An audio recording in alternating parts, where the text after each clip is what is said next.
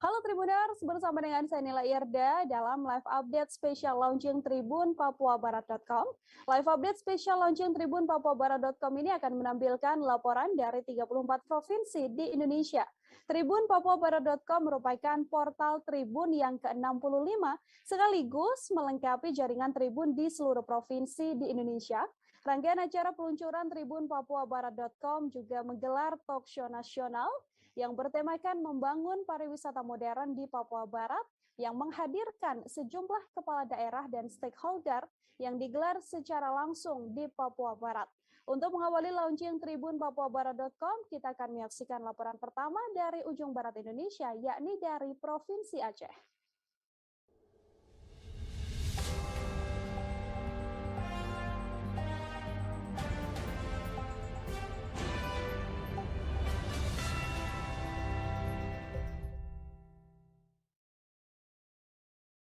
Dari ujung Indonesia, Tribuners, tepatnya di Aceh Tengah, ada tempat wisata menarik, yakni Burtelege.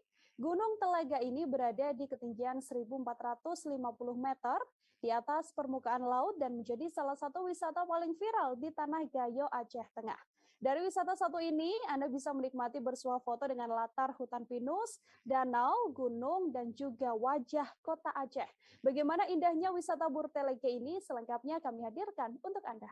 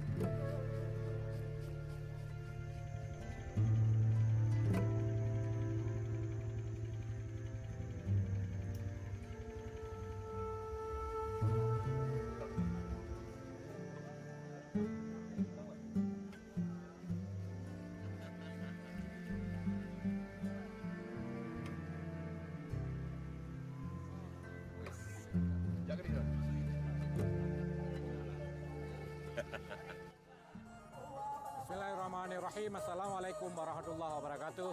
Saya Daralun, saat ini saya berada di atas puncak Gunung Burtelege di Kota Tengengon, Kabupaten Aceh Tengah. Burtelege ini adalah salah satu destinasi wisata unggulan di Kabupaten Aceh Tengah. Dan Syaralun, perlu kami sampaikan bahwa Kabupaten Aceh Tengah saat ini menjadi fokus dari pemerintah Aceh untuk membangun wisata alam. Di belakang saya bisa kita lihat itu adalah jadi Burtelege ini sendiri berada di atas ketinggian 1.360 di atas permukaan laut, dan danau juga berada di atas ketinggian gunung, dan suasana di sini sangat sejuk. Hari ini Syaralun kebetulan sedang ada acara resepsi perkawinan putri dari rekan kami wartawan Serambi Indonesia di Jakarta, yaitu Bung Zulfikar Weeda.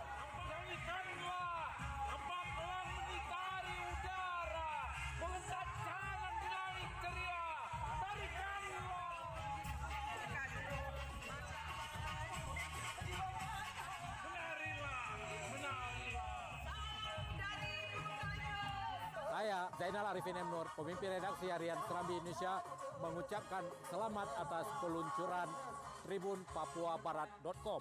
Semoga Tribun Papua semakin berjaya. Mata lokal menjangkau Indonesia.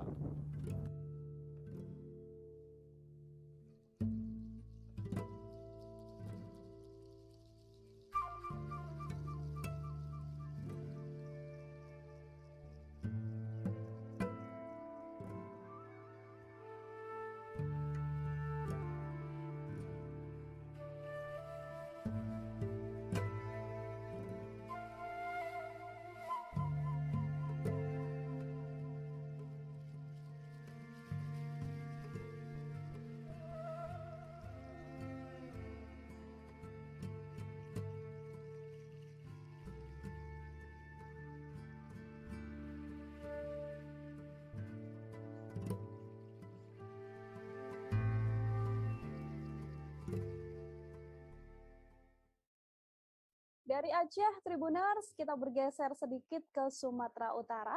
Jika Anda ingin menikmati indahnya Danau Toba sekaligus merasakan sejuknya suasana, mungkin tempat wisata satu ini bisa menjadi jujukan Anda. Ya, namanya adalah Adian Nalombok. Berlokasi di Kecamatan Tampahan, Kabupaten Toba, Anda bisa menikmati indahnya Danau Toba sekaligus berwisata di dataran tinggi yang juga diapit dua bukit di sisi kanan dan juga sisi kirinya. Penasaran seperti apa? Sudah ada wartawan Tribun Medan, ada Maurits, yang akan mengajak Anda melihat tempat wisata Adian Nalombok ini. Halo Maurits, silahkan dengan laporannya. Ya, Sobat Tribun, saya tengah berada di Adian Nalombok, sebuah destinasi wisata, tempat berteduh para pengunjung sembari melintas dari kawasan Tarutung menuju Medan dan sebaliknya. Adian Nalombok merupakan suatu lokasi berteduh yang menyajikan panorama indahnya Danau Toba dari sisi yang berbeda. Lokasi yang relatif sempit ini, pengunjung dapat melihat Danau Toba secara luas. Lokasi ini berada di Desa Gurgur, Kecamatan Tampahan, Kabupaten Toba, yang berada di antara Kabupaten Toba dengan Kabupaten Tapanuli Utara dan serta Kabupaten Humbahas. Lokasi ini berada pada dataran tinggi, diapit oleh kedua bukit pada sisi kiri dan sisi kanan. Pandangan pengunjung akan fokus pada hamparan luas persawahan yang berada di sebelah Danau Toba. Nah, keunikan view-nya, Menteri Pariwisata dan Ekonomi Kreatif Sandiaga Uno telah berkunjung beberapa kali ke tempat ini, dan keunikan ini memikat hati para pengunjung. Lokasi ini merupakan pintu masuk di 3 kabupaten Toba. Bila historinya bisa digali, karena kawasan ini juga memiliki nilai-nilai histori yang cukup memikat hati para pengunjung dan juga masyarakat yang belum mengenal kawasan ini. Ya, Tribuners, itu tadi adalah cara menikmati indahnya Danau Toba ya, sekaligus merasakan sejuknya suasana di dataran tinggi. Kita beralih ke informasi selanjutnya. Menghabiskan waktu senggang atau liburan Tribuners tak melulu untuk pergi berwisata. Ada sebagian orang yang mungkin lebih suka untuk berwisata namun bukan ke tempat wisata, melainkan berwisata belanja. Apalagi kalau kalian datangnya ke Batam. Bisa dibilang Batam menjadi kota jujukan untuk berbelanja barang-barang branded. Bisa kemana saja? Ada Aisyah Sumardi, wartawan Tribun Batam, yang bakal ngajakin kamu keliling Batam dan berwisata belanja. Ini dia liputan selengkapnya untuk Anda.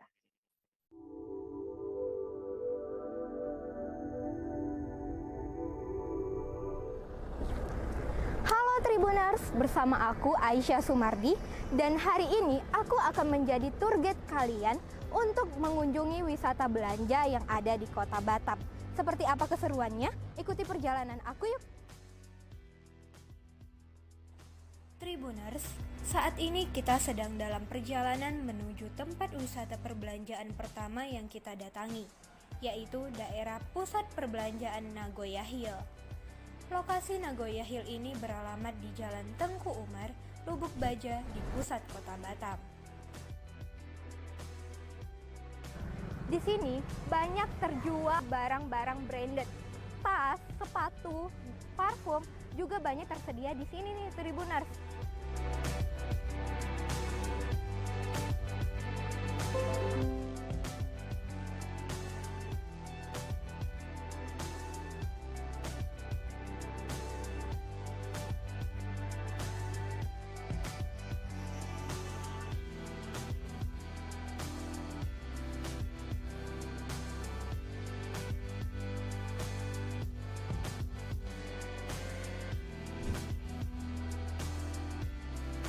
Tribuners, aku akan mengajak kalian ke tempat wisata perbelanjaan selanjutnya. Pasti kalian penasaran kan? Ikutin aku terus yuk.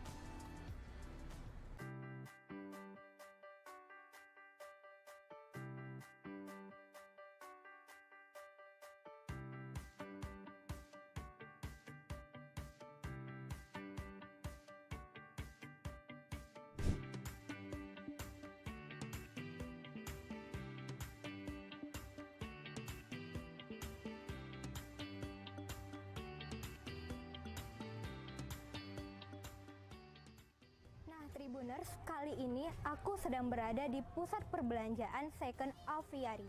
Di tempat ini banyak dijualkan barang-barang branded second dan juga barang-barang import second yang dijualkan di sini. Nah, salah satunya yaitu toko sepatu ini, Tribuners. Yuk, mari kita lihat ke dalam, kita lihat sepatu-sepatu yang ada di sini.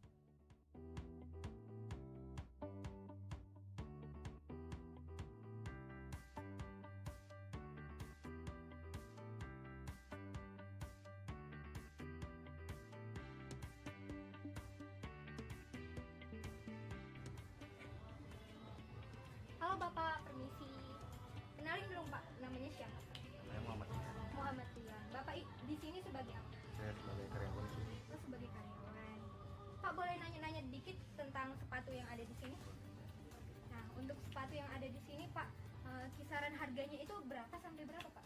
Kalau untuk sepatu cowoknya mulai harga 50 sampai yang paling mahal 700-an. 700-an. Tergantung mereknya. Oh, tergantung merek. Kalau sepatu ceweknya Pak? Kalau sepatu cewek mulai harga 50 sampai 350. Sampai 350. Oke. Nah, kalau sepatu yang best seller nih Pak, yang sering diminati masyarakat, yang mana nih Pak? Itu seperti sneaker kayak gini yang sering dicari. Oh, sneakers. Merek apa Pak? Merek Nike, Adidas. Snake, Adidas. Terus ada lagi? Seperti ini juga. Sepatu-sepatu kerja ya Pak? Ya, sepatu. Oke Pak, terima kasih.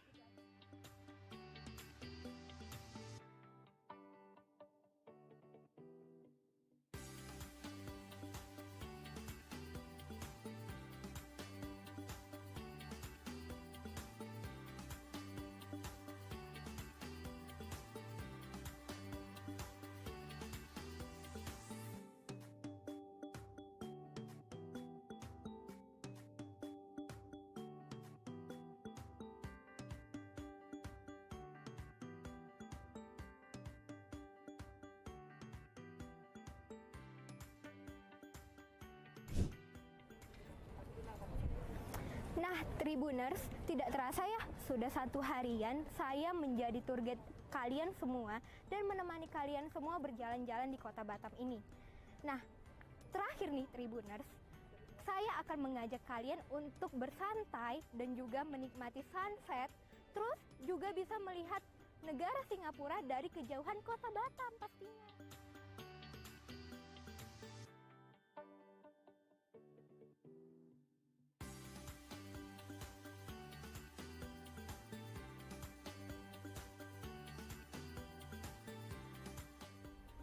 Nah, Tribuners, sayang sekali perjumpaan kita hari ini telah berakhir. Di lokasi tempat wisata terakhir, di Harbor Bay, Kota Batam, saya Aisyah Sumardi pamit undur diri. See you all the next time, traveler. And thank you for watching. And then, bye-bye, Tribuners.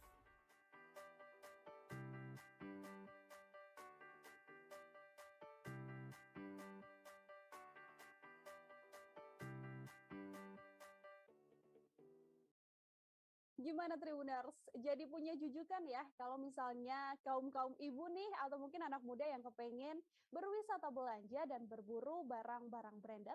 Kita tinggalkan sejenak wisata belanja, kita beralih ke Riau dengan informasi selanjutnya. Apabila kalian ingin ke Riau tapi masih bingung mau berwisata kemana, aku punya rekomendasi tempat wisata menarik di Riau yang sekaligus bisa menjadi wadah untuk kamu yang ingin mendapatkan banyak ilmu. Tinggal datang saja Tribuners ke objek wisata sejarah dan budaya yakni Istana Siak. Di sana, kamu bisa menikmati benda-benda kuno peninggalan kerajaan di bumi Melayu yang masih tertata dengan sangat rapi. Bagaimana keindahan Istana Siak ini? Berikut liputan lengkapnya kami hadirkan untuk Anda.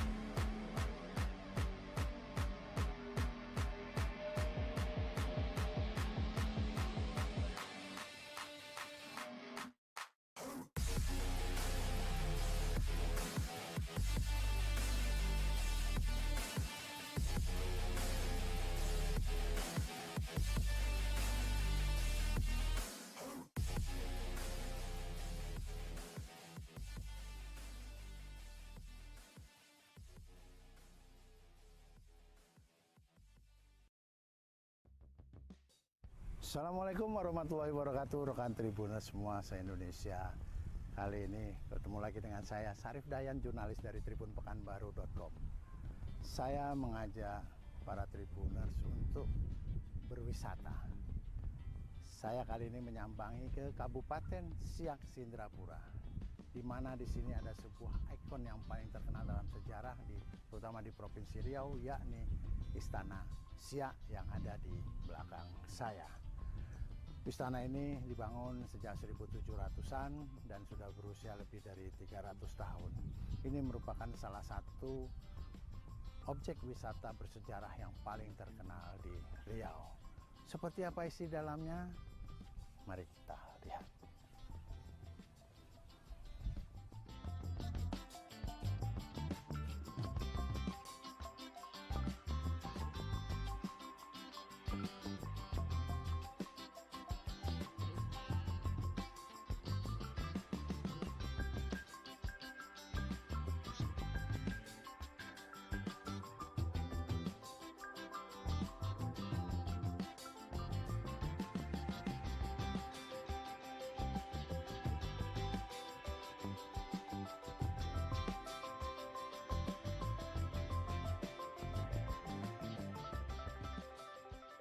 Rekan Tribuners, masih rekan Tribuners sekarang ada berada di sebuah ruangan yang menggambarkan panorama atau suasana bagaimana ketika waktu itu raja bersama para pejabatnya itu melakukan musyawarah untuk mengambil sebuah keputusan. Pak, boleh dijelaskan kalau boleh tahu ini seperti apa, Pak? Yang di kursi diumpamakan raja atau sultannya, sedangkan 4 orang ini yang di depan ini dulu dinamakan Datuk Empat Suku, Pak. Oh, Datuk Suku itu adalah Datuk ini kalau sekarang bisa diartikan sebagai menteri lah gitu. Oke. Nah, jadi beliau lah berperan, kemudian yang duduk kursi diumpamakan rajanya. Yang di sebelah sana ya Pak ya. Ya. Oke. Kemudian ya, ada penyaut tombak, yang payung, dan bulu balangnya. Oke. Ini biasanya dilakukan pada untuk pengambilan atau rapat-rapat yang sifatnya sangat penting ya Pak ya. Iya. Ya, ada permasalahan-permasalahan yang ada. persyaratan yang ada. Permasalahan-permasalahan di kerajaan ini dirapatkan untuk mengambil suatu keputusan. Oh, artinya memang dari zaman dulu bahwa Ya. raja di Istana Siak Ya. sudah melakukan secara Betul. demokratis. ya, Pak, Iya ya? betul, alhamdulillah. Luar biasa sekali. Ya. rekan Tribuners. Mari kita muter-muter lagi.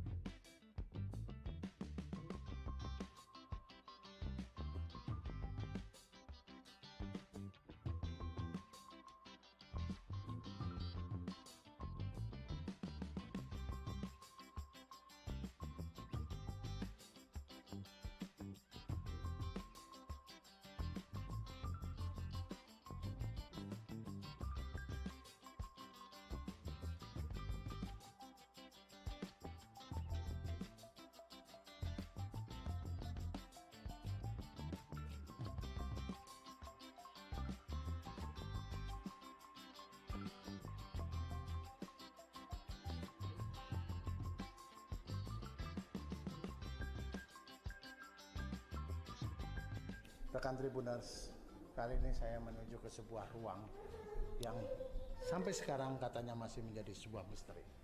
Di mana di ruangan ini tersimpan sebuah brankas yang sampai sekarang masih belum terbuka. Sama seperti yang tadi diceritakan oleh Pak Kadis tadi, ada satu brankas yang sampai sekarang belum dibuka, kita akan lihat. Inilah rekan Tribuners, brankas yang ada di depan saya ini, yang sampai sekarang masih belum bisa terbuka dan masih kokoh tertutup.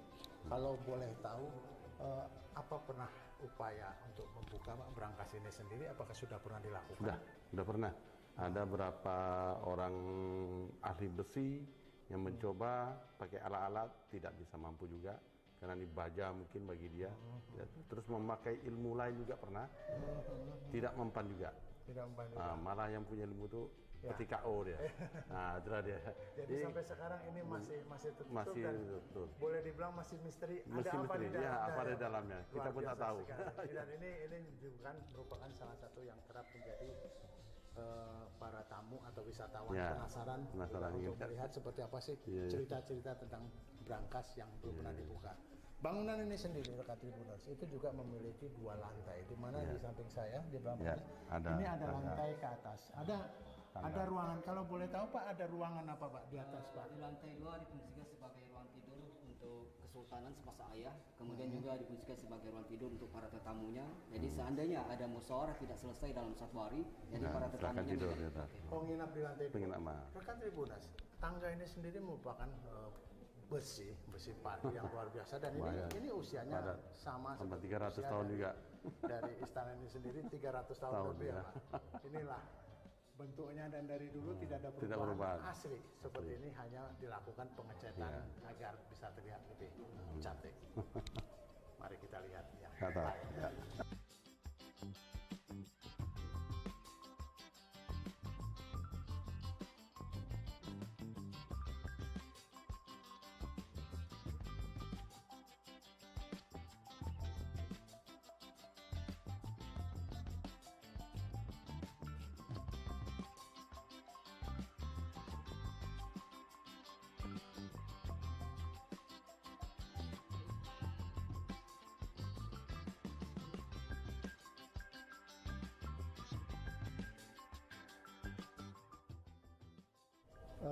Pak Tias ini terima kasih banyak sekali Pak Amril. Kita sudah diajak keliling-keliling untuk melihat seperti apa potensi wisata di Kabupaten Siak, terutama di Istana Siak ini.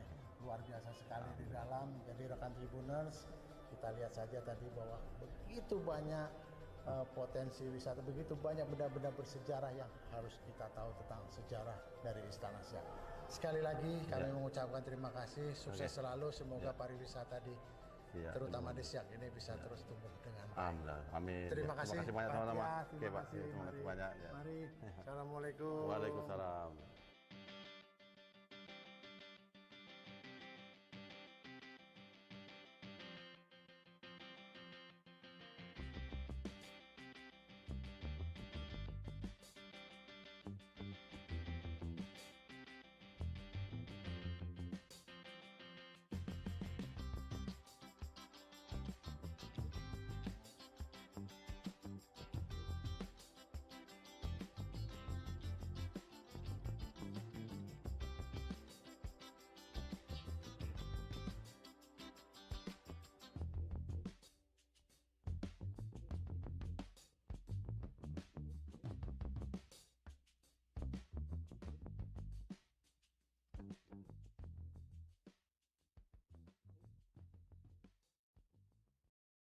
Masih seputar wisata sejarah. Kali ini kita bergeser ke Jambi, Tribuners. Ada tempat wisata di Jambi yang bisa kamu datangi, yakni Candi Muaro Jambi di Kota Jambi.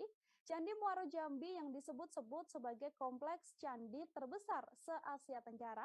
Candi Muaro Jambi ini bisa dikatakan menjadi kawasan yang sangat unik, Tribuners, karena hampir menyerupai struktur sebuah kota.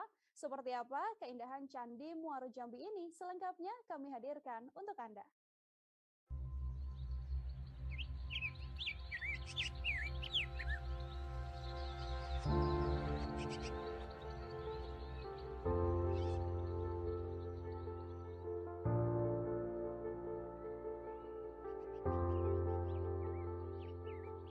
Hari ini saya melangkahkan kaki untuk melihat 1000 cerita yang ada di Provinsi Jambi. Iya, Provinsi Jambi yang terkenal dengan 5 destinasi wisata berpredikat ter.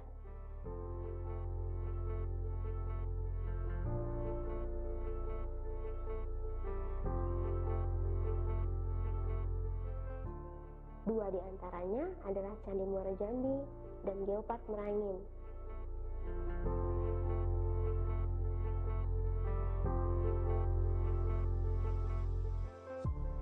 Nah, ini Candi Muaro Jambi. Candi yang memiliki bentangan luas 3.981 hektar. Candi ini terluas di Asia Tenggara dan peninggalan Buddha loh.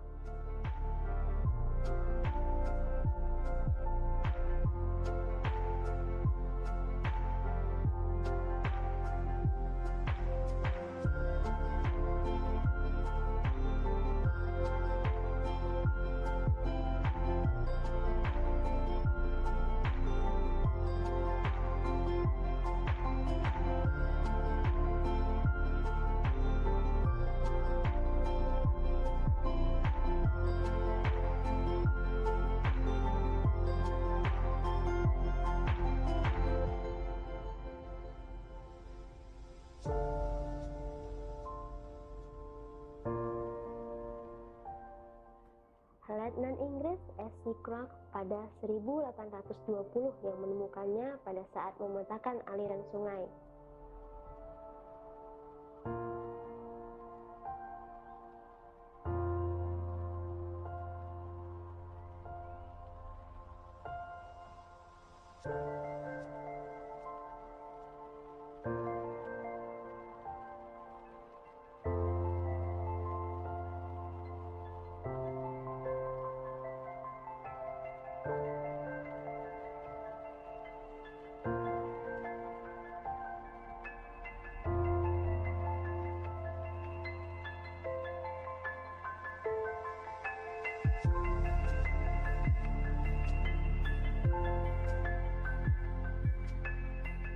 Yang populer dikunjungi adalah Candi Tinggi dan Candi Bumpung. Mungkin karena ukurannya yang paling menonjol kali ya.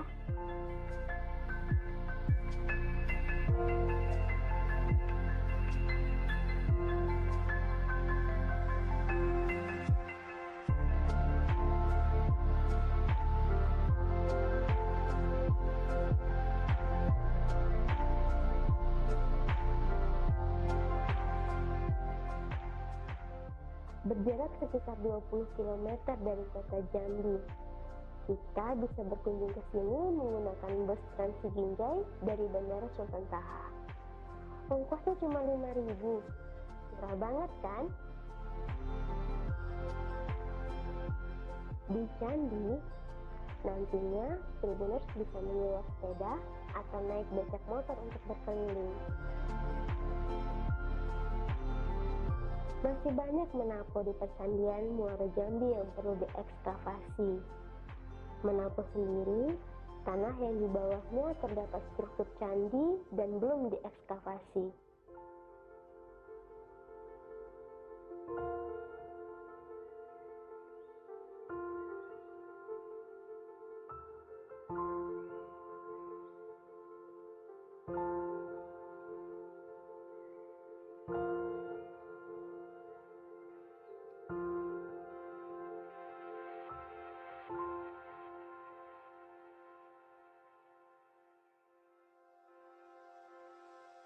Nah, destinasi terlainnya adalah Geopark Merangin yang berada di Desa Air Batu, Kecamatan Renah Pemberap, Kabupaten Merangin.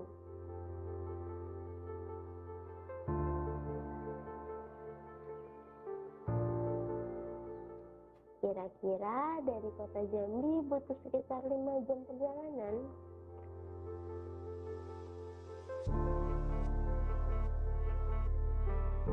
Tahu nggak sih kalian, taman gunung ini tertua di dunia. Wih, amazing kan?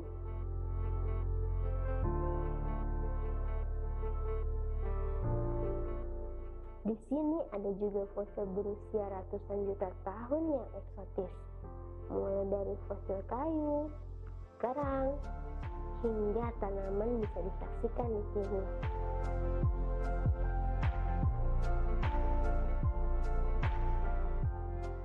Nah, ini yang saya suka. Di sini saya juga bisa memacu adrenalin saya dengan olahraga arung jeram. Kalau kalian mau ke sini, jangan khawatir, karena ada guide lokal yang akan menemanimu untuk menyusuri jeram menantang di Geopark Merangin.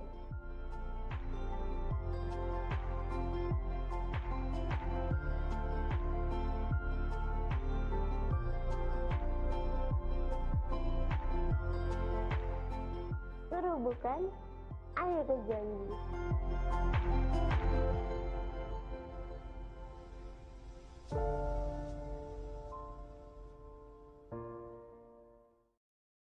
Kali ini aku ajak kamu Tribuners untuk berkunjung ke Padang. Kalau misalnya berkunjung ke Padang tak lengkap rasanya apabila belum datang ke lokasi Batu Malin Kundang. Batu Malin Kundang yang melegenda ini tepatnya ada di Pantai Air Manis. Kamu bisa menikmati sajian pasir pantai yang bersih, yang mana Pantai Air Manis ini juga menjadi rimbun oleh pepohonan kelapa dan bisa menjadi lokasi teduh bagi kamu dan juga keluarga. Berikut kami hadirkan liputan lengkap indahnya Pantai Air Manis yang syarat legenda Malin Kundang untuk Anda. Assalamualaikum warahmatullahi wabarakatuh. Selamat datang di Kota Padang tercinta. Ini adalah persembahan kami dari Provinsi Sumatera Barat dalam rangka launching saudara kami tribunpapuabarat.com. Kami dari keluarga besar tribunpadang.com sekarang ingin menyajikan sebuah persembahan, yaitu latar kami adalah Jembatan Siti Nurbaya, sebuah jembatan monumental bersejarah.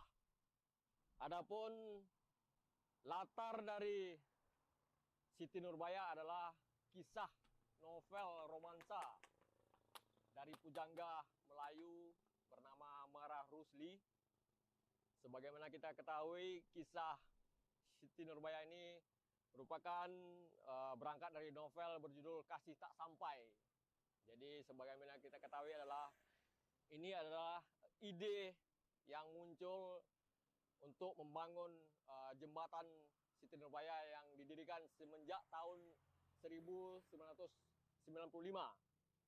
Dapat Tribuners saksikan di sini adalah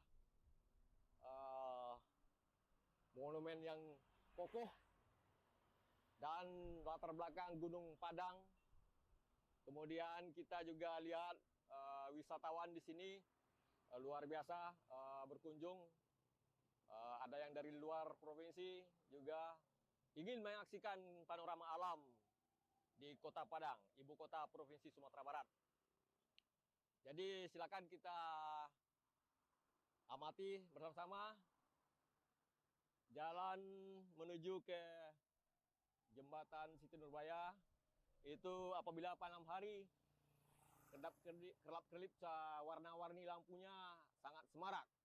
Jadi bagi pengunjung utamanya yang menikmati akhir pekan dan liburan adalah pilihan yang sangat recommended dan sangat pilihan paling menarik bagi wisatawan. Tribuners, kami nanti akan kembali ke tempat wisata lainnya dalam Kota Padang ini. Kita akan sejenak.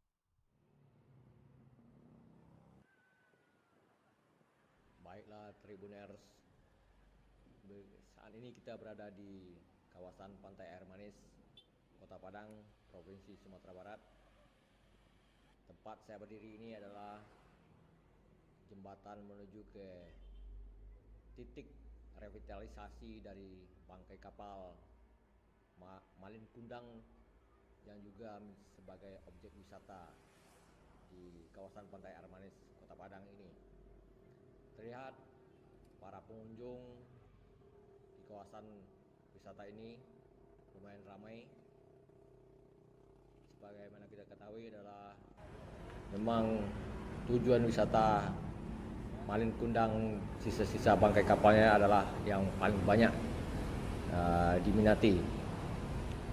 Kisah tentang Malin Kundang itu sendiri merupakan cerita rakyat yang populer di Indonesia. Dulu konon seorang ibu dengan putranya Malin Kundang ini hidup di kampung nelayan sekitar Pantai Air Manis Padang ini. Kemudian ketika Malin Kundang remaja berniat untuk berlayar ketika ada kapal sandar di pantai. Meskipun niat Malin Kundang berat dilepas oleh sang ibunda, namun Malin Kundang tetap berangkat hingga akhirnya Malin Kundang berselang merantau dengan kapal yang membawanya pergi keluar daerah. Berselang kemudian Malin Kundang pulang dan membawa kabar berita bahwa dia sudah kaya raya dan kapal yang megah didampingi seorang istri yang cantik. Kabar itu sampai ke telinga sang ibu hingga akhirnya si ibu juga ikut menyaksikan kehadiran sang putra kesayangannya. Singkat cerita, ketika pertemuan antara sang ibu dengan Malin Kundang, Malin Kundang ternyata tidak menerima kenyataan bahwa ibunya yang dengan sederhana sekali ingin memeluknya. Sikap Malin Kundang itu akhirnya membuat sang ibu sedih hingga memohon kepada Yang Maha Kuasa agar diberi sanksi. Dan memang doa sang ibu dikabulkan hingga akhirnya Malin Kundang yang berlalu dengan kapalnya bersama istrinya dan rombongan dihantam gelombang dan akhirnya kapal yang belum sempat berlayar porak-poranda dan kemudian terdampar di kawasan Pantai Air Manis. Itulah kisah yang kemudian menjadi populer sebagai cerita rakyat di Indonesia. Baiklah Tribuners, kawasan ini adalah kawasan yang menjadi pusat pariwisata primadona sampai saat ini. Persembahan ini menjadi penutup dari wisata unggulan sajian dari tim tribunpadang.com untuk menyambut kehadiran saudara kami Tribun Papua Barat.com. Semoga semakin sukses kita semua. Tribun Network, mata lokal menjangkau Indonesia. Salam. Wisata sejarah sudah, Tribuners, wisata belanja tadi juga udah ya. Kali ini aku bakalan ajakin kamu untuk berwisata religi. Kalau misalnya kita ke Palembang, pasti kebanyakan yang pertama kali terbesit adalah makanannya ya, yaitu empek-empek. Tapi tahu nggak sih Tribuners, kalau di Palembang juga memiliki objek wisata yang bernilai tinggi. Salah satunya adalah Museum Al-Quran Raksasa yang ada di Kecamatan Gandus, Palembang. Al-Quran raksasa ini dipahat di permukaan kayu berukuran hampir 2 meter dengan ketebalan 2,5 cm. Seperti apa kemegahan Al-Quran raksasa kebanggaan masyarakat Palembang ini? Ada wartawan Tribun Sumsel, Ius Ratnasari yang sudah siap dengan liputan lengkapnya untuk Anda. Ius, silahkan dengan laporan Anda. Terima kasih, saya Ais Ratna. Pemirsa, saat ini saya sedang berada langsung di lokasi salah satu pilihan destinasi wisata Kota Palembang, Al-Quran Al-Akbar yang berlokasi di kawasan Gandus, Kota Palembang. Seperti yang Anda lihat, di belakang saya sudah berdiri kokoh tulisan ayat-ayat suci Al-Quran dengan kaligrafi yang sangat cantik dan rapih. Pemirsa, Al-Quran Al-Akbar ini menjadi salah satu opsi wisata religi yang disuguhkan untuk para wisatawan, baik lokal maupun internasional, khususnya bagi warga Palembang sendiri tentunya. Al-Quran Al-Akbar atau yang sering disebut Al-Quran raksasa ini terbuat dari kayu tembesu dengan ukuran tinggi mencapai 15 meter. Setiap lembar halaman Al-Quran berukuran 177 cm x 140 cm. Ada 30 juz dalam Al-Quran raksasa tersebut yang sudah didirikan di belakang saya ini. Selain itu, terdapat 630 halaman yang dilengkapi dengan tajwid serta doa hataman bagi pemuda. Diresmikan langsung oleh Presiden Susilo Bambang Yudhoyono pada 30 Januari 2012. Pengerjaan Al-Quran raksasa ini dimulai pada 15 Maret 2002 silam dan diketahui menghabiskan dana 2 miliar rupiah. Dari hasil informasi yang didapatkan dari pemandu wisata Al-Quran raksasa, sejak diresmikan menjadi destinasi wisata religi, wisatawan dari luar negeri, terutama Malaysia, selalu berkunjung ke sini untuk melihat kemegahan ayat suci Al-Quran. Dalam sehari, setidaknya ada 500 wisatawan baik lokal maupun luar negeri datang berkunjung ke sini. Selain menjadi tempat wisata religi, Al-Quran raksasa juga dijadikan masyarakat sekitar untuk mengadakan kegiatan lain seperti tadarus, ceramah, sholat tarawih, dan buka bersama di saat Ramadan. Untuk bisa masuk dalam lokasi ini, Anda harus membeli tiket seharga Rp20.000 untuk orang dewasa dan Rp15.000 untuk anak-anak. Selain itu, Anda akan disuguhkan dengan ragam pilihan pernak-pernik untuk oleh-oleh yang bisa Anda bawa pulang sebagai kenang-kenangan. Tak perlu khawatir, Anda juga ingin melakukan ibadah, sudah disediakan musolah di lantai dasar. Sebagai informasi tambahan, uang hasil tiket masuk itu digunakan untuk kegiatan sosial seperti rehab lokasi bangunan, pengembangan pesantren, serta berbagi kepada anak yatim piatu.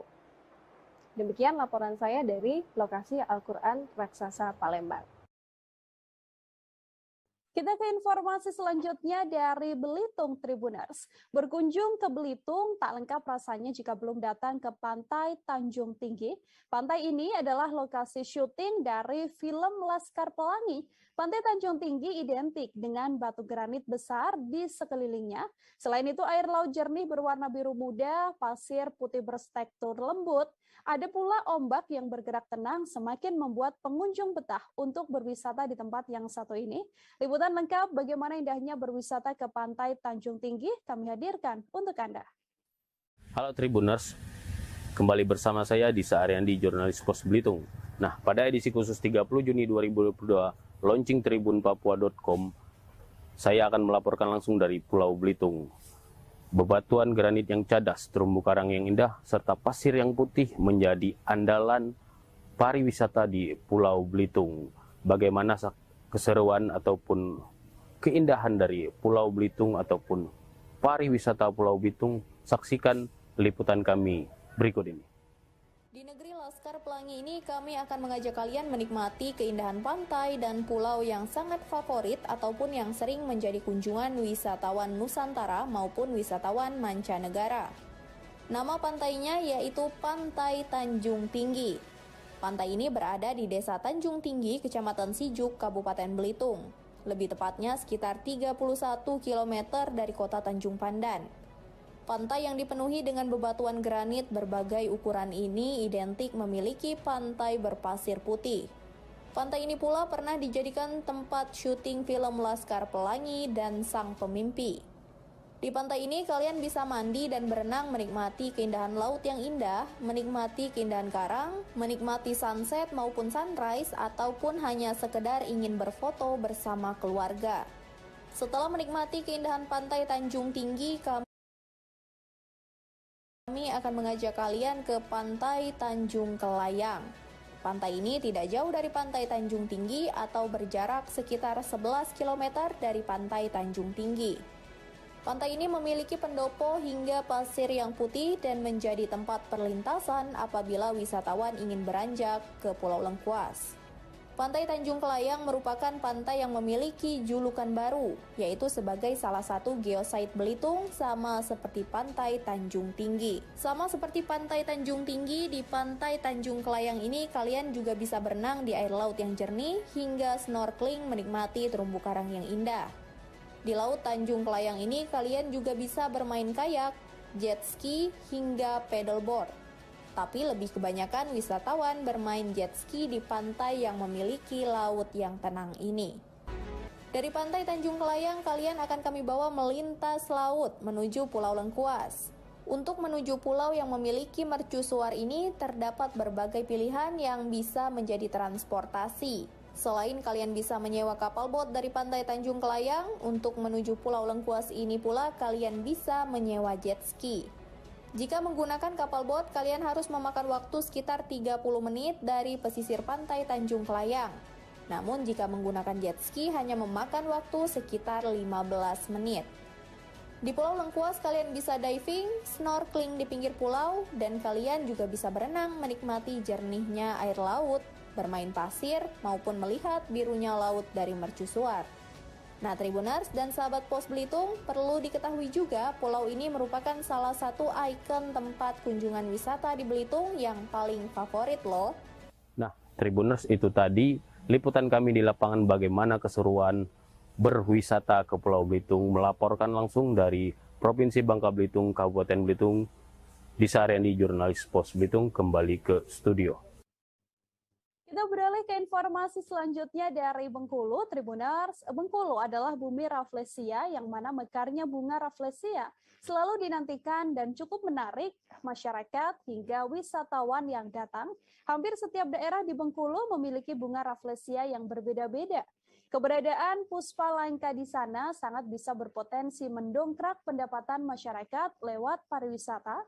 Untuk melihat keindahan bunga Rafflesia di bumi Bengkulu ini, Tribuners, ada wartawan Tribun Bengkulu, Yuni Astuti, yang akan memberikan laporan lengkapnya untuk Anda.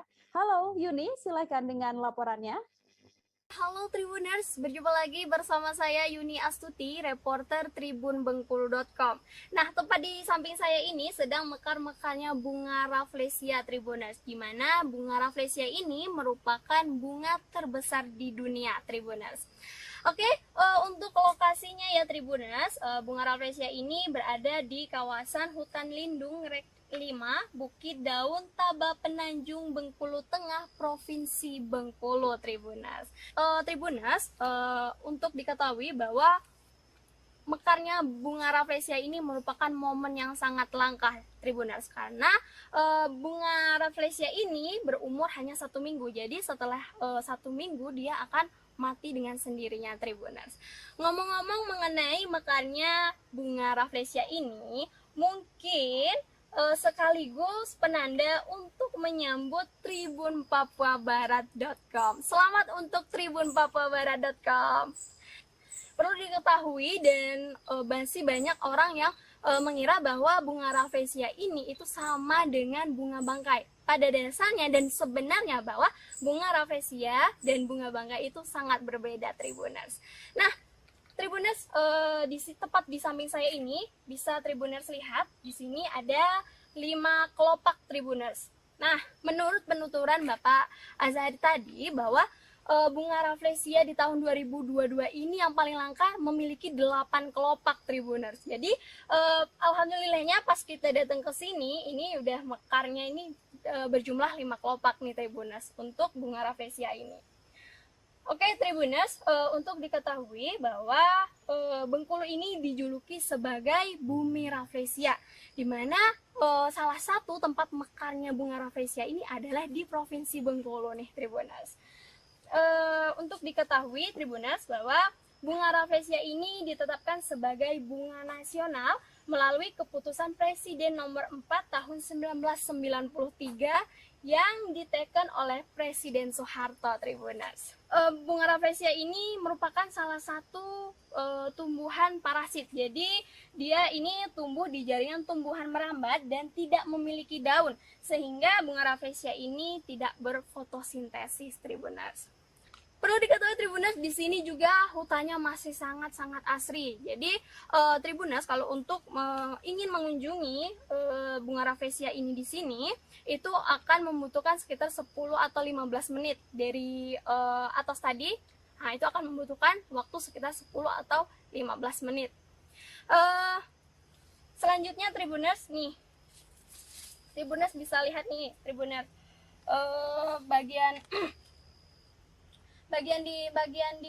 Bagian bawahnya nih, Tribuners. Ini ada bonggolnya nih, Tribuners.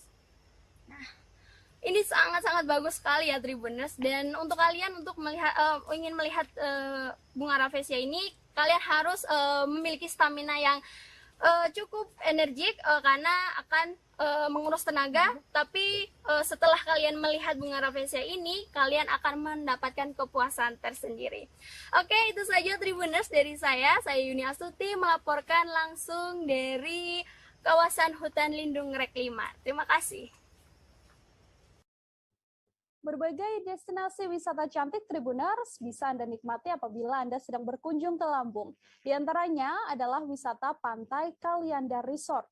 Sekitar 1,5 jam perjalanan dari Bandar Lampung, Tribuners, Anda sudah bisa menikmati resort yang berada tak jauh dari Pantai MB di daerah wisata Pantai Kalianda.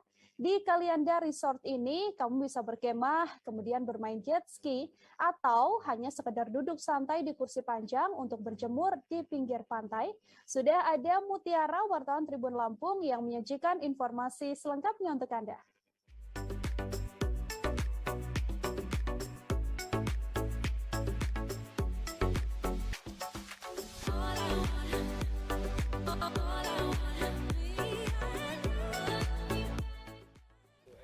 Halo Tribuners, jumpa lagi bersama dengan Mutiara. Kali ini Mutiara akan memperkenalkan salah satu wisata bahari yang terkenal di Provinsi Lampung, yaitu Kalianda Nirwana Resort. Penasaran seperti apa suasana dan fasilitas yang ada di Kalianda Nirwana Resort? Yuk langsung kita lihat aja. Kabupaten Lampung Selatan dikenal sebagai salah satu tempat dengan wisata pantainya yang menarik. Wisata pantai yang terkenal itu ada di Kalianda Nirwana Resort. Satu di antara banyaknya pantai yang terkenal adalah Pantai Grand LT Krakatoa. Pantai Grand LT Krakatoa terletak di kawasan Krakatoa Nirwana Resort, Desa Merak Belantung, Kabupaten Lampung Selatan. Tak hanya memanjakan mata dengan pemandangan pantai disertai pasir putihnya, tapi juga pemandangan Gunung Raja Basa yang sangat mempesona. Halo Tribuners, saat ini Mutiara sudah bersama dengan Mbak Rara dari Kalianda Nirwana Resort. Nah, kita akan ngobrol-ngobrol nih ya Mbak ya, tentang apa aja sih fasilitas di Kalianda Nirwana Resort ini, terus apa aja sih keunggulannya, dan kita bisa menikmati apa aja sih fasilitas yang ada di sini ya. Kita sambil jalan-jalan mungkin ya Mbak, tanya jawabnya. Nah, kalau misalkan Kalianda Nirwana Resort ini apa aja sih Mbak keunggulannya Mbak? Keunggulannya kami di sini resort dengan konsep alam terbuka gitu kan, dengan view pantai, dan juga yang spesial di sini itu kita punya view ada Gunung Raja Basa. Jadi nggak cuma pantai tapi kita bisa lihat gunungnya juga, dan kita punya area terbuka sangat luas. Jadi luas dari Grand LT sendiri itu 13 hektar Mbak. Luas juga ya Mbak. Nah, terbagi area hotel terus juga area villa. Nah, itu di situ tuh kita masing-masing punya area terbuka yang bisa digunakan untuk outbound. Untuk outing gitu dan lain-lain lah. Selain itu juga kami di sini menyediakan berbagai fasilitas. Kita punya sepeda listrik, sepeda. Udah ada sepeda listrik? Udah ada sepeda listrik di sini. Jadi yang mau keliling kawasan udah nggak capek-capek lagi gitu kan. Banget. Nah baru-baru ini kita juga buka go-kart listrik. Itu ada di seberang jalan. Nah teman-teman kalau mau coba monggo silahkan, itu seru banget lah, pengalaman terbaru kan. Mungkin juga di Kalianda ya, Lampung Selatan khususnya baru iya, pertama ada kali itu kan ada go-kart listrik di sini. Selain itu kita juga kan ada resto Rodeos namanya. Nah Rodeos ini punya makanan favorit Raja Seafood, terus juga banyak macam-macam makanan yang memang rasanya nggak kalah lah sama resto-resto lain. Jadi nggak kalah ya, makanannya benar-benar dari makanan, kamar juga. Kita habis buka kemarin kamar tipe baru namanya Caldera. Nah di Caldera itu satu kamar kapasitasnya bisa 4 dan ada juga 8 orang. Tipe tempat tidurnya bunk bed. Tapi kita sediakan fasilitas TV Android. Udah ada TV Android? TV Android, toiletnya juga kekinian lah gitu lah ya. Nanti bisa lah ya kita. Boleh nanti kita lihat dulu ya.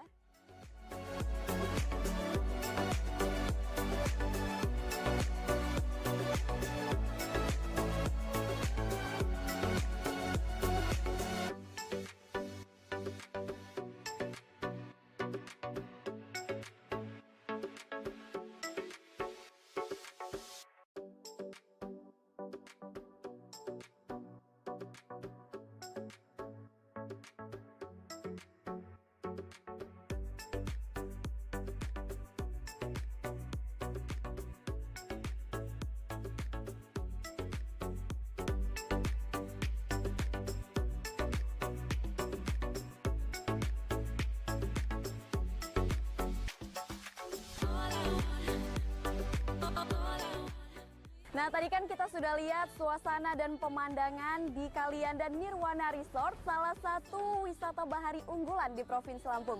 Selanjutnya kita akan ke salah satu wisata bahari unggulan bagi para peselancar di dunia. Yuk, kita berangkat.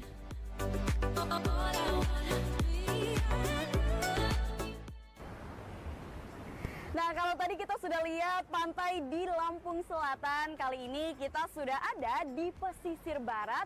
Dan saat ini adalah Pantai Tanjung Setia, salah satu pantai terfavorit bagi peselancar dunia karena memiliki ombak yang begitu tinggi dan sangat mendukung nih cuacanya bagi para peselancar untuk bisa melakukan olahraga.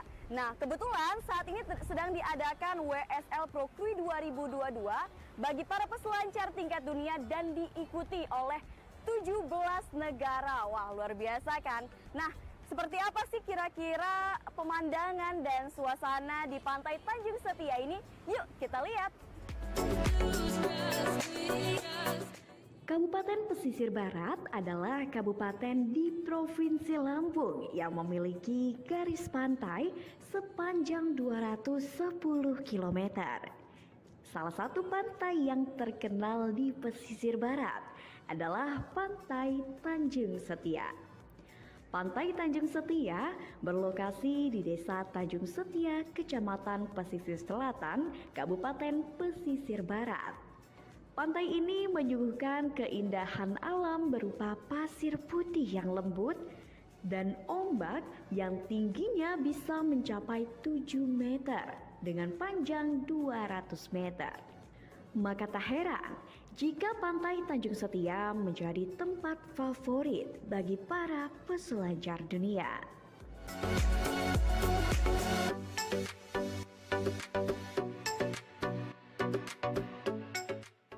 Nah, kali ini Mutiara sudah bersama dengan Bupati Pesisir Barat. Mungkin Bapak bisa langsung perkenalan diri Pak dengan Tribuners di rumah. Oke, makasih banyak. Assalamualaikum warahmatullahi wabarakatuh. Nama saya Agus Siskal, Bupati Kabupaten Pesisir Barat, Kabupaten Masa Depan. Nih Pak, mungkin bisa dijelasin nih gimana sih konsepan acara dari WSL Pro Cruise 2022 ini kepada Tribuners di rumah? Oke, jadi surfing WSL 2022 QS 5000 ini udah keempat kali. Udah yang keempat kali 1000, 1500, 3000 dan 4000. 4000. 5000 karena kita kepotong sama pandemi. Ya. Jadi ini sudah sangat matang. Dan tidak semua daerah punya. Dan hanya ada di sini Pesibar ya, Pak? Dan tidak semua bupatinya mampu. Iya, betul. Dan berani dan mau itu. Karena kami kompak, administrasi, ya akhirnya kami mampu dan mau. Dan ini, anugerah ini untuk pesisir barat sesungguhnya. Tapi kami persembahkan untuk Provinsi Lampung. Dan kami persembahkan untuk dunia. Iya. Itu. Nah, itu jadi konsep kami jelas sekali bahwa setelah ada ini, tentu mudah-mudahan ada efek dominonya. Ya, amin. Hotel penuh, jual mie kocok laku. Semuanya laku. Iya. Karena ada surfing. Nah Pak, kalau boleh tahu nih harapan kedepannya dengan adanya acara WSL Pro Krui 2022 ini apa nih Pak? Pertama, kami mencoba meyakinkan warga bahwa kita akan membuka jalur penerbangan lagi. Kita meyakinkan maskapai, apakah itu wing atau air pokoknya. Apakah dia wing, apakah Citylink. Nah harapan ke depan, investor masuk. Catat, ini mulut bupati semuanya gratis. Semuanya gratis. Semuanya izin gratis, tapi kalau yang punya uang beneran, beli lahan atau sewa lahan. Sudah punya lahan, banyak. Ya kan? Mau tidak? Gitu.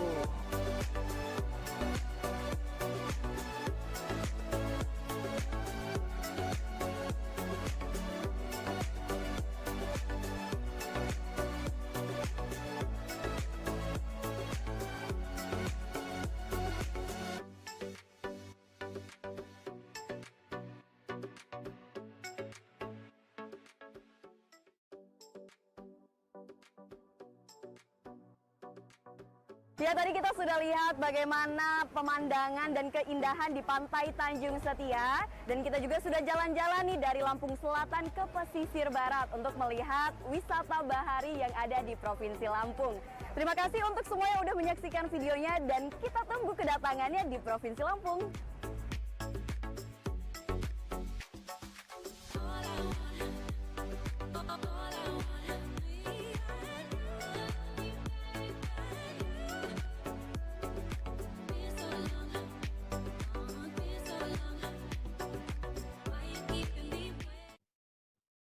Kita beralih ke informasi selanjutnya dari Banten Tribuners. Kalau misalnya Anda sedang berkunjung ke Banten, Pulau Tunda bisa menjadi salah satu tempat wisata yang bisa Anda datangi.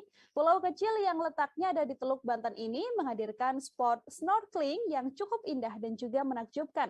Menjelajahi keindahan di pulau yang tersembunyi ini sangat cocok untuk melakukan kegiatan berwisata seru yang sayang sekali ya kalau misalnya untuk dilewatkan. Terlebih lagi keindahan pantai ini sangat menarik untuk dieksplor lebih jauh. Bagaimana keindahan Pulau Tunda dan berbagai aktivitas yang bisa dilakukan di sana?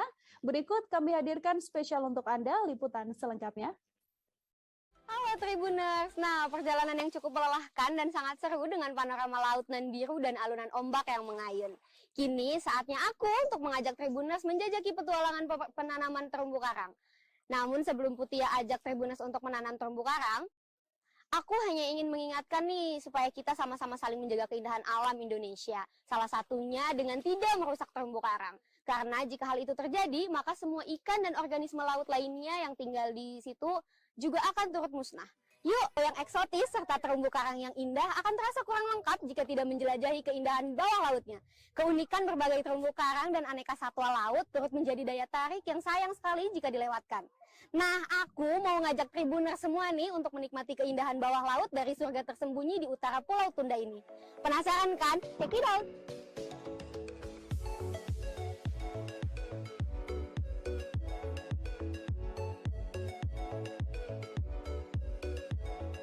Nah, ini aku lagi persiapan untuk menjelajahi keindahan bawah laut nih Tribuner. Sayang dong kalau rasanya jika kita sudah menginjakan kaki di pulau ini namun tidak menikmati keindahan bawah lautnya.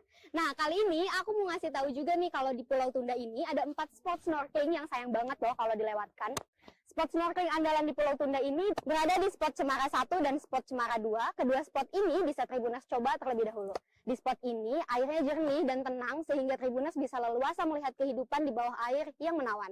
Tanpa menyelam pun, ikan dan terumbu karang bisa Tribuners lihat dari permukaan. Sedangkan spot Cemara 2 juga memiliki gelombang laut yang tenang. Namun saat ini aku lagi menjajaki spot snorkeling di Batu Donat dan Labuan Baja. Di spot ini ada jembatan galau dan tulisan Wisata Bahari Pulau Tunda yang ditempatkan di dasar laut. Untuk bisa berpose di tulisan itu, tentu kita harus melepaskan life jacket dan menyelam. Jika sedang beruntung, kita juga bisa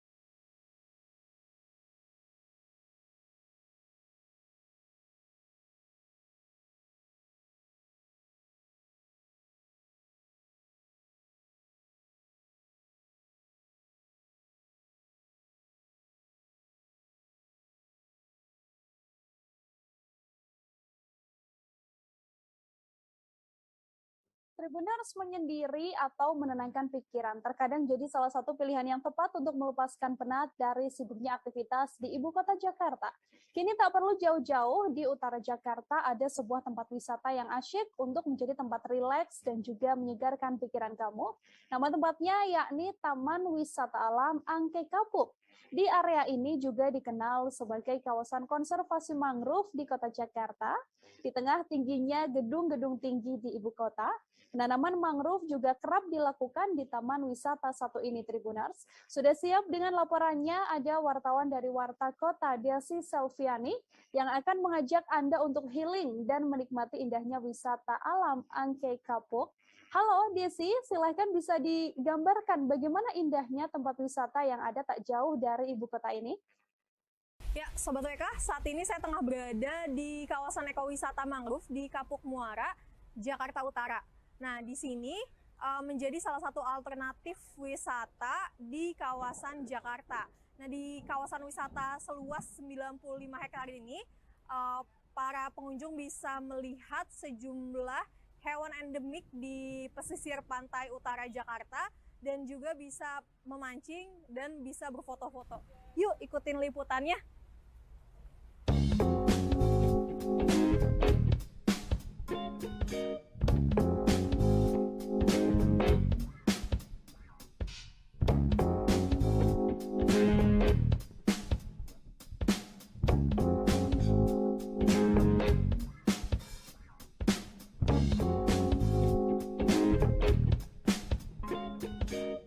Sobat WK, saat ini saya tengah berada di kawasan wisata mangrove di Kapuk Muara, Jakarta Utara. Nah, di samping saya ini ada salah satu petugas PJLP dari Dinas Pertamanan dan Hutan Kota DKI Jakarta. Ya, selamat siang Pak Ujang. Ya, selamat siang. Ya. Pak Ujang, ini salah satu tempat wisata di Jakarta ya? Iya, di sini hutan mangrove salah satunya yaitu ekowisata mangrove yang dikelola oleh Pemprov DKI. Nah, ini kalau misalnya kita mau wisata ke sini ada apa aja sih, Mang Ujang? Wisata di sini ya seperti ini, ada jembatan, terus ada jalan jogging track situ, bisa mancing gitu. Salah satu wisata misalkan sini yaitu mancing biasanya. Masuknya berapa nih kalau bayar? Masuknya cukup murah, hanya Rp2.000 sekali masuk per orang. Motornya juga Rp2.000, mobil Rp4.000. Untuk masyarakat di sini biasanya berwisatanya itu ada yang mancing, ada yang hanya jalan-jalan sambil makan-makan gitu. Ada foto-foto juga menggunakan pen ponselnya. Nah, ini di sini kan tadi juga ada kayak danau ya? Iya, ada danau. Danau. Iya. Nah, itu kalau mancing di situ ada ikan apa aja sih? Ya, adanya ikan-ikan rawa aja seperti ikan gabus, ikan jair, ikan sepat, ikan-ikan rawa aja, ikan-ikan liar gitu. Oke. Kalau mancing di sana gratis? Gratis, hanya tiket masuk dengan Rp2.000 itu bisa mancing, bisa apa aja di sini yang aman untuk lingkungan. Oke. Biasanya suka banyak yang dapat ikan nggak di danau itu? Kalau dapat sih ada aja, tergantung keberuntungannya karena kita tidak menyebar ikan di sini. Jadi kalau ada ya lagi beruntung ya dapat, kalau nggak beruntung ya tidak dapat. Nah, selain ada tempat pemancingan kan ini juga ada jalur mangrove ya? Iya. Sekelilingnya kan hutan mangrove. Iya. Nah, di hutan ini sendiri ada apa aja hewan endemik yang di sini? Nah, hewan endemik yang ada di sini yaitu ada makaka atau monyet ekor panjang, kurang lebih ada 30 ekor di sini. Nah, selain makaka ada juga reptilnya seperti biawak, ular dan macam-macam burung rawa. Nah, selain ngeliat hewan sama buat spot foto dan mancing, di sini nyediain ini nggak sih kayak penanam mangrove kah atau gimana gitu? Bisa. Di sini menyediakan ada sesuai dengan judul di gerbangnya, Ekowisata Mangrove Education Center. Iya. Jadi di sini bisa melakukan penanaman, penelitian gitu. Silahkan datang sini. Jadi tinggal minta izin ya? Iya, begitu. Iya, untuk penanaman, penelitian silahkan izin di dinas. Kalau dinas sudah mengarahkan ke sini, kami bantu di sini. Ini luasnya berapa sih? Ini luasnya untuk jalur hijau tol Sediatmo, karena di belakang kita jalur hijau tol Sediatmo itu luasnya 95,50 hektar. 95,50 hektar. Ini dibagi 4 kawasan. Dibagi 4 kawasan karena sekarang terputus oleh tol Sediatmo. Kalau dulu kan masih nyambung ekowisata Galatama, Elang Laut sama Golok Timur. Kalau sekarang udah terputus-putus jalan. Nah, kalau yang mau berwisata ke sini ada tipsnya nggak nih dari Pak Ujang, siapkan apa? Hanya tipsnya paling cukup gampang, hanya harus pakai lotion anti nyamuk aja sampai di hutan mangrove. Jangankan di hutan mangrove, di rumah juga nyamuk pasti ada. Untuk lebih safety-nya ya pakai lotion anti nyamuk aja. Nah, terakhir ini banyak mangrove-nya berapa sih total, tahu nggak, yang dari 4 kawasan ini? Kalau mangrove-nya mungkin kalau sampai sekarang ini udah ribuan pohon. Ribuan pohon udah ya? ribuan pohon, puluhan ribu lah. Puluhan ribu pohon Iya, mangrove ya? puluhan ribu. Di danau-danau, maksudnya di muara-muara ini ada ini nggak, ikan-ikannya kayak gitu nggak? Kalau di sini ada juga ikan-ikan rawa, yaitu yang seperti tadi, seperti yang di danau, paling ada ikan cepat, mujair, ataupun ikan gabus. Ini bukanya dari jam berapa sampai? Ini buka mulai jam 8 pagi sampai jam 5 sore. Oke, kalau gitu Pak Ujang. Terima kasih informasinya. Sama-sama. Masih seputar Taman Wisata Alam Mangrove Angke Kapuk, Tribuners. Hutan mangrove yang berada di kawasan konservasi ini juga dipakai sebagai tempat tinggal habitat satwa liar yang sangat bagus loh. Tak hanya menikmati hutan mangrove-nya, kamu juga bisa menyewa speedboat hingga melakukan trekking sambil menikmati udara sejuk yang jelas jauh dari hiruk-pikuk Jakarta. Berikut kami hadirkan liputan lengkapnya aktivitas menarik yang bisa Anda nikmati di Angke Kapuk, Jakarta Utara.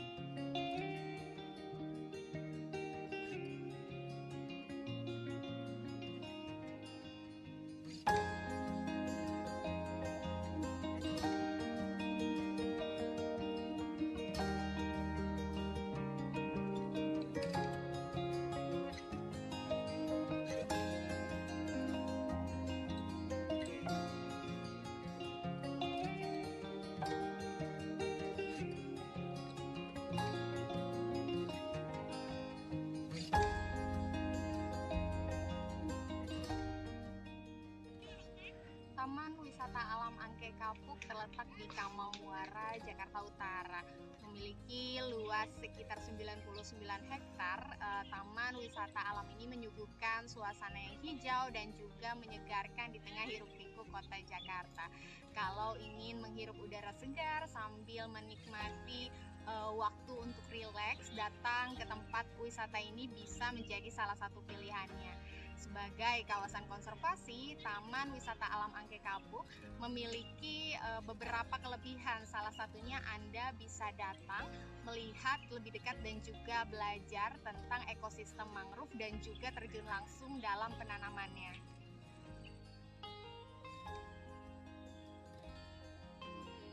Di sini ada bisa jalan-jalan sih sebenarnya, menghirup udara segar. Di sini kan lumayan segar juga. Kemudian kita bisa lihat burung, sama penanaman tadi pohon mangrove. Ya. Dari 99 hektar itu berarti di sini banyak, bisa dikatakan koleksi tanaman dan juga satwa tadi ada ya? Ada. Kalau boleh tahu ini sudah sejak kapan di situ dan pengelolaannya mungkin seperti apa, mungkin boleh dijelaskan? Ini kita idenya 9 tahun 97 sebenarnya, cuma kita baru aktif itu sekitar 2010-an lah ya, baru banyak pengunjungnya. Ya akhirnya kita orang-orang tahu lah di sini ada tempat wisata plus ada penanaman. Tiket masuk kita ada dua, di weekday sama weekend. Untuk weekday-nya 30.000, weekend-nya 35.000. Worth it lah, ada harga segitu ya, dengan udara segar, pemandangan yang enak juga. Kita juga ada penginapan tadi, betul, ada penginapan sekitar untuk family room ada, untuk yang kapasitas besar juga ada. Ada booth juga kita Mbak di dermaga, ada booth, ada sekarang lagi itu yang pedal ya, pedal. Si pedal itu kita sebenarnya lebih ke weekend sih, cuman kalau kita booking di hari biasa juga bisa. Itu boleh tahu harganya nggak? Harganya 200.000 sampai 300.000. Kalau untuk penginapan ya? Penginapan kita kebetulan lagi sama juga sama Reddoor sekarang itu, tapi kalau dengan harga TWA untuk penginapan sendiri ada yang harga 7,5 sampai 940. Tapi kalau untuk standar room sekitar, kalau kita booking Reddoor itu sekitar 250-an. Kita memang khususnya ke mangrove. Karena kan memang tujuan pertama kita ini untuk merestorasi mangrove sendiri. Jadi khusus mangrove aja sih Mbak, cuman ada mangrove juga ada beberapa, ada hijau ada sesiminya gitu. Tapi ada kegiatan edukasinya juga nggak sih Bu kalau di sini? Ada, bisa. Jadi kalau ada anak sekolah itu bisa kita ada tur mangrove, biasanya kita ajak untuk jalan-jalan tadi juga, kemudian lihat penanaman mangrove-nya, cara menanamnya kita ajarin juga, atau turun-turun langsung ke untuk menanam mangrove langsung ke rawa juga bisa. Jadi kita bisa sekaligus tanya-tanya ya, di sini ada petugasnya juga ya, Ada, bisa tanya soal informasi seputar mangrove tadi ya Bu ya. Betul. Kalau dari 99 hektar tadi kurang lebih luasnya ya Bu ya, itu memang sebagian besar berarti khusus di mangrove aja ya? Khususnya lah. Khusus di mangrove aja. Nah kalau misalnya datang ke sini mungkin ada spot-spot yang menarik juga nggak sih Bu kalau untuk didatengin? Ya, ada cafe sunset Mbak, jadi kalau udaranya bagus sih kita bisa lihat sunset di tengah-tengah sini ada jembatan. Nah di situ bisa lihat juga, jadi spotnya udah lengkap sih sebenarnya, kita udah ada makanan juga, ada food truck, ada beberapa, tapi memang kebanyakan buka di weekend, tapi kalau camping kita punya juga gitu. Nah ya, udah lengkap kita ya. Jadi setiap hari buka Bu? Buka tiap hari. Dari jam berapa sampai jam berapa Bu Irma? Kalau weekday kita bukanya jam 8, kalau weekend kita buka jam 7 sampai jam 6 sore. Nah Bu Irna mungkin minta rekomendasi kegiatan nih Bu, kalau datang sini pertama kali nih enaknya ngapain dulu Bu? Pertama kali biasanya sih orang jalan-jalan dulu buat foto-foto, kemudian naik boat sih. Naik boat yang di danau ya? Ya, ada boat. Kita ada perahu juga, ada boat, ada kano, sebenarnya lengkap sih. Jadi biasanya orang-orang gitu dulu sih, kalau pagi melihat burung, kita ada pengamatan burung. Cuman kan memang jamnya mesti di pagi atau di sore kalau burung itu adanya. Oke, ini sebetulnya pengelolaannya ada di BKSDA atau mungkin pengawasan aja sih? Ya, kita itu sebenarnya swasta, cuman karena ini tanah kehutanan kan, ketualannya di bawah BKSDA memang kalau kita, tapi hanya sebatas itu aja, teman kita dapat izin dari kehutanan. Berarti pengawasan bisa dibilang ya, tapi untuk kepemilikannya swasta ya Bu ya? Kita izin sewa lokasi ya.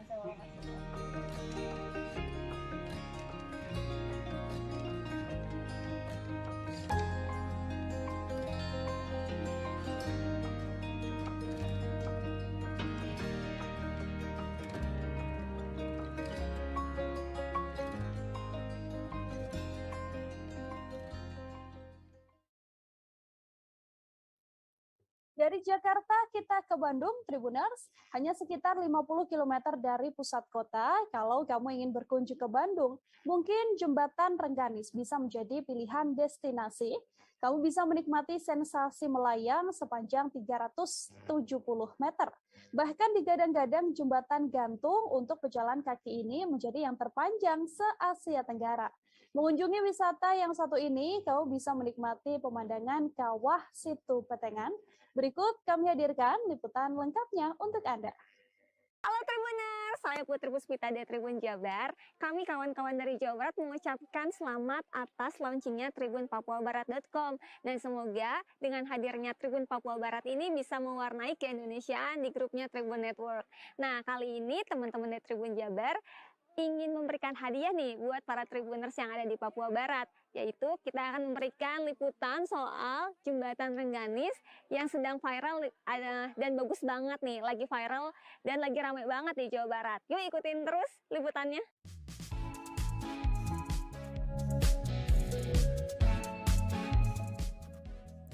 Lokasi wisata alam di Jawa Barat setiap tahunnya pasti ada yang baru dan viral.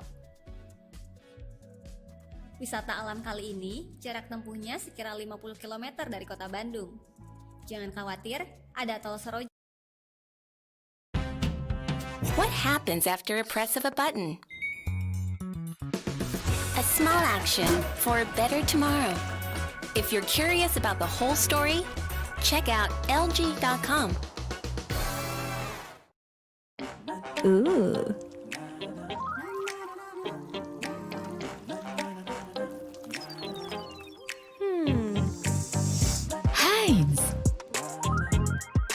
Pasangan seru, makanan favoritmu. Yang bisa mempercepat perjalanan Tribuners.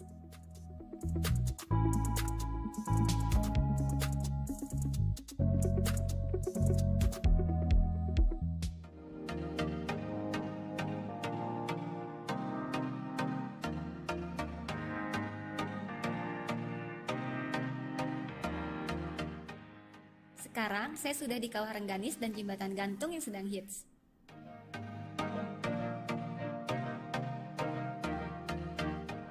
Sampai di lokasi, kami langsung menuju loket pembelian tiket masuk.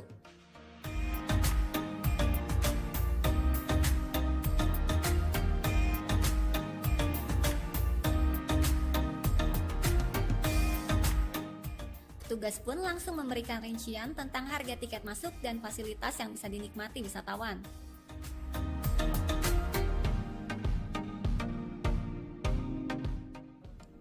Tiket masuk kawasan Rengganis harganya mulai dari Rp15.000 hingga Rp100.000.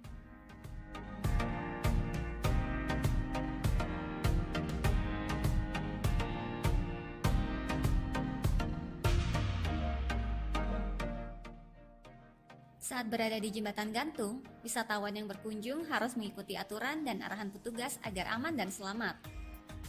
Takutnya ada goncangan melebihi batas, misal kayak angin atau gempa bumi, baru dicantolkan ke wire sebelah kiri atau sebelah kanan dari sini. Cara gunanya tinggal dikeluarin dulu untuk kalabinernya, dicantolkan ke wire. Oh, di wire ini ya? Kalau nggak ada goncangan, walau anginnya terlalu kencang jangan dicantolin, nggak apa-apa. Oh, nggak apa-apa. Oh, oke. Takutnya ada misal gempa bumi baru di. Oh, oke. Siap. Nah, ini untuk supaya perjalanan kita menuju si suspension bridge ini safety, kita harus pakai pengaman ya. Nah, caranya cuma dikaitkan aja nih ke wire-nya. Jadi setiap perjalanan kita tetap aman nih. Takut anginnya kencang atau ada gempa bumi.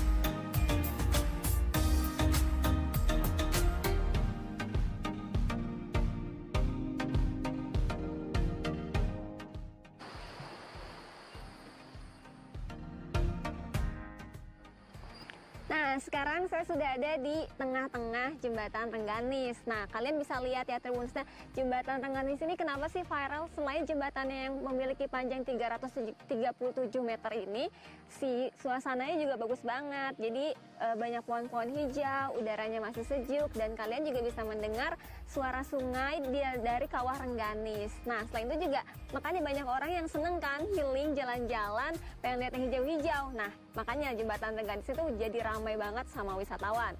Yuk ikutin terus sepanjang apa sih si Jembatan Rengganis ini. Saat berada di atas jembatan, suasananya cukup menguji adrenalin. Ada sensasi goyangan saat kita berjalan di atas jembatan. Ditambah hembusan angin yang menyejukkan.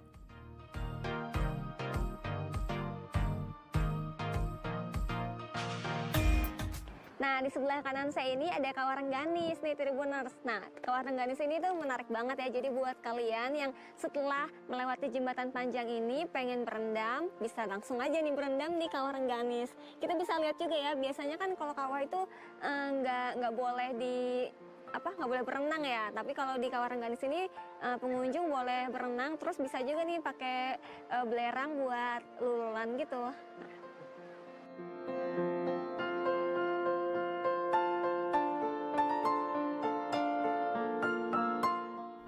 Kawah Rengganis mengeluarkan air panas yang bisa dipakai untuk mandi dan berendam.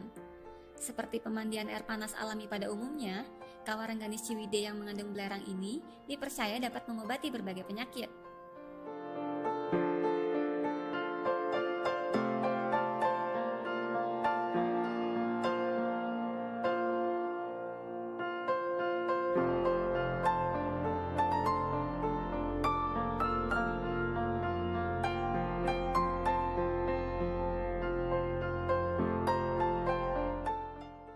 Sekarang kita udah ada di tengah-tengah Jembatan Rengganis dan cuacanya tuh emang sangat berangin dan panas. Jadi buat teman-teman yang mau datang ke sini pastiin ya pakai sepatu yang aman, jangan pakai high heels, dan kalau nggak kuat dingin harus pakai jaket. Dan emang ini tuh karena ada di atas jadi kayak silau banget. Nah, ini aku mau mau kasih tahu juga nih, kalau misalnya harga tiket masuk ke Jembatan Rengganis itu berapa sih? Harganya itu ada banyak variasinya. Ada dari 15.000 sampai 100.000. Kalau 15.000 kalian cuma bisa mengakses ke Kawah Rengganis aja. Nah, kalau untuk 70.000 ini kalian bisa langsung mengakses ke Jembatan Rengganis, sekaligus juga bisa langsung lihat ke Kawah Rengganis dan bisa mengakses beberapa lokasi wisata yang lain nih seperti Situ Patenggang ya. Oke, dan untuk yang VVIP itu 100.000 dengan pilihan beragam wisata lainnya.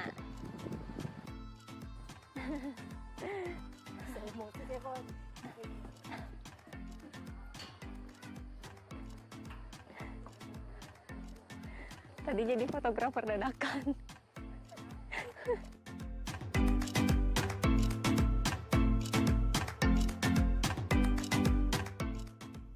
Usai jadi fotografer dadakan, boleh dong aku difotoin juga di jembatan yang lagi viral ini.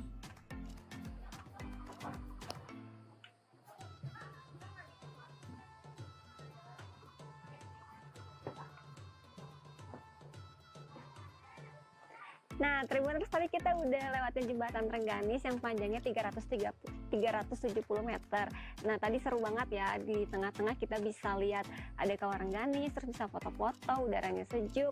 Terus yang paling penting bisa buat konten nih di tengah-tengah jembatannya. Nah, untuk teman-teman dari Tribun Papua Barat, kalau ada waktu tentunya harus banget ya datang ke sini, dan sekali lagi selamat atas launchingnya tribunpapuabarat.com. Selamat!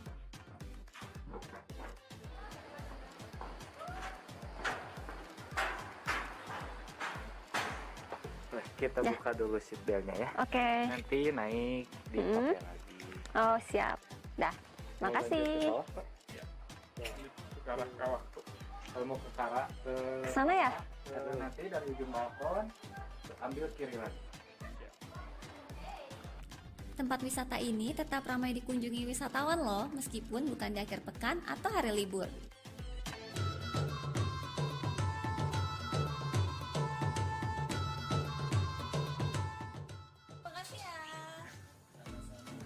Seru banget kan liputan kita kali ini? Hayu Tribuners, healing ke Kawah Rengganis, Jawa Barat. Lanjut kita ke Semarang Tribuners. Kota Lama Semarang menjadi destinasi wisata yang paling banyak dikunjungi di Jawa Tengah. Tempat ini bahkan tercatat sebagai destinasi favorit wisatawan selama libur Lebaran tahun 2022.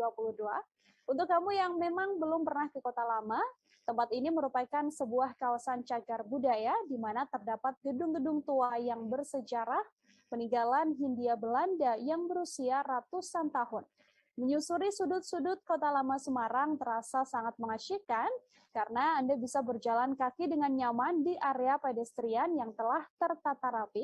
Seperti apa serunya berwisata ke Kota Lama Semarang ini, Tribuners? Ada Ruth Novita, wartawan Tribun Jateng yang sudah siap dengan liputan lengkapnya untuk Anda. Halo Ruth Novita, silahkan dengan laporannya. Halo, selamat siang Tribuners semuanya. Saat ini bersama dengan saya Ruth Novelusyani. Saat ini saya sedang berada di salah satu kawasan yang cukup terkenal nih Tribuners di Kota Semarang. Banyak sekali dikunjungi oleh para wisatawan, baik dari dalam maupun luar Kota Semarang. Dan tepatnya saat ini saya sedang berada di kawasan Kota Lama Semarang nih Tribuners.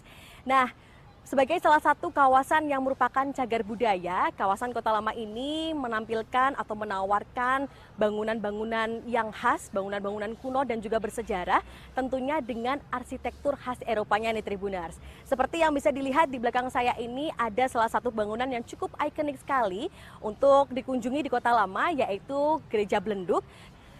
Adapun sebagai informasi, sejarah singkat Kota Lama Semarang ini dimulai dengan adanya kesepakatan antara Kerajaan Mataram dengan pihak Belanda yang diwakili oleh VOC. Semarang ini sebagai kota pelabuhan yang berbasis ekonomi komersial, menarik perhatian VOC yang menguasainya dan pelabuhan-pelabuhan lain di sepanjang pantai utara Jawa. Oleh karena itulah Tribuners, Kota Lama Semarang ini disebut Little Netherlands karena penampilannya yang menyerupai kota Belanda. Pada masa VOC Belanda dan masa kolonial, Kota Lama Semarang ini menjadi pusat pemerintahan, industri, dan juga perdagangan. Setiap tahunnya semakin banyak fasilitas perkotaan yang industri dan juga perdagangan. Setiap tahunnya semakin banyak fasilitas perkotaan yang dibangun, seperti adanya teater marabunta, rumah, dan juga perkantoran. Saat ini, Kota Lama Semarang telah ditetapkan sebagai cagar budaya perkotaan dan diusulkan sebagai situs warisan dunia UNESCO. Dan seperti yang dapat dilihat Tribuners semuanya, bangunan di kawasan ini banyak mengusung gaya arsitektur khas Eropa masa lalu. Pemandangan yang khas ini membuat banyaknya wisatawan yang datang ke sini sekaligus mengabadikan momen dengan berfoto-foto dengan orang-orang tersayang. Di samping itu Tribuners bisa dijumpai juga spot foto yang unik seperti menggunakan properti sepeda dan bunga yang dapat dijumpai di area Taman Sri Gunting. Adapun Taman Sri Gunting merupakan taman kota dengan pohon yang rindang dan luas yang cocok untuk dijadikan tempat berkumpul maupun bersantai. Selain itu Tribuners, Kota Lama Semarang mempunyai bangunan unik bernama Rumah Akar. Lokasinya sendiri berada di Jalan Kepodang dan berlokasi tidak jauh dari Gereja Belenduk. Spot foto Instagramable ini berupa tembok terkelupas dengan jendela kayu besar dan diselimuti akar pohon raksasa merambat sehingga sangat terlihat estetik sekali Tribuners. Dan untuk rekomendasi spot foto lainnya, Tribuners juga bisa mencoba destinasi Instagramable lainnya yakni Old City 3D Trick Art Museum dan Semarang Contemporary Art Gallery. Apabila Tribuners ingin berfoto namun juga sekaligus berbelanja barang-barang antik, bisa sekali mendatangi area Pasar Kelitikan di Tribuners. Mulai dari senjata perang, mesin tik, televisi, radio, hiasan dinding kuno hingga kendaraan tua bisa ditemukan di Pasar Kelitikan Kota Lama ini Tribuners. Apabila ingin rehat setelah puas berkeliling, Tribuners juga bisa mencoba berbagai pilihan kafe maupun restoran yang terdapat di sekitar kawasan Kota Lama ini. Untuk fasilitas publik di Kota Lama Semarang sendiri juga terbilang lengkap dan sangat baik Tribuners. Mulai dari musola, toilet, sampai tempat sampah tersedia dalam jumlah yang memadai dan kondisi yang baik. Nah, seperti itulah Tribuners terkait dengan kondisi dan juga suasana yang ada di Kota Lama Semarang ini dapat menjadi salah satu rekomendasi tempat wisata Tribuners ketika berlibur ke Kota Semarang nih. Jangan lupa ya Tribuners, ketika kalian berlibur ke Kota Semarang, ajak nih orang-orang tersayang kalian untuk mampir dan berlibur di Kota Lama Semarang. Saya Ruth Navelusyani dan juga kru yang bertugas pamit undur diri. Terima kasih dan sampai jumpa kembali kepada Nila di studio. Dari Jakarta kita ke Bandung, Tribuners, hanya sekitar 50 km dari pusat kota. Kalau kamu ingin berkunjung ke Bandung, mungkin Jembatan Rengganis bisa menjadi pilihan destinasi. Kamu bisa menikmati sensasi melayang sepanjang 370 meter. Bahkan digadang-gadang jembatan gantung untuk pejalan kaki ini menjadi yang terpanjang se-Asia Tenggara. Mengunjungi wisata yang satu ini, kamu bisa menikmati pemandangan Kawah Situ Petengan. Berikut kami hadirkan liputan lengkapnya untuk Anda. Halo Tribuners, saya Putri Puspita dari Tribun Jabar. Kami kawan-kawan dari Jawa Barat mengucapkan selamat atas launchingnya tribunpapuabarat.com. Dan semoga dengan hadirnya Tribun Papua Barat ini bisa mewarnai keindonesiaan di grupnya Tribun Network. Nah, kali ini teman-teman dari Tribun Jabar ingin memberikan hadiah nih buat para Tribuners yang ada di Papua Barat, yaitu kita akan memberikan liputan soal Jembatan Rengganis yang sedang viral dan bagus banget nih, lagi viral dan lagi ramai banget di Jawa Barat. Yuk ikutin terus liputannya.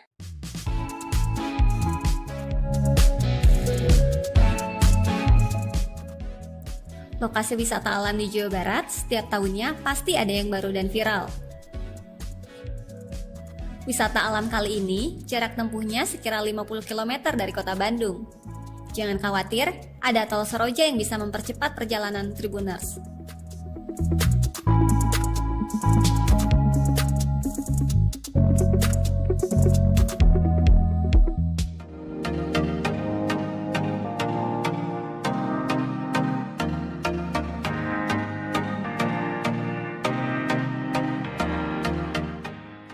Sekarang saya sudah di Kawah Rengganis dan Jembatan Gantung yang sedang hits.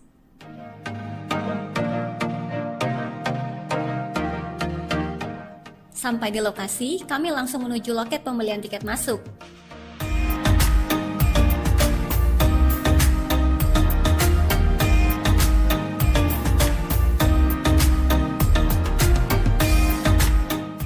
Petugas pun langsung memberikan rincian tentang harga tiket masuk dan fasilitas yang bisa dinikmati wisatawan.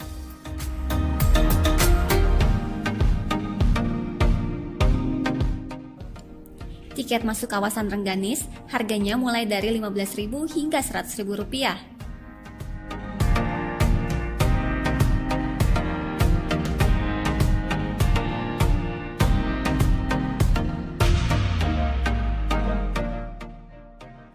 Saat berada di jembatan gantung, wisatawan yang berkunjung harus mengikuti aturan dan arahan petugas agar aman dan selamat.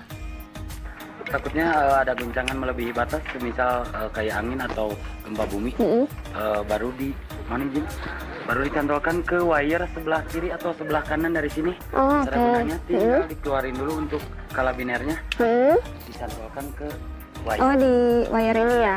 Okay. Kalau nggak ada guncangan, walau anginnya terlalu kencang, jangan cantolin, nggak apa-apa. Oh, nggak apa-apa. Oh, oke. Takutnya ada semisal gempa bumi baru di. Oh, oke. Siap. Nah, ini untuk supaya perjalanan kita menuju si suspension bridge ini safety, kita harus pakai pengaman ya. Nah, caranya cuma dikaitkan aja nih ke wire-nya. Jadi, biar perjalanan kita tetap aman nih. Takut angin kencang atau ada gempa bumi.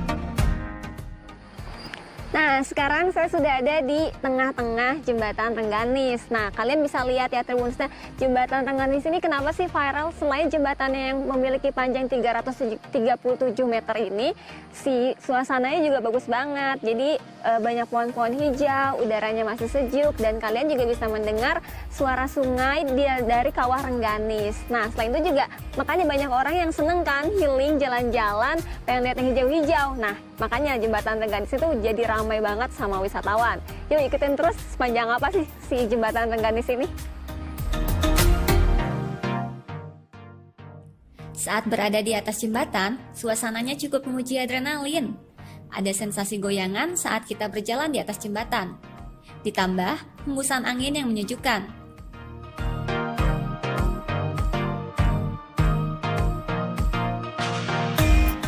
Nah, di sebelah kanan saya ini ada kawah Rengganis nih Tribuners. Nah, kawah Rengganis ini tuh menarik banget ya. Jadi buat kalian yang setelah melewati jembatan panjang ini pengen berendam, bisa langsung aja nih berendam di kawah Rengganis. Kita bisa lihat juga ya, biasanya kan kalau kawah itu nggak boleh nggak boleh berenang ya. Tapi kalau di kawah Rengganis ini pengunjung boleh berenang, terus bisa juga nih pakai belerang buat lululan gitu.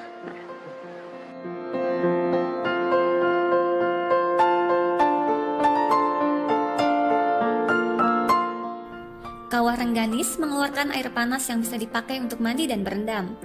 Seperti pemandian air panas alami pada umumnya, Kawah Rengganis Ciwidey yang mengandung belerang ini dipercaya dapat mengobati berbagai penyakit.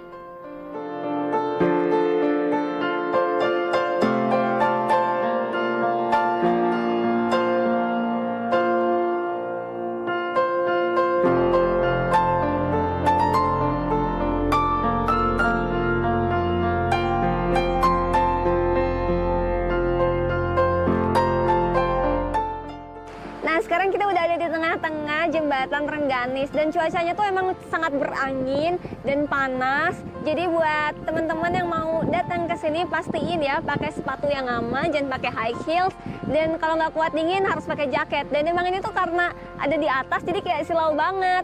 Nah, ini aku mau kasih tahu juga nih kalau misalnya harga tiket masuk ke jembatan Rengganis ini tuh berapa sih? Harganya tuh ada banyak variasinya. Ada dari 15.000 sampai 100.000. Kalau 15.000 kalian cuma bisa mengakses ke Kawah Rengganis aja.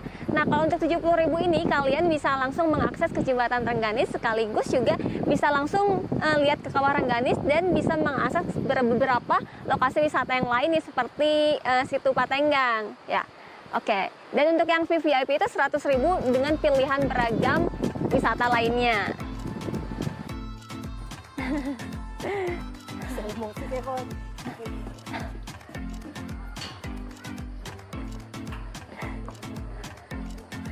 Tadi jadi fotografer dadakan.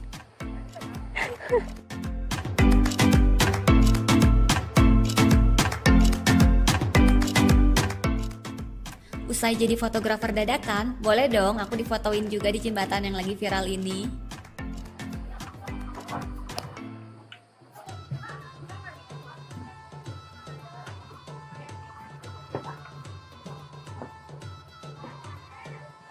Nah, Tribuners, tadi kita udah lewatin jembatan Rengganis yang panjangnya 370 meter. Nah, tadi seru banget ya, di tengah-tengah kita bisa lihat ada kawah Rengganis, terus bisa foto-foto, udaranya sejuk. Terus yang paling penting bisa buat konten nih di tengah-tengah jembatannya. Nah, untuk teman-teman dari Tribun Papua Barat, kalau ada waktu tentunya harus banget ya datang ke sini, dan sekali lagi selamat atas launchingnya tribunpapuabarat.com. Selamat!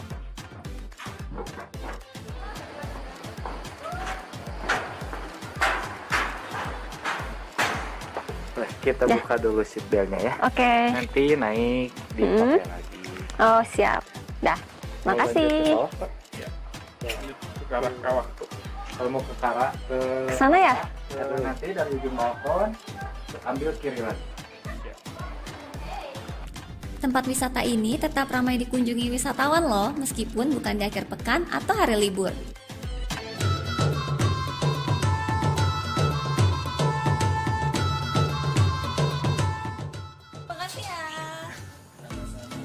Seru banget kan liputan kita kali ini? Hayu Tribuners, healing ke Kawah Rengganis, Jawa Barat. Kalau sudah ke Yogyakarta, Tribuners, mungkin Anda harus bergeser sedikit dan juga ikut berkunjung ke Wonogiri. Di antaranya adalah objek wisata Pantai Karangpayung. Lokasi ini adalah surga tersembunyi Tribuners dengan tebing yang menjulang tinggi. Selain itu, Pantai Karangpayung sendiri dihiasi dengan pasir putih yang cukup luas, serta batu karang yang berada di bibir pantai. Pantai yang belum banyak diketahui orang ini juga biasa dipakai untuk camping. Ada wartawan kami dari Tribun Solo, Erlangga Bima Sakti, yang akan mengajak Anda melihat bagaimana indahnya surga tersembunyi di Wonogiri ini. Halo Erlangga, silakan dengan laporannya. Ya, halo Tribuners. Saat ini saya sedang berada di Pantai Karangpayung yang merupakan salah satu surga tersembunyi di Kabupaten Wonogiri. Untuk letaknya sendiri, Pantai Karangpayung ini berada di Dusun Dringo, Desa Guntur Harjo, Kecamatan Paranggupito, atau kecamatan paling selatan di Kabupaten Wonogiri. Jadi letaknya dari pusat kota Wonogiri, bila menempuh perjalanan kurang lebih sekitar 1,5 jam. Jadi dari kota menuju ke selatan dan 1,5 jam baru sampai di Pantai Karangpayung ini. Untuk Pantai Karangpayung ini yang paling indah adalah ini, tebing yang berada di belakang saya ini, tebing menjulang tinggi sekitar 40 meter, kemudian panjangnya sampai belakang sana. Untuk pantainya tersendiri masih alami, masih bersih, kemudian asri, jarang sekali dikunjungi karena bisa dilihat yang ada di sini hanya saya sendiri pengunjungnya, nggak ada pengunjung lain. Jadi bisa dibilang sebagai private beach. Untuk rutenya dari parkir kendaraan sampai ke Pantai Karangpayung ini memerlukan waktu jalan kaki kurang lebih 5-10 menit melewati jalan setapak yang berada di ladang warga. Tapi tenang, tidak usah khawatir, nanti warga sekitar siap memberikan arah menuju Pantai Karangpayung ini sendiri. Kemudian untuk tiket di sini tidak ada tiket, jadi masih gratis ya. Jadi liburan murah bisa ke sini. Ayo, ini salah satu tempat yang direkomendasikan untuk liburan karena tempatnya sepi, masih indah, tidak ada sampah, kemudian juga murah.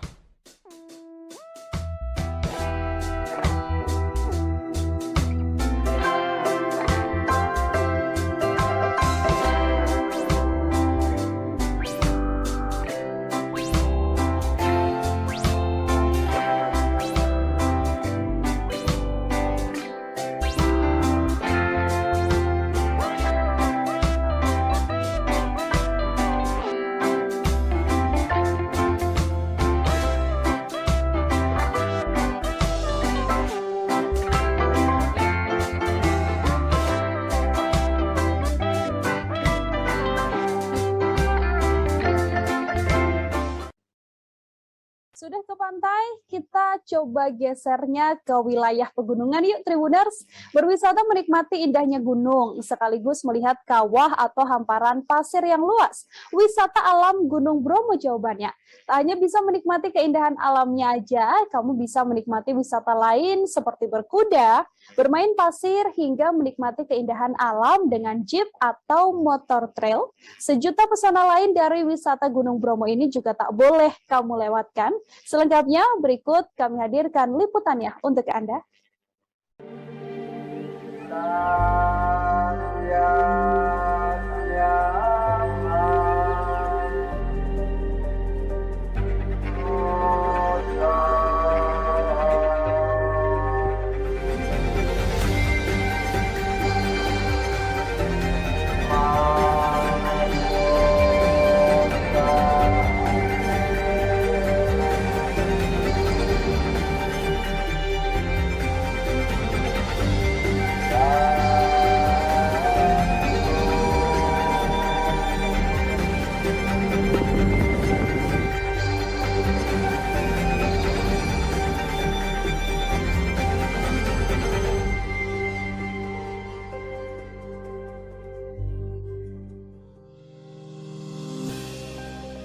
Untuk masuk ke wisata Gunung Bromo ini kita diharuskan dulu membeli tiket.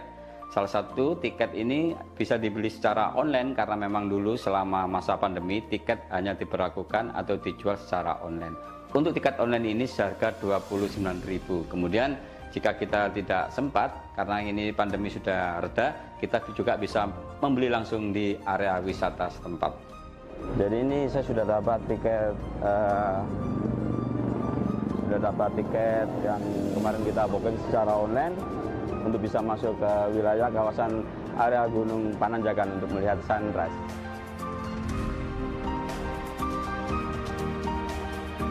Karena medan Bromo yang sangat curam, naik turun, maka kita di sana memang ada satu rest area di mana di situ ada persewaan jeep dan wisatawan wajib untuk menggunakan mobil jeep ini.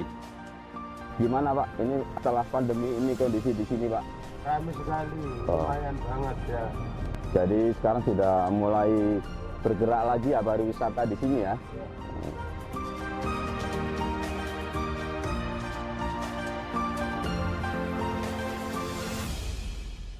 Halo Tribuner dan pembaca harian Surya. Saat ini saya berada di ketinggian atau di puncak Gunung Penanjakan, Gunung Bromo. Di sini tadi kita melihat matahari terbit di sebelah sana. Kemudian pemandangan lain juga yang tak kalah menarik adalah di sana ada kawah lautan pasir dari Gunung Bromo. Tadi kita menanti di sini berangkat dari penginapan pada pukul 3.00.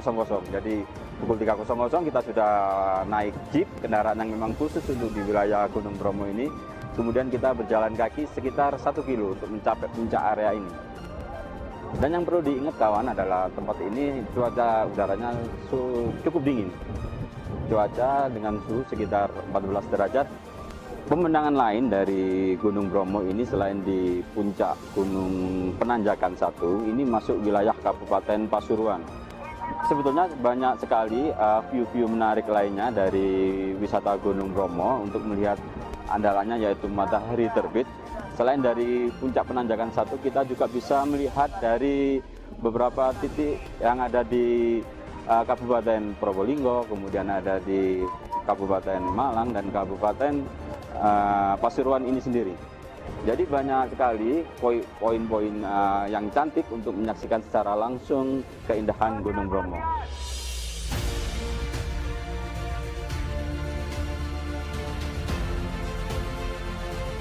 Untuk tarif sewa jeep di sana itu sudah disepakati adalah 600.000. Jika kita dari arah Wonokitri atau rest area Wonokitri Pasuruan, sewa jeep ini akan mengantarkan kita ke 5 atau 6 destinasi yang ada di spot-spot Bromo. Di antaranya adalah Bukit Pananjakan 1 untuk melihat sunrise, kemudian ada Bukit Cinta, kemudian kita akan turun ke Kawah Bromo atau di lautan pasir itu, kemudian ke Bukit Teletabis, lalu merangkak lagi ke Bukit Pinggong dan ke area pasir berbisik.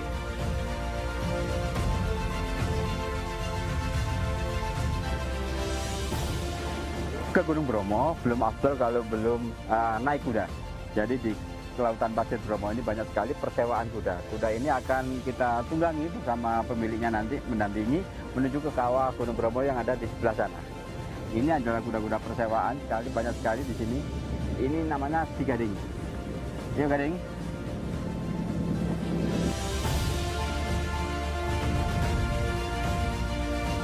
Sewa kuda ini besarannya sudah ditetapkan oleh para penyewa kuda di sana, yakni 150.000. Kuda-kuda ini akan mengantarkan kita menuju ke kawah Gunung Bromo pulang pergi. Jadi kita berhenti di pemberhentian jeep yang terakhir, lalu kita sewa kuda 150 untuk mengantarkan kita sampai ke puncak atau ke kawah Gunung Bromo. Di sini kita tidak perlu khawatir untuk tempat menginap karena di area wisata Gunung Bromo ini banyak sekali penginapan, mulai dari homestay, penginapan berupa hotel maupun rumah warga.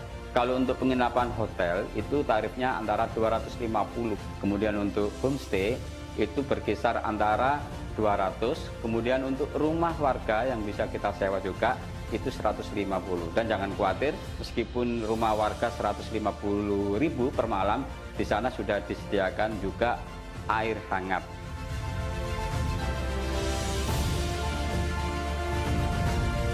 Wisata Bromo menjadi salah satu jujukan wisata nasional bahkan internasional. Jadi kalau ke Jawa Timur jangan lupa mampir ke Gunung Bromo. Inilah Bromo.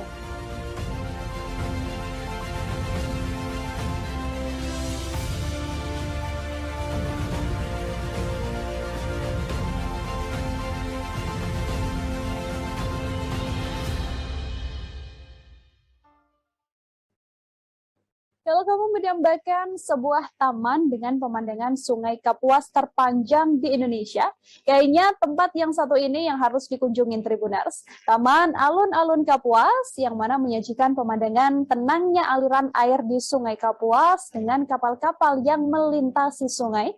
Taman Alun-Alun Kapuas ini juga akan menjadi lebih indah kalau misalnya kamu datangnya malam hari.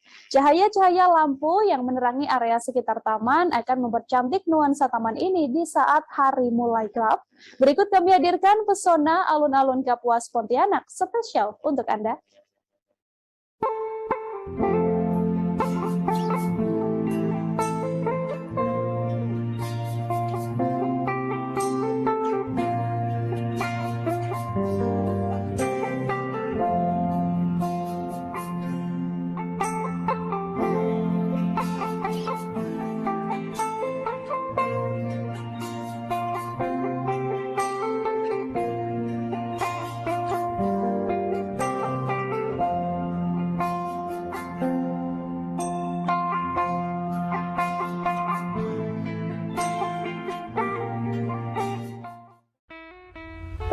Saat ini kita sedang berada di Alun-Alun Kapuas, Pontianak, Kalimantan Barat.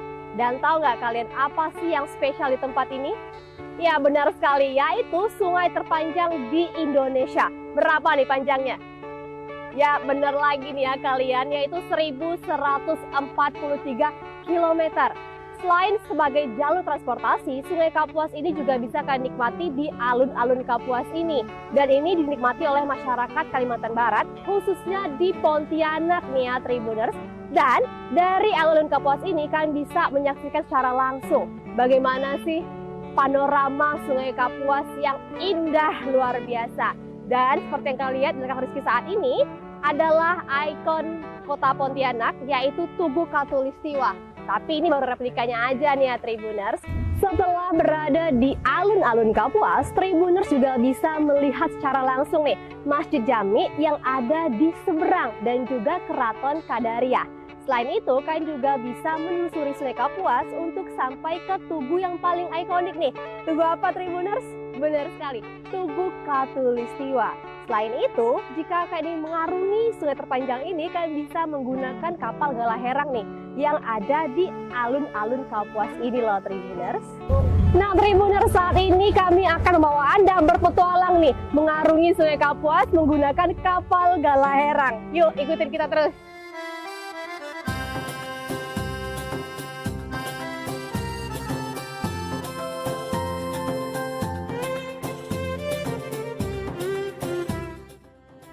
menyebut Taman Alun Kapuas. Tentu saja warga Pontianak sudah tak asing. Taman Alun Kapuas adalah satu di antara ruang terbuka hijau yang berada di tepi sungai Kapuas dan menjadi tujuan tempat rekreasi keluarga. Letaknya sangat strategis, yakni berada di Jalan Rahadi Usman dan tepat berada di depan kantor Wali Kota Pontianak. Taman Alun Kapuas dibangun dengan mengedepankan konsep ramah anak, di mana pemerintah kota berupaya mengembangkan konsep taman yang memudahkan warganya memiliki gaya hidup yang cerdas atau smart city, smart living.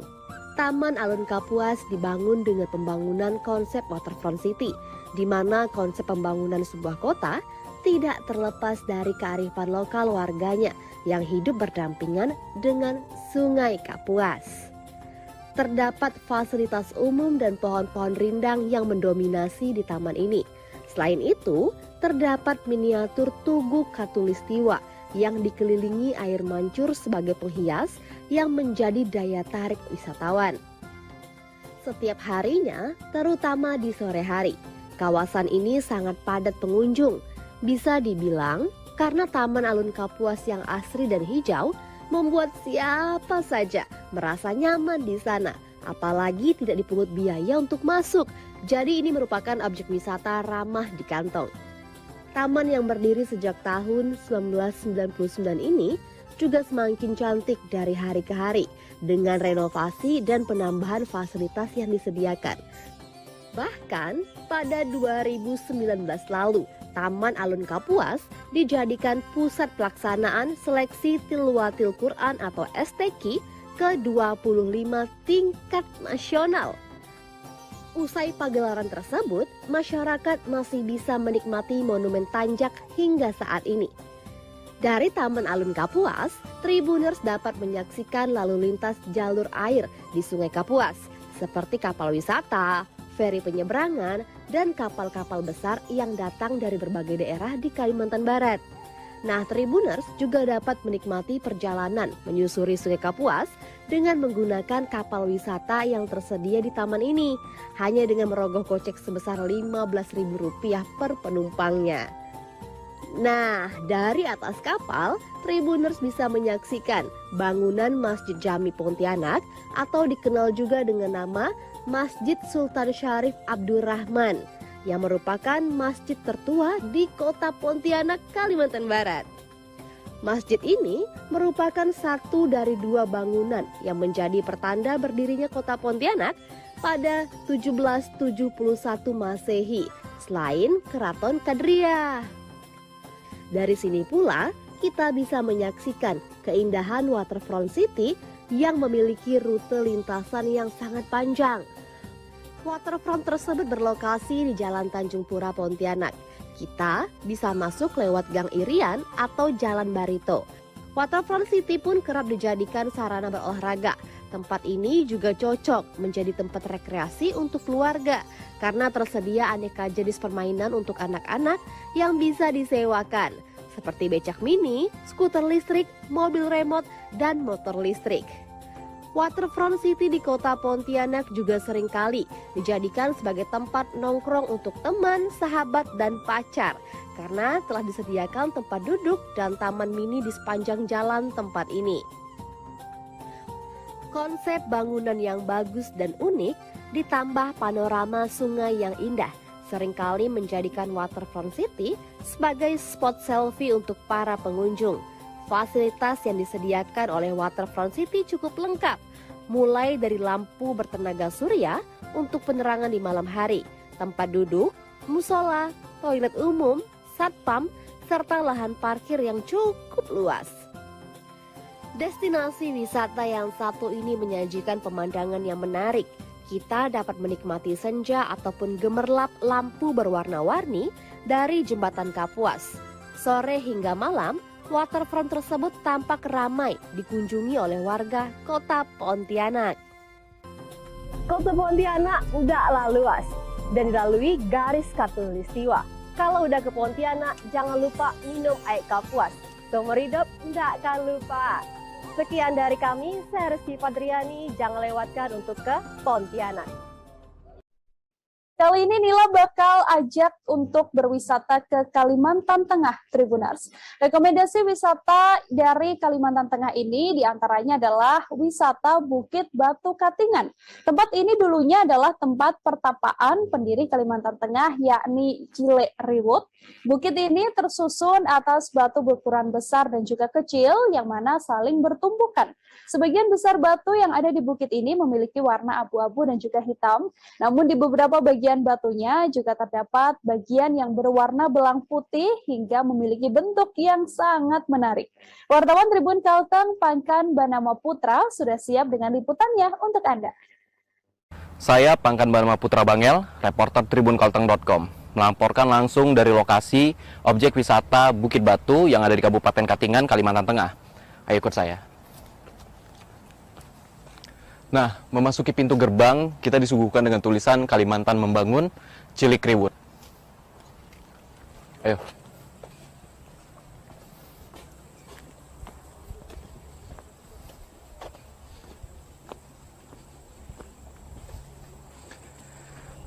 Di sini tertulis, di sini tempat bertapa Cilekriwut, Bapak Perintis Pembangunan Kalimantan Tengah.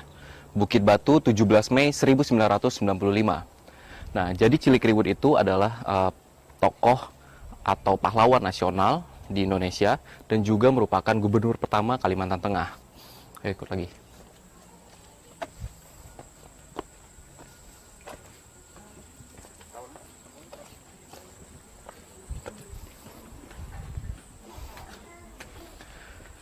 Nah, di belakang sini adalah Paseh Petahu, yaitu merupakan tempat peribadahan atau persembahyangan dari warga Kalimantan Tengah atau suku Dayak yang beragama Hindu Kaharingan.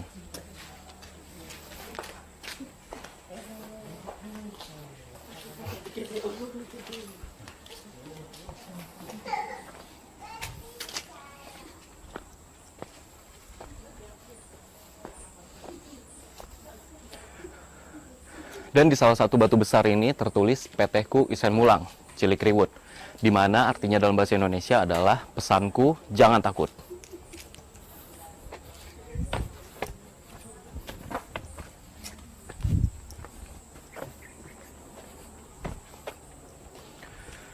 Banyak sekali tumpukan batu yang ada di objek wisata Bukit Batu ini, dan mitosnya Bukit Batu ini berasal dari pernikahan manusia atau putra Dayak Kalimantan Tengah dengan seorang bidadari. Mereka mempunyai anak, lalu anak mereka itu saat masih kecil dibawa ke kayangan, dan saat dewasa harus dikembalikan ke bumi, dan inilah perwujudan dari anak dari putra Kalimantan Tengah, suku Dayak tersebut, dan juga bidadari tersebut. Ayo ikut saya.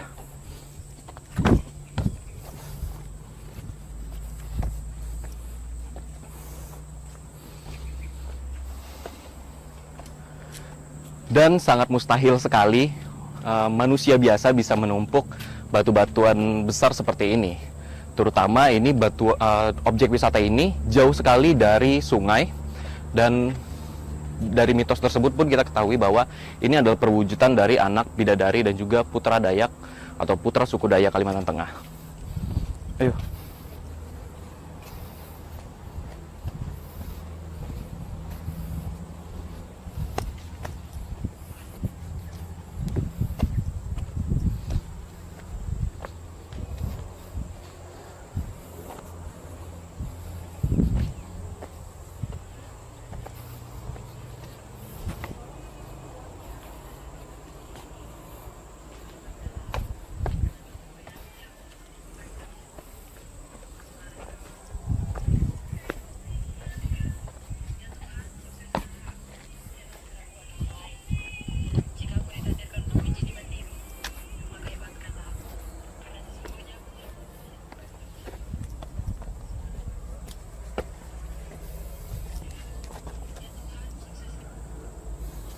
Nah, di antara dua tumpukan batu ini, Tribuners, bila bisa melintasi tumpukan batu ini, semua keinginan dan juga apa yang Tribuners mau bisa terkabul.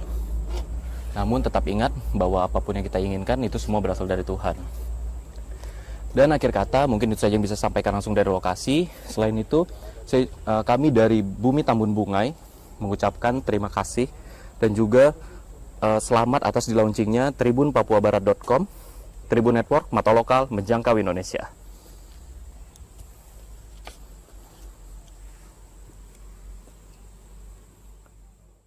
Kita beralih ke informasi selanjutnya. Tribuners, Kelurahan Basirih, Kecamatan Banjarmasin Barat, Kota Banjarmasin, Kalimantan Selatan, menyimpan ragam potensi untuk sektor pariwisata. Satu di antaranya adalah Kubah Basirih yang sangat dinikmati oleh wisatawan. Kubah Basirih ini berada di dekat bibir Sungai Martapura dan lokasinya sebenarnya tak jauh dari jembatan tol menuju kawasan pelabuhan Trisakti Banjarmasin. Lokasi ini menjadi objek wisata religi dan selalu ramai dikunjungi wisatawan yang ingin berziarah. Selengkapnya wartawan Banjarmasin Post, Gaida Zahira, sudah siap dengan liputannya untuk Anda.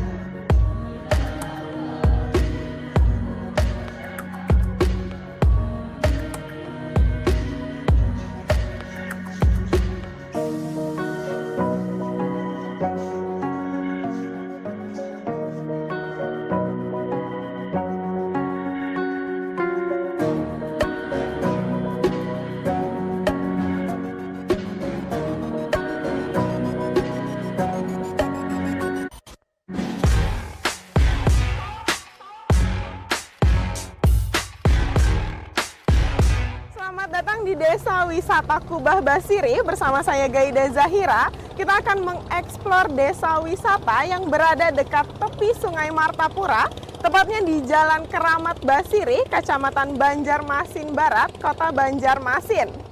Desa wisata Kubah Basirih ini masuk 50 besar desa wisata terbaik dari Anugerah Desa Wisata Indonesia pada tahun 2022. Bahkan belum lama ini Menteri Pariwisata dan Ekonomi Kreatif Sandiaga Uno berkesempatan berkunjung kemari. Di desa wisata ini terdapat makam ulama Al-Habib Hamid bin Abbas Bahashim atau Habib Basirih. Habib Hamid masih memiliki keturunan dengan Nabi Muhammad SAW sebagai generasi ke-31. Setelah Habib Basirih meninggal di tahun 1946 di usia 90 tahun, pihak keluarga membangun Kubah Basirih sebagai peninggalan dan penghormatan kepada Habib Basirih.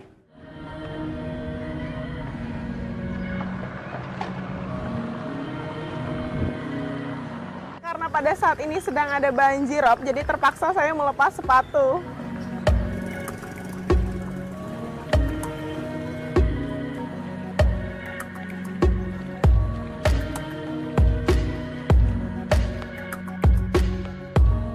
Desa wisata Kubah Basirih setiap hari selalu ramai dikunjungi wisatawan. Berdasarkan data yang dimiliki Pok Darwis Desa Wisata Kubah Basirih, kunjungan wisatawan per hari ke tempat ini bisa mencapai 5.000 hingga 10.000 orang. Umumnya mereka berasal dari Kalimantan Selatan, Kalimantan Timur, Kalimantan Tengah, dan Pulau Jawa. Akses menuju ke kawasan Kubah Habib Basirih sangat mudah karena lokasi destinasi wisata religi ini tidak jauh dari pusat kota Banjarmasin. Bisa ditempuh menggunakan transportasi sungai menyusuri Sungai Basirih ataupun menggunakan transportasi darat melintasi Jalan Gubernur Subarjo.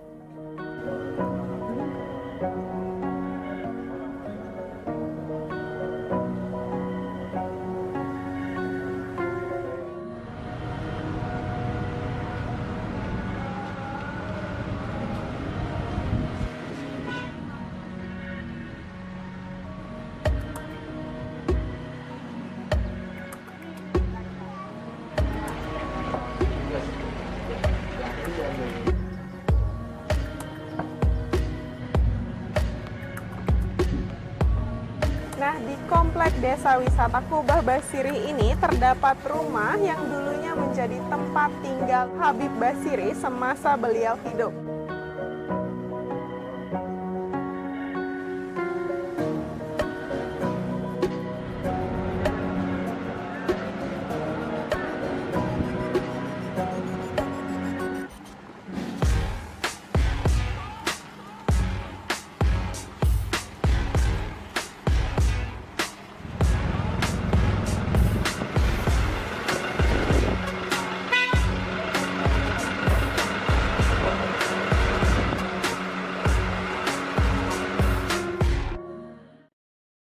Kita jalan-jalan ke Balikpapan Tribuners, nggak ada salahnya kalau misalnya menghabiskan waktu liburan, apalagi ke Balikpapan, tapi untuk melihat buaya. Salah satu opsinya adalah dengan datang ke penangkaran buaya Teritip di Balikpapan. Area penangkaran buaya ini memiliki luas sekitar 5 hektar dan mampu menampung lebih dari 1.400 ekor buaya. Lumayan banyak juga ya. Meskipun hewan ini terkenal buas, tapi pengunjung tetap aman loh ketika berada di penangkaran buaya Teritip karena reptil yang satu ini selalu berada di dalam kandang yang terkunci. Penasaran gimana keseruan atau lokasi dari penangkaran buaya Teritip ini? Berikut kami hadirkan liputan lengkapnya untuk Anda.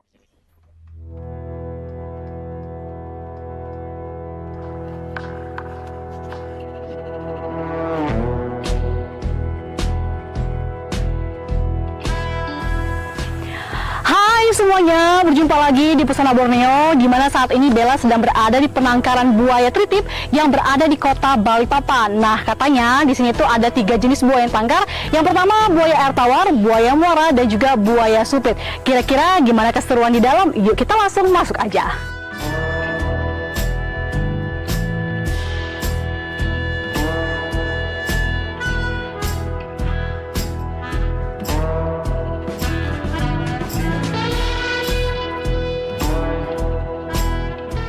Saya Arif Anggoro, manajer operasional dari penangkaran buaya Teritip Balikpapan. Kami berdiri sekitar 1990. Itu ya awal indukannya dari penangkaran buaya Tarakan. Itu dari Balai Konservasi Sumber Daya Alam. Kita mengajukan surat ke mereka, baru mereka mengambil buayanya dari sana, penangkaran buaya Tarakan. 60 ekor kurang lebih awal. Jenisnya ada 3 macam, buaya muara, buaya supit, sama buaya siam air tawar, siamensis. Paling banyak buaya muara, karena untuk komoditas kulitnya. Kami ada jumlahnya kurang lebih 900 ekor. Karena buaya pencernaannya sekitar 4-5 hari. Jadi kami seminggu sekali sekitar 2-3 ton ikan, ayam campur. Iya. Kami biasanya kalau habis makan kita 3 hari kami kuras kolam-kolamnya. Kemudian kalau ada yang sakit karena kalau bersaing ambil makanan itu kami pisahin, kami pisahin ke kolam tersendiri untuk yang sakit-sakit. Habis itu kami bukan ayam yang 1 ekor itu, tapi sudah dicincang lagi agar dia masuk makannya. Ya. Kalau emang nggak bisa makan dia disuapin. Tanda-tanda sakitnya gimana? Ada demam. Biasanya ada yang kena luka cakar dan sebagainya, terus ada kurus leher, dari leher sini kelihatan dia agak kurus. Ini ada pawang-pawangnya sendiri? Kami sih pemelihara buaya aja sih, bukan pawang. Pemelihara buaya aja ya. Cara untuk menjinakkan buaya ini? Cara menjinakkan buaya ya, kami sih secara alami itu biasanya kalau buaya sudah di dekat kami itu, kami pukul pakai tongkat sambil menganga gini kan, baru kita ikat tali kalau mau dipindahin gitu, ikat tali simpul 8. Nanti bisa dipraktekkan kok sama bagiannya. Ya. Nah. Apakah setiap jenis-jenis dari buaya ini ada perawatan sendiri? Perawatannya sendiri kurang lebih sama semua sih. Sama semua. Kecuali yang sakit-sakit itu aja kan. Ya. Ya. Buaya muara itu hidupnya di habitatnya di muara-muara gitu. Kalau muara-muaranya sudah terganggu, biasanya mereka ke sungai-sungai, ke lingkungan warga. Kayak di samping-samping situ kan ada sungai juga. Kadang mereka, karena warga mungkin tidak tahu ya kan, kalau ada buaya di situ, kadang ternaknya ya dimakan lah. Terus pas dia lagi cari kepiting udah terinjak, nah baru tahunya dari situ. Kalau secara umumnya kan habitatnya kan memang di muara rusak ya pasti mereka akan ke sungai-sungai gitu aja. Kami kan di bawah pengawasan Balai Konservasi. Kita laporan tiap bulan ada. Mereka juga ada juga titipan-titipan dari mereka yang konflik-konflik sama warga itu titipkan di sini. Dari Bengalon, Sangkulirang, Sangata, ya, Puntang, Grogol, Kenipas ini juga ada. Kami buaya sama gajah aja, gajah Sumatera. Dari Sumatera langsung itu tahun 90 juga. Lama. Yang betina, induk betinanya 49 tahun. Kalau anak betinanya baru 18 tahun. Lahir di sini, yang anak betinanya lahir di sini. Ya, jantannya mati.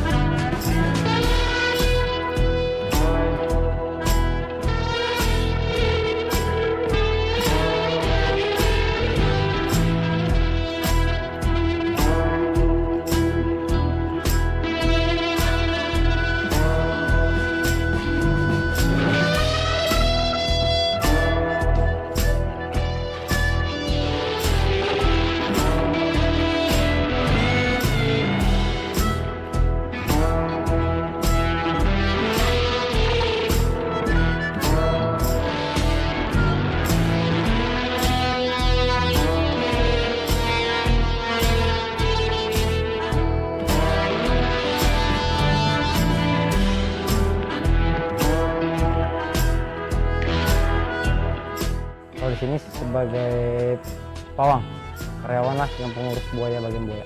Di sini kurang lebih 3 tahun. Pengalaman menarik ya. Pengalaman menariknya itu ya yang menyenangkan buat saya ya. Menyenangkan buat saya itu bisa interaksi sih, karena saya kebetulan juga pencinta hewan.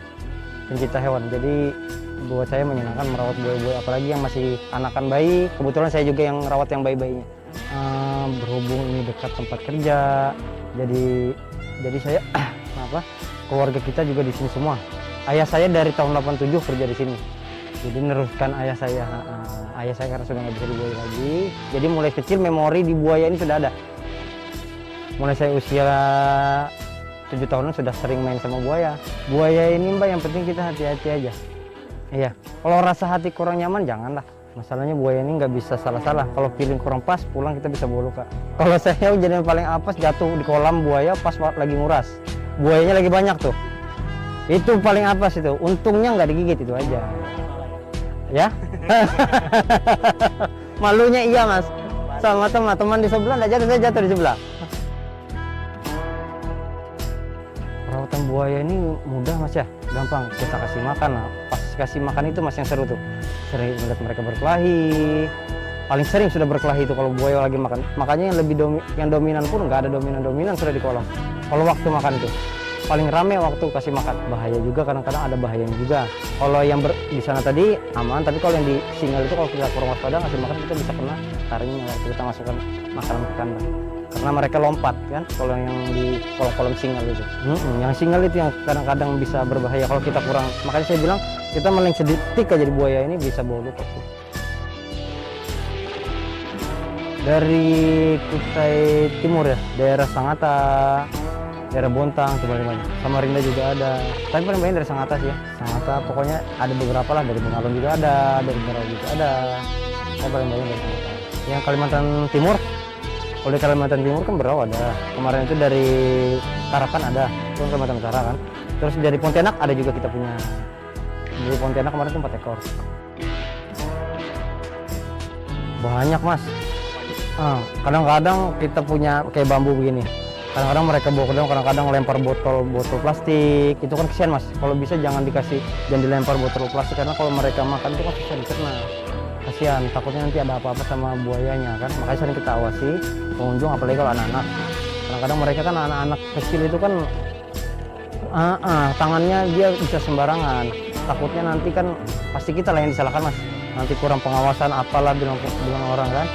Apalagi kondisi rame, kayak sering kita mobil lihat situasi, takutnya nanti ada pengunjung yang ya kita nggak tahu lah namanya ya. Bagi pengunjung yang mau kesini, mohon himbauannya jaga keselamatan, tangannya hati-hati, dan tolong jangan buang sampah ke kolam buaya kami. Nah, itulah dia tadi keseruan kita jalan-jalan di penangkaran buaya Tritip Balikpapan. Dan oh ya, satu lagi, Bella mau ngucapin selamat atas launchingnya Tribun Papua Barat, sukses dan jaya selalu. Bye! Kita bergeser ke Kalimantan Utara. Tribuners, dari sektor pariwisata Kaltara punya potensi wisata yang menarik, yakni Sungai Kayan. Sungai Kayan menarik potensi wisata luar negeri dan menjadi tuan rumah untuk wisata dunia.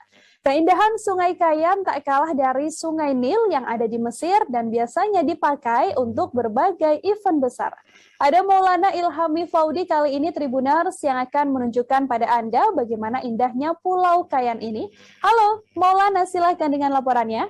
Kabar Tribuners, saat ini saya berada di landmark Tanjung Selor. Di sini adalah salah satu tempat favorit bagi warga Tanjung Selor, Bulungan, Kalimantan Utara untuk berekreasi dan berwisata. Di sini, di tepian Sungai Kayan ini, terdapat sebuah pedestrian yang cukup panjang, mungkin sekitar 5-10 km, yang dapat digunakan oleh warga Tanjung Selor untuk melakukan berbagai aktivitas. Mulai dari jalan pagi, jogging, bahkan hingga menikmati senja di tepian Sungai Kayan.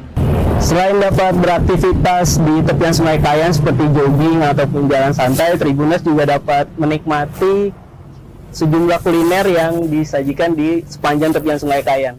Mulai dari kaki lima, goreng-gorengan, bahkan hingga makanan berat. Tribuners juga bisa menikmati berbagai sajian seafood seperti ikan bakar, kepiting di kuliner tepian Kayan. Selain itu, pada malam hari, jika Tribuners ingin menikmati suasana pemandangan tepian Sungai Kayan, Tribuners juga bisa menikmatinya di sejumlah coffee shop atau warung kopi yang tersaji di tepian Sungai Kayan ini. Tribuners, Sungai Kayan merupakan salah satu dari sungai terpanjang yang dimiliki oleh Kalimantan Utara.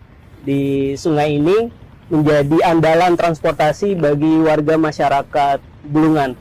Bagi Tribuners yang hendak berkunjung ke Tanjung Palas, Tribuners dapat menggunakan perahu tambangan dari Tanjung Selor dan menyeberang ke Tanjung Palas. Di Tanjung Palas, nantinya Tribuners dapat berkunjung ke sejumlah objek wisata, mulai dari Museum Kesultanan Bulungan, Masjid Kasimuddin, atau Tribuners dapat mengunjungi puncak dari Bukit Gunung Putih yang ada di Tanjung Palas. Setiap harinya terdapat ratusan atau bahkan ribuan perahu yang hilir mudik di Sungai Kayan, mulai dari perahu ketinting, longboat, speedboat, baik kecil ataupun besar. Jika Tribuners menyusuri wilayah hilir Sungai Kayan, Tribuners dapat menuju Kota Tarakan, salah satu kota terbesar yang ada di Kalimantan Utara. Adapun jika Tribuners menyusuri wilayah hulu Sungai Kayan, Tribuners nantinya dapat mengunjungi sejumlah desa-desa di hulu Sungai Kayan seperti Desa Longblua, Desa Longpeso, di mana di sana juga terdapat berbagai destinasi wisata. Tribuners, di Sungai Kayan ini setiap tahunnya juga diselenggarakan sejumlah festival, seperti halnya Festival Sungai Kayan di perayaan Birau atau hari ulang tahun dari Kabupaten Bulungan. Di Festival Birau ini biasanya digelar berbagai kegiatan lomba, mulai dari lomba balap perahu ketinting, atau balap perahu dayung, di mana di setiap kegiatan birau ini ratusan ribu warga masyarakat Tanjung Selor dan juga Tanjung Palas akan menonton dengan antusias di sepanjang tepian Sungai Kayan ini. Selain landmark Kota Tanjung Selor yang ada di belakang saya, Tribuners juga dapat mengunjungi sejumlah titik atau ikon lainnya dari Kota Tanjung Selor. Di antaranya Tugu Cinta Damai dan Taman Kaltara Abadi, di mana di dua titik itu Tribuners dapat melihat ikon atau simbol ataupun lambang dari Kalimantan Utara, yakni burung enggang. Selain sebagai andalan moda transportasi, Sungai Kayan juga dimanfaatkan oleh warga Tanjung Selor maupun Tanjung Palas sebagai lokasi mata pencariannya. Di sini, warga memanfaatkan Sungai Kayan sebagai mata pencarian mulai dari sebagai nelayan, bahkan hingga menjadi jurumudi perahu tambangan. Perahu tambangan sendiri dimanfaatkan oleh warga untuk menyeberang dari Tanjung Palas ke Tanjung Selor. Tiap harinya tambangan ini buka sejak subuh hingga dini hari. Untuk tarifnya sendiri, Tribuners dapat memanfaatkan perahu tambangan hanya dengan membayar Rp5.000 atau Rp10.000 jika Tribuners menggunakan sepeda motor. Kami dari tribunkaltara.com mengucapkan selamat atas peluncuran tribunpapuabarat.com. Semoga tribunpapuabarat.com menjadi portal yang independen, kredibel, dan membawa manfaat bagi masyarakat Papua Barat serta Indonesia. Mata lokal menjangkau Indonesia. Kota Bali tak pernah henti-hentinya memanjakan wisatawan Tribuners dengan berbagai macam destinasi wisata baru yang juga membuat momen liburan semakin tak terlupakan. Jika biasanya Anda menjelajahi deretan wisata pantai di Bali yang begitu eksotis, kali ini Anda juga bisa mengeksplor keindahan Suat Waterfall yang merupakan destinasi wisata baru yang juga tak kalah menawan. Di lokasi ini kamu bisa ikut menjalani tradisi siatnya yang merupakan penghormatan ke sumber mata air yang konon berkhasiat untuk pengobatan segala macam penyakit. Selengkapnya kami hadirkan untuk Anda.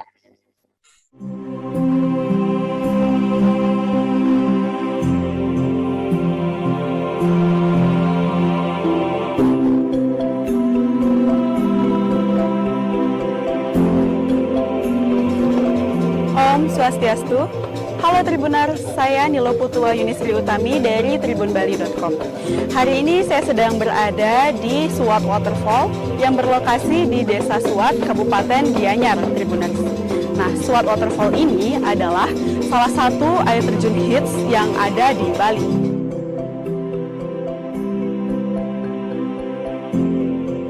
Suat Waterfall ini sudah banyak dikunjungi oleh wisatawan mancanegara dan juga wisatawan domestik Tribuners.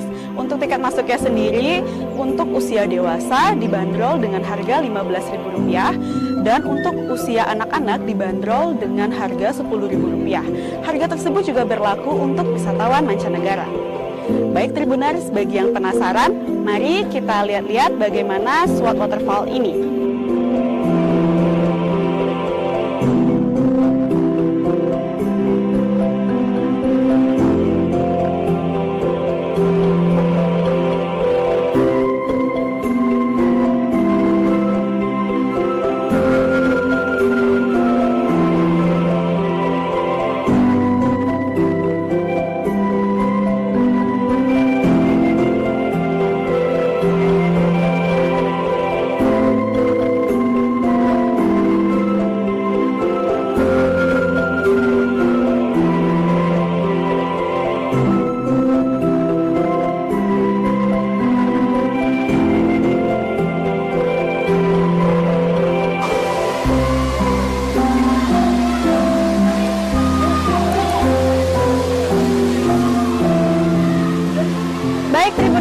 Kali ini kita sudah berada di Suat Waterfall yang berada di Desa Suat, Kabupaten Gianyar.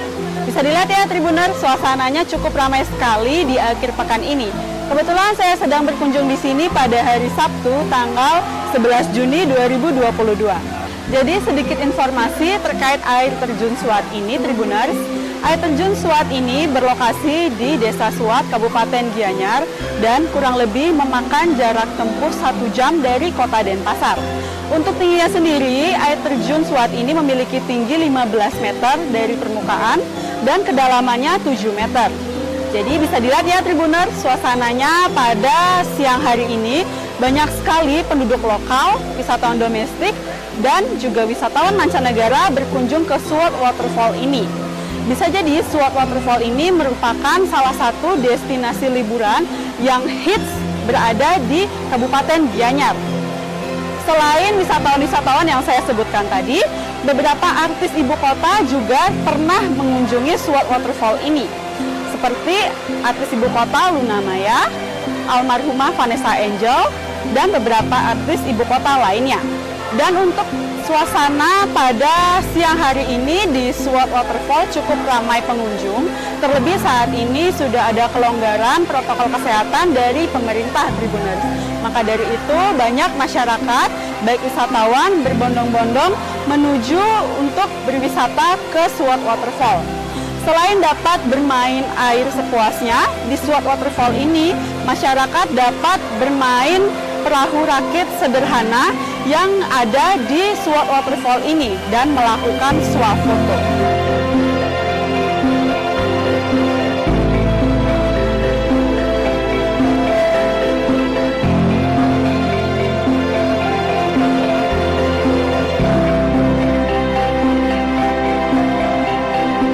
Demikian Tribuners, saya Nila Putuwahyuni Sri Utami dari tribunbali.com melaporkan untuk launching tribunpapuabarat.com. Om Santi Santi Santi Om. Selain ke Bali, rasanya banyak dari kalian juga ya, yang kalau misalnya berwisata kepengennya pergi ke Lombok. Cuman kalau ngomongin soal Lombok, kayaknya bakalan nggak berhenti kagum deh sama sirkuit internasional Sirkuit Mandalika, yang letaknya ada di Desa Kuta, Lombok Tengah, Nusa Tenggara Barat. Sirkuit Mandalika ini diproyeksikan menjadi tempat penyelenggaraan event balap internasional yang menawarkan keindahan bibir pantai dan juga tepi laut Kuta Mandalika yang begitu terkenal. Sambil menikmati event, kamu juga bakal bisa melihat indahnya pantai dan bukit yang menyuguhkan pemandangan yang super indah. Ada wartawan Tribun Lombok, Sinto Tribuners, yang bakalan mengajak Anda untuk melihat bagaimana keindahan Sirkuit Mandalika. Halo Sinto, silahkan bisa digambarkan seindah apa sih Sirkuit Mandalika ini? Oke Tribuner, saya Sinto, jurnalis tribunlombok.com, melaporkan langsung dari kawasan Pertamina Mandalika International Circuit. Tepatnya kita saat ini berada di replika dari sirkuit Mandalika Tribuners. Dan saat ini Tribuners, beginilah saat ini situasi dan kondisi terkini di Pertamina Mandalika International Circuit, tepatnya di trotoar ya, sirkuit Mandalika yang dipenuhi oleh pedagang kaki lima yang menjajakan berbagai jenis souvenir khas Lombok, mulai dari topi, kemudian baju, kaos Lombok, kain tenun, dan berbagai jenis lainnya. Dan pada hari Minggu atau hari libur, biasanya di sepanjang trotoar ini juga dipenuhi oleh wisatawan yang hendak berfoto baik di patung Joko Widodo maupun di berbagai ikon-ikon lainnya di kawasan Mandalika ini, termasuk di kawasan Bundaran Sunggung Tribuners yang dipenuhi oleh wisatawan pada hari libur, begitu pemirsa Tribun. Dan selanjutnya Tribuners, bahwasanya pembangunan di kawasan Mandalika ini terus berlanjut, termasuk penataan jalan dan pembangunan jalur dua arah yang terus berlanjut dan diprediksi akan selesai dalam kurun waktu 2 bulan Tribuners. Dan penataan taman-taman yang dimulai dari Bandara Internasional Lombok Zainuddin Abdul Majid atau Bizam hingga menuju ke Bundaran Kuta atau Bundaran Batu Ritis hingga saat ini terus dilakukan penataan, termasuk juga mulai dari penyemprotan bunga-bunga dan berbagai jenis penataan-penataan lainnya, begitu pemirsa Tribun. Dan selanjutnya juga pemirsa Tribun, bahwasanya setelah suksesnya event World Championship Superbike atau WSBK dan MotoGP Mandalika 2022 beberapa waktu yang lalu, hingga saat ini Mandalika Grand Prix Association atau MGPA selaku pemilik sirkuit dan promotor dari sirkuit Mandalika terus menyelenggarakan berbagai event. Terbaru, MGPA menyelenggarakan Mandalika Track Day. Selanjutnya kemudian pada tanggal 7 sampai 9 Juni kemarin diselenggarakan pula latihan resmi dari Astra Honda Racing Team, yang dimana tim AHRT, Astra Honda Racing Team, mengirimkan sebanyak 11 pembalap dan 15 motor dan spare part begitu Tribuners. Dan selanjutnya juga MGPA terus akan menyelenggarakan berbagai event lainnya untuk mengisi Mandalika Circuit, mulai dari yang terbaru adalah akan diselenggarakannya drag bike ya, atau kejurnas drag bike yang akan diselenggarakan pada tanggal 18 hingga 19 Juni 2022 di sirkuit Mandalika. Dan Tribuners, disampaikan oleh Priyandi Satria selaku Direktur Utama Mandalika Grand Prix Association mengungkapkan bahwasanya penyelenggaraan berbagai event di Pertamina Mandalika International Circuit memberikan dampak efek domino yang luar biasa bagi perkembangan pariwisata dan ekonomi di kawasan Mandalika pada khususnya dan Lombok pada umumnya begitu, termasuk hotel-hotel dan juga menghidupkan kembali ya berbagai destinasi-destinasi pariwisata yang ada di Lombok begitu. Intinya adalah adanya efek domino akibat adanya penyelenggaraan event, yang artinya ITDC atau Indonesia Tourism Development Corporation selaku pengelola kawasan Mandalika berkomitmen untuk menjadikan Mandalika ini sebagai destinasi sport tourism. Demikian Tribuners. Oke Tribuners, ini adalah wajah baru dari sirkuit Mandalika, yang dimana hingga saat ini pengembangan Pertamina Mandalika International Circuit yang menjadi ikon baru di kawasan Mandalika terus dilakukan, termasuk pengembangan dari sirkuit Mandalika itu sendiri begitu. Dan saat ini Tribuners, seperti yang kita lihat bahwasannya di kawasan Mandalika ini hampir di sepanjang trotoar di kawasan Mandalika ini dipenuhi oleh pedagang kaki lima yang menjajakan berbagai jenis souvenir khas Lombok ya, termasuk baju atau kaos Lombok yang sangat diminati oleh para wisatawan, yang dimana hampir semua motifnya bertuliskan sirkuit Mandalika Tribuners. Dan hingga saat ini penataan dan pengembangan infrastruktur pendukung dari kawasan sirkuit Mandalika terus dilakukan, termasuk penataan taman-taman dan juga pembuatan jalan ya, atau jalur 2 yang akan diselesaikan dalam kurun waktu 2 bulan, yang dimulai dari Bundaran Kuta hingga Bundaran Sunggung begitu Tribuners. Dan Tribuners ya, setelah sukses ya event MotoGP Mandalika beberapa waktu yang lalu, hingga saat ini pengembangan sirkuit Mandalika terus dilakukan, termasuk berbagai event kedepannya yang akan diselenggarakan mulai dari event lokal, nasional hingga internasional terus akan dilakukan di kawasan Mandalika begitu Tribuners. Sekian Tribuners, laporan langsung saya Sinto, jurnalis tribunlombok.com dari kawasan sirkuit Mandalika. Itu tadi laporan dari wartawan Tribun Lombok Sinto, Tribuners, yang menghadirkan bagaimana keindahan sirkuit Mandalika spesial untuk Anda. Kita beralih ke informasi selanjutnya dari destinasi wisata yang ada di Flores. Tanjung Kajuwulu menjadi salah satu destinasi wisata yang banyak diminati oleh penduduk sekitar maupun wisatawan mancanegara. Saat yang paling tepat untuk menikmati keindahan Kajuwulu adalah saat matahari terbit dan juga terbenam. Fajar yang merekah pada pagi hari dan juga terbenam pada senja akan menghadirkan ketentraman hati jika kamu berada di Kajuwulu. Untuk mengetahui bagaimana pesona Tanjung Kajuwulu ini, sudah ada Agnesia Delti, wartawan Tribun Flores, yang akan memberikan informasi selengkapnya untuk Anda. Hai sahabat Tribuners, saat ini saya berada di Tanjung Kajuwulu. Tanjung Kajuwulu ini merupakan salah satu destinasi wisata yang ada di Kota Momere, Kabupaten Sika, Pulau Flores, Nusa Tenggara Timur. Nah, penasaran seperti apa view di Tanjung Kajuwulu? Yuk ikuti aku.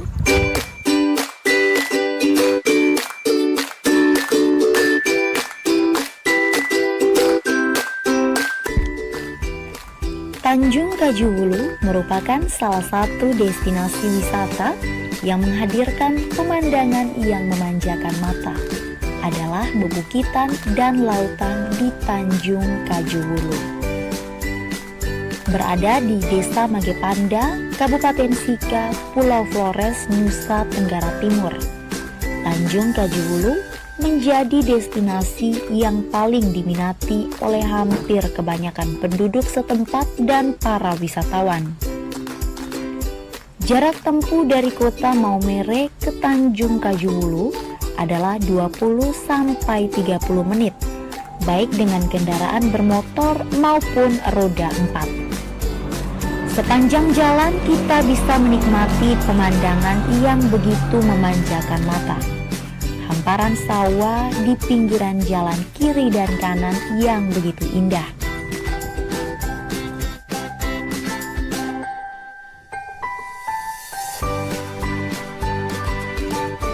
Oke sahabat Tribuners, saat ini saya sudah berada di tangga menuju ke bawah pantai.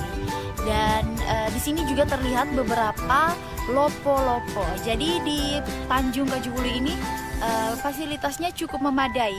Di sini juga ada lopo-lopo, dilengkapi dengan fasilitas toilet dan juga lampu atau penerangan untuk di malam hari. Jadi untuk sahabat Tribuner semua yang mau berkunjung ke Maumere, jangan lupa mampir ke Tanjung Kajuvulu.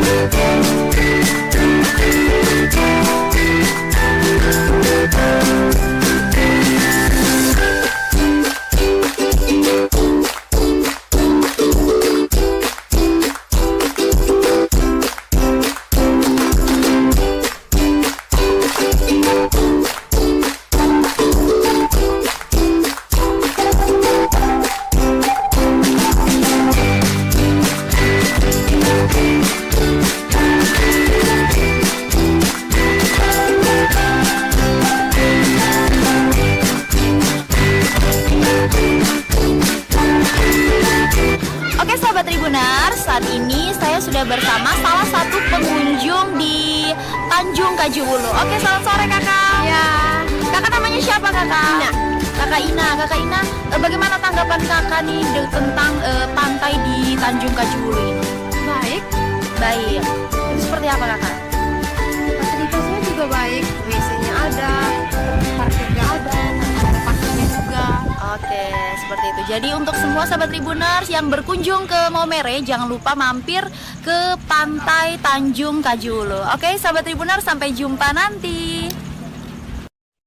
Kali ini aku akan ajak kamu Tribuners untuk berwisata ke Pulau Panambungan. Mungkin bagi sebagian orang, pulau ini masih terdengar asing apabila dibandingkan dengan pulau-pulau lain yang ada di Indonesia. Pasalnya, pulau yang termasuk dalam gugusan Kepulauan Spermonde di Provinsi Sulawesi Selatan ini letaknya masih tergolong tersembunyi. Pulau ini sendiri dikelilingi oleh pasir putih yang lembut dan juga laut birunya yang super jernih. Pepohonan pinus yang banyak tumbuh di sekitarnya juga membuat pulau ini begitu teduh dan juga sejuk. Bahkan, Tribuners, kamu juga bisa melihat banyaknya biota laut yang masih terjaga ekosistemnya, mulai dari terumbu karang hingga berbagai jenis ikan. Bagaimana, penasaran tidak sih dengan bagaimana keindahan Pulau Panambungan ini? Berikut kami hadirkan liputan selengkapnya untuk Anda.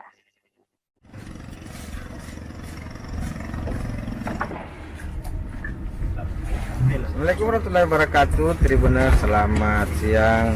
Kita sekarang lagi persiapan berlayar ke namanya. Persiapan menuju Pulau Panambungan, Kecamatan Liukan Tupak Biring, Kabupaten Pangkep. Dari Kampung Popsa ini sekitar berapa menit? 30 menit mengarungi Selat Makassar ke Pulau Panambungan.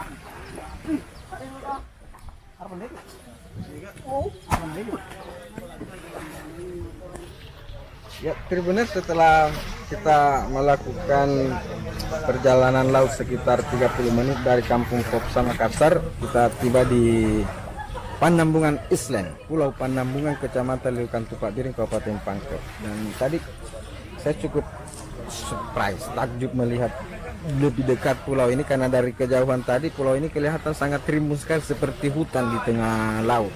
Dibanding dengan pulau-pulau yang lain, pulau ini terlihat sangat rimbun sekali dari laut tadi. Tapi ternyata setelah kita merapat mendarat, kelihatan sekali pasirnya sangat putih, bersih katanya. Dan di sini sudah ada ratusan orang yang mendahului kita, bahkan ada yang sudah bermalam di sini untuk persiapan mendampingi tim asesor asesmen dari UNESCO di Pulau Panambungan.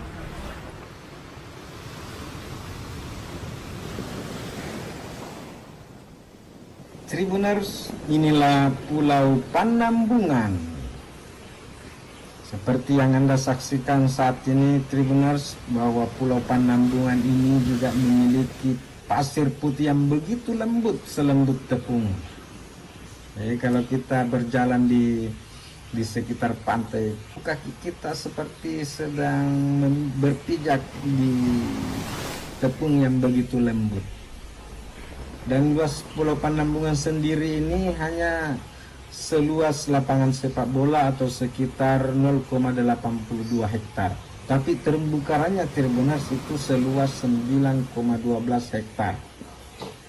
Untuk menjangkau pulau ini kita bisa memilih tempat keberangkatan dari beberapa tempat, bisa dari Kabupaten Pangkep, dari Pangkep sendiri bisa dari Kelak Bakang, Macinik Bagi, bisa dari Kota Pangkajene, Sungai Pangkajene, dan dari Makassar sendiri kita bisa menjangkau pulau ini dari Pelabuhan Raya Potere, dari Kampung Popsa, dari Pantai Indah Boswa sendiri. Terima kasih.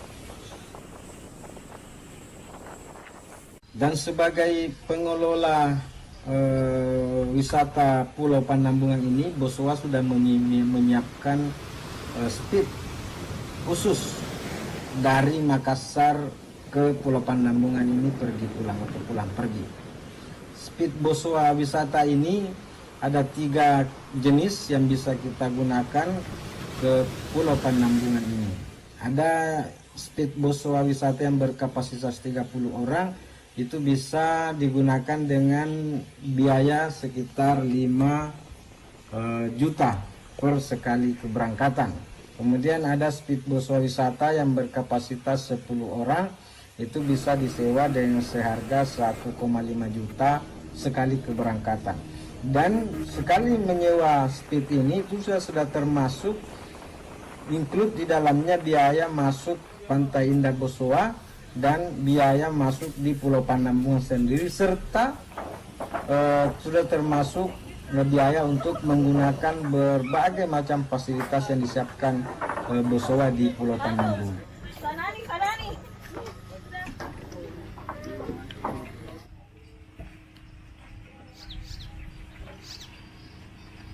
Tribuners, sesuai dengan rencana PT Boswa atau Boswa sebagai pengelola Pulau Panambungan ini, itu akan mengintegrasikan wisata Pantai Indah Boswa di Jalan Metro Tanjung Bunga dengan Pulau Panambungan ini. Untuk itu mulai bulan depan Boswa akan membuka atau melayani pelayaran khusus dari Pantai Indah Boswa ke Pulau Panambungan setiap hari.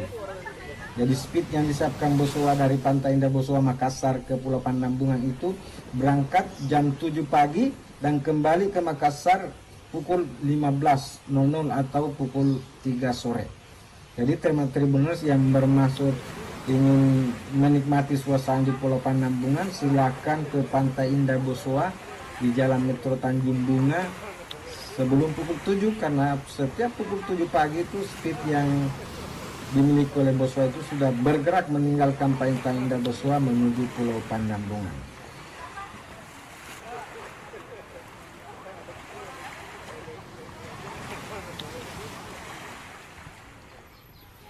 Tribuners, inilah kita saksikan suasana di Pulau Panampungan ini, dan menurut arkeolog dari Fakultas Ilmu Budaya Universitas Hasanuddin, Dr. Yadi Mulyadi, beliau mengatakan bahwa Pulau Panampungan ini memang memiliki keunikan yang beda dengan dibanding pulau-pulau yang lainnya. Menurut Dr. Yadi Mulyadi bahwa Pulau Panampungan ini memang terbuat atau terbangun dari kars atau karang. Jadi sebenarnya ketika kita sedang berada di Pulau Panampungan ini, sebenarnya kita sedang berada di puncak gunung atau di puncak Bukit Kars atau Bukit Karang yang membina Pulau Panampungan ini.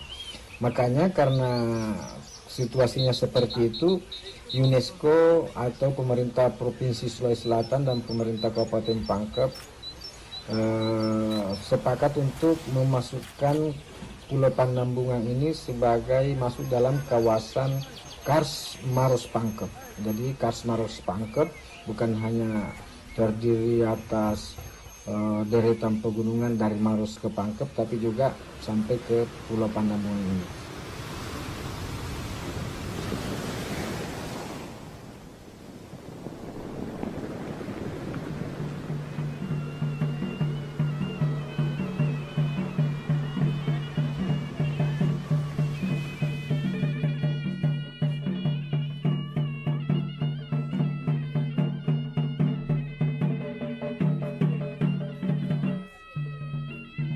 Dan seperti kita saksikan Tribuners, bahwa tim UNESCO itu sudah mendatangi Pulau Panampungan ini. Mereka menyelam di sekitar pantai Panampungan, meneliti terumbu karang yang ada di sekitar pulau ini, dan mereka juga melakukan penanaman ulang atau menurunkan karang untuk bisa kembali menghidupkan habitat laut ini, sehingga ikan-ikan yang ada di sekitar Pulau Panampungan ini kembali memiliki rumah yang indah, yang sekaligus bisa dinikmati oleh para penyelam di Pulau Panampungan ini.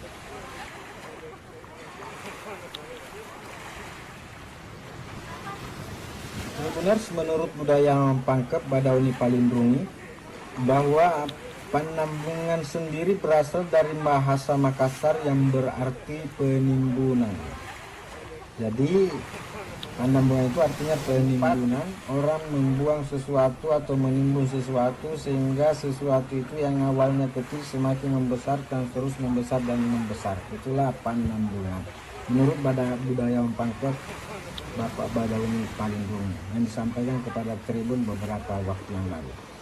Jadi benar, demikian laporan saya dari Pulau Panampungan. Saya bersama tim, ada Sanop Prajer dan Muslimin Emba, menyampaikan terima kasih dan sampai jumpa dalam wisata virtual Tribun Timur selanjutnya. Assalamualaikum warahmatullahi wabarakatuh. Kita menuju ke Sulawesi Barat, Tribuners, tepatnya di wilayah Mamuju. Ada banyak pilihan destinasi wisata di kota Mamuju. Satu di antaranya adalah Kali Sokdo Mamuju, atau yang juga dikenal dengan Kali Mamuju. Jaraknya sekitar 2 km dari kota Mamuju. Tempat wisata ini, pengunjung dapat menikmati air sungai yang mengalir dari pegunungan. Pengunjung juga akan dimanjakan pemandangan indah, hijau, dan juga udara yang begitu segar.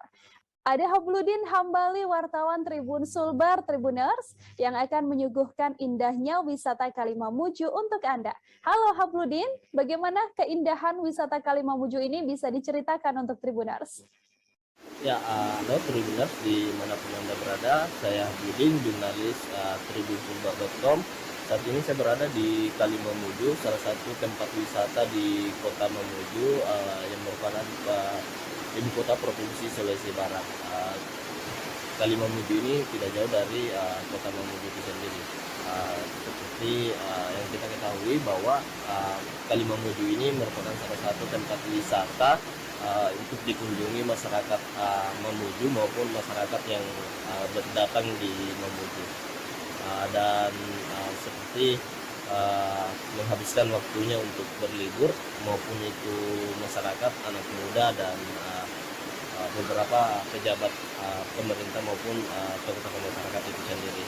Nah ini suasana seperti yang kita lihat di belakang saya ini beberapa warga yang berkunjung ke Kalimamudu untuk menghabiskan waktunya pada hari libur kerja itu sendiri. Dan Tribuners, dapat saya informasi Tribuners untuk saya sampaikan bahwa selamat dan atas peluncuran Tribun Papua Barat mata lokal menjangkau Indonesia. Saya Bluding, jurnalis tribunsebar.com. Sekian, assalamualaikum warahmatullahi wabarakatuh.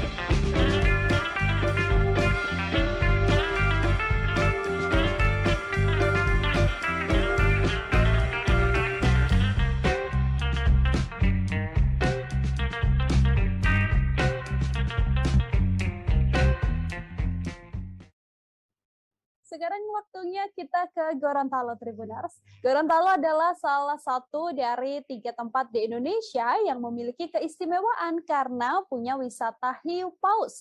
Wisatawan di sini bisa melihat spesies ikan terbesar di dekat pantai, tepatnya di Desa Botubarani, Kecamatan Kabilabone, Kabupaten Bone Bolango. Di sisi lain, bawah pantai laut Botubarani ini terdapat spot-spot dengan keindahan terumbu karang serta biota laut lain, yang mana tempat ini juga bisa menjadi salah satu tempat untuk penelitian keberadaan spesies ikan yang berukuran cukup besar hingga bisa mencapai panjang 18 meter ini, Tribuners. Seperti apa serunya menikmati wisata hiu paus di pantai Botubarani ini, sudah ada wartawan Tribun Gorontalo, ada Dini Awali, yang akan memberikan laporan lengkapnya untuk Anda. Halo Dini, bisa dilaporkan bagaimana keindahan di pantai, yakni di pantai Botubarani ini? Ya, baik, terima kasih. Halo Tribuners, saya Dini Awali, reporter tribungorontalo.com. Dan saat ini saya sudah berada di lokasi wisata hiu paus yang ada di Gorontalo. Nah, lokasi ini terletak di Desa Botubarani, Kecamatan Kabilabone, Kabupaten Bone Bolango, Provinsi Gorontalo. Nah, di lokasi ini Anda bisa melihat dengan dekat secara langsung ikan hiu raksasa yang bernama Latin Rhincodontypus. Tribuners, untuk dapat sampai ke lokasi ini Anda bisa menempuh jarak dengan waktu 30 hingga 45 menit dengan menggunakan mobil atau motor. Namun jika Anda ingin merasakan sensasi menggunakan kendaraan khas Gorontalo yaitu bentor, Anda bisa menyiapkan uang sebesar Rp45.000. Nah, Tribuners, ikan hiu paus ini sudah ada sejak tahun 2013 dan saat ini sudah terhitung sebanyak 48 ekor yang singgah ke Desa Botubarani ini. Nah, Tribuners, namun pada saat saya datang ke lokasi saat ini hanya ada 3 ekor yang ada di pantai Botubarani ini, yaitu yang berukuran 8 meter, 7 meter, dan juga 6 meter. Nah, Tribuners, untuk biaya tiket masuk atau retribusi di lokasi wisata ini Anda hanya cukup membayar sebesar Rp5.000 saja dengan berbagai fasilitas yang ada di lokasi ini. Di antaranya yaitu perahu dengan biaya sebesar Rp85.000 untuk 3 orangnya dengan bonus 1 kantong makanan hiu paus. Nah, Tribuners, selain itu juga Anda bisa berenang bersama hiu paus dengan snorkeling yaitu sebesar Rp35.000 dan Rp600.000 untuk diving. Namun Anda juga bisa mendokumentasikan bersama hiu paus dengan menyewa jasa kamera underwater sebesar Rp200.000. Ya, Tribuners, saya Dini Awali, terima kasih atas informasi ini yang bisa saya sampaikan pada hari ini. Saya kembalikan ke studio. Selanjutnya Tribuners, saya akan mengajak Anda untuk melihat keunikan di Desa Malangga Toli-Toli. Desa wisata Malangga ini terletak di Kecamatan Galang, sekitar 60 menit dari pusat kota Toli-Toli. Desa ini dapat dijangkau dengan kendaraan roda 2 ataupun roda 4.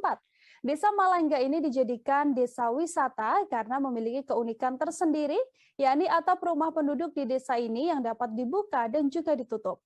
Fungsinya adalah untuk meletakkan hasil bumi di plafon rumah mereka agar cahaya matahari bisa langsung mengeringkan hasil bumi tersebut tanpa harus menjemurnya di halaman rumah. Selain itu, di sekitar desa ini, Tribuners, juga terdapat pembuatan gula merah dan juga minyak kelapa kampung yang diolah oleh warga desa secara tradisional. Terdapat juga tradisi upacara adat panen dan juga tradisi sumpit yang masih terjaga dan dilaksanakan setiap tahun di desa ini.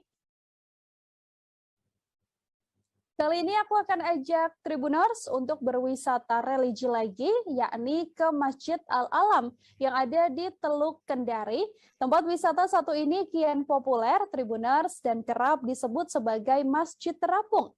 Bangunannya didominasi dengan warna putih biru dan mulai dibangun dari tahun 2010 hingga tuntas pengerjaannya di tahun 2018. Posisinya yang berada di antara permukaan laut menampilkan kesan yang elegan. Masjid ini sendiri, Tribuners, memiliki 4 menara dan mungkin apabila Anda melihatnya akan langsung teringat ikon Burj Al Arab, 2 menara dengan dominasi warna biru dan putih yang menghiasi sudut masjid, mirip sekali dengan bangunan menara setinggi 321 meter yang berdiri megah di Dubai. Keindahan Masjid Al-Alam ini sudah siap dihadirkan untuk Anda dari laporan Sri Rahayu, wartawan Tribun News Ultra. Halo Sri Rahayu, silahkan dengan laporannya. Halo Tribuners, saat ini saya sudah berada di salah satu lokasi wisata yang menjadi favorit warga Kota Kendari nih, yaitu ada di Masjid Al-Alam Kendari. Nah, seperti diketahui bahwa Masjid Al-Alam Kendari ini merupakan salah satu ikon yang pastinya paling wajib didatangi nih ketika orang-orang dari luar Kendari ataupun dari berbagai daerah yang mengunjungi ke Kota Kendari. Kabarnya kalau tidak menginjakan kaki di Masjid Al-Alam Kendari berarti belum sah ke Kota Kendari. Nah, kenapa Masjid Al-Alam Kota Kendari ini menjadi salah satu ikon favorit? Karena jika dilihat dari lokasinya, dia tuh berada di tengah laut, tepatnya di Teluk Kendari. Kemudian dari sini juga kita bisa disajikan dengan view yang begitu indah, yaitu kita bisa menyaksikan langsung bentangan dari Teluk Kendari. Kemudian juga di sebelah kiri saya sana kita bisa melihat ada jembatan Teluk Kendari, dan juga di belakang saya sana kita bisa menyaksikan keindahan dari wisata anjungan Teluk Kendari. Nah, untuk Masjid Al-Alam ini sendiri bukan hanya sebagai tempat wisata saja nih Tribuners, karena di sini juga sudah ditetapkan sebagai salah satu lokasi wisata religi yang luasnya sendiri dia tuh mencapai 12.692 meter persegi. Nah, untuk saat ini sendiri, sebagaimana diketahui bahwa hari ini saya berada di sini tepatnya di hari Minggu saat weekend, kita lihat banyak sekali masyarakat yang datang berkunjung ke Masjid Al-Alam Kota Kendari. Selain memang karena di dalam sana sedang ada kegiatan, banyak juga masyarakat Kota Kendari maupun dari luar Kota Kendari yang berkunjung ke sini untuk sekadar menyaksikan keindahan dari Masjid Al-Alam Kendari. Nah, untuk kisah pembangunannya sendiri nih Tribuners, pembangunan Masjid Al-Alam Kendari ini membutuhkan waktu yang cukup panjang nih dalam pembangunannya. Jadi untuk Masjid Al-Alam ini baru saja diinisiasi untuk pembangunannya itu sejak tahun 2010 silam oleh Gubernur Sulawesi Tenggara Bapak Nur Alam pada saat itu. Untuk anggarannya sendiri, pembangunan masjid ini memakan biaya sebesar 200 miliar rupiah yang bersumber dari anggaran pendapatan belanja daerah atau APBD Sulawesi Tenggara. Nah, proses pembangunan masjid ini sendiri bisa terbilang unik nih Tribuners, karena lokasi pembangunannya yang bertepat di tengah laut nih, maka terlebih dahulu dibuatkan suatu pulau pada saat itu sebagai pondasi di areal masjid. Masih di sekitaran sini kita masih bisa menyaksikan bagaimana pondasi itu. Dan selain itu, karena memang akses jalan menuju lokasi Masjid Al-Alam Kendari itu harus melewati kawasan hutan bakau, maka pada saat itu pemerintah memutuskan untuk melakukan reklamasi untuk membangun jalanan atau akses menuju Masjid Al-Alam Kendari. Selain dikenal dengan nama Masjid Al-Alam Kendari, masjid ini juga sering disebut oleh masyarakat Kota Kendari sebagai Masjid Terapung nih. Ya, lagi-lagi karena memang posisinya berada tepat di tengah laut nih Tribuners. Dan kemudian sekadar informasi ini buat Tribuners bahwa menara masjid yang bisa kita saksikan di belakang saya ini itu dirancang oleh arsitek bernama Mursyid Mustafa yang berasal dari Sulawesi Selatan. Kemudian desain menaranya juga ini bisa kita lihat bahwa desainnya ini menyerupai menara bangunan Burj Al Arab yang berada di Dubai, Uni Emirat Arab. Sekadar informasi ini Tribuners bahwa Masjid Al-Alam ini sendiri bisa menampung sampai dengan 10.000 jamaah nih. Dan fakta uniknya juga, Masjid Al-Alam ini merupakan masjid ketiga di dunia yang berdiri di tengah laut. Setelah Masjid Hasan II di Maroko dan Masjid Ar-Rahman yang terletak di Jeddah, Arab Saudi. Nah, kali ini saya akan menjelaskan kepada Tribuner terkait beberapa sisi bangunan yang bisa kita lihat dari Masjid Al-Alam Kendari. Misalnya salah satu bagian yang paling menonjol itu adalah bagian kubahnya nih yang bisa kita lihat sendiri ada berwarna emas. Nah, sedikit saya ceritakan sedikit ya buat Tribuners terkait kubah dari Masjid Al-Alam Kendari ini. Nah, jadi kubah ini dia tuh memiliki sistem buka tutup. Jadi kubahnya tuh bisa dibuka sama ditutup. Kemudian menurut Kadis Cipta Karya dan Tata Ruang Provinsi Sulawesi Tenggara, Bapak Fahri Yamsul, untuk kubahnya ini didatangkan langsung dari Jerman. Nah, sekarang kita bakal bahas tentang pintu dari Masjid Al-Alam sendiri nih. Kalau yang kita lihat dari pintunya ini sendiri, dia itu berwarna dengan corak warna tembaga kecoklatan mengkilap serta campuran keemasan. Nah, warna ini sendiri pastinya menambah kesan kokoh nih buat Masjid Al-Alam Kendari, khususnya di bagian pintu ya, Tribuners. Selain itu, interior Masjid Terapung ini juga tertata apik nih dengan pilar-pilar di dalam bangunan yang terkesan megah yang bisa kita lihat pada bagian dalam masjid. Dan seperti masjid lainnya, di dalam masjid juga terdapat barisan kitab suci Al-Quran yang dipajang rapi di dinding. Dan kalau kita rasakan sendiri nih Tribuners, pada saat masuk ke dalam Masjid Al-Alam Kendari itu suasananya begitu adem dan juga bisa dilihat luas begitu. Dan kemudian juga warna-warna di dalamnya ada didominasi dengan ornamen berwarna emas dan putih begitu. Jadi sangat indah ketika dipandang mata dan kita juga yang beribadah bisa merasakan kenyamanan pastinya. Ya, itulah dia tadi laporan dari kami tribunnews.ultra.com seputar Masjid Al-Alam Kendari. Dan pastinya untuk seluruh masyarakat yang ingin berkunjung Kota Kendari, pastikan Anda untuk mengunjungi pula Masjid Al-Alam Kendari. Saya Sri Rahayu, tribunnews.ultra.com melaporkan dari Masjid Al-Alam Kendari untuk peluncuran Tribun Papuabarat.com.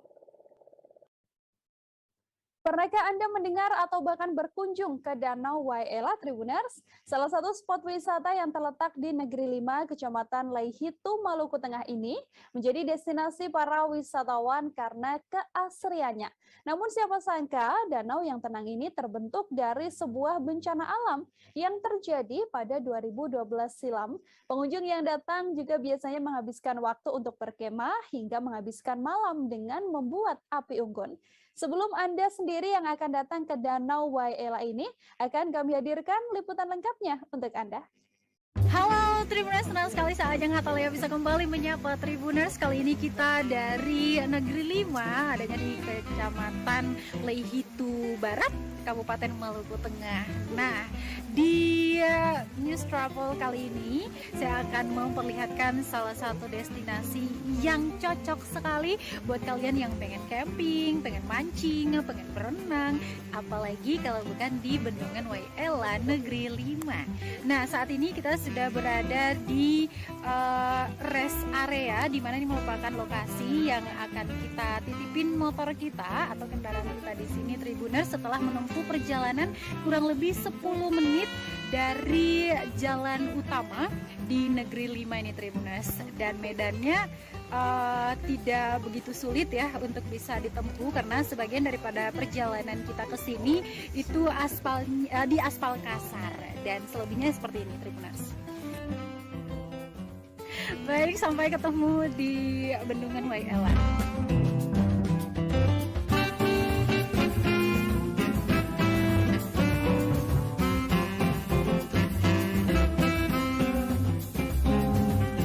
Baik Tribuners, kita tiba di titik di mana tidak bisa menangkap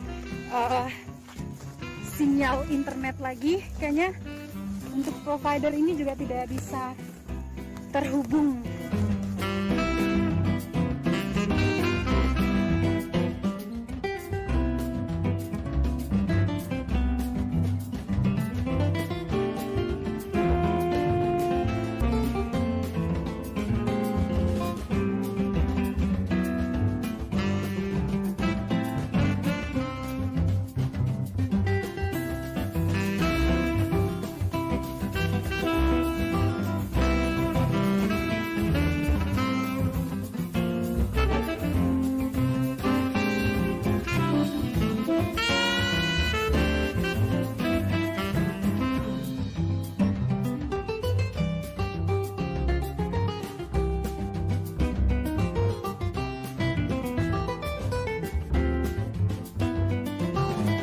Ya Tribuners, begitu tiba kita turun dari ketinggian yang tadi melihat langsung pemandangan danau ini.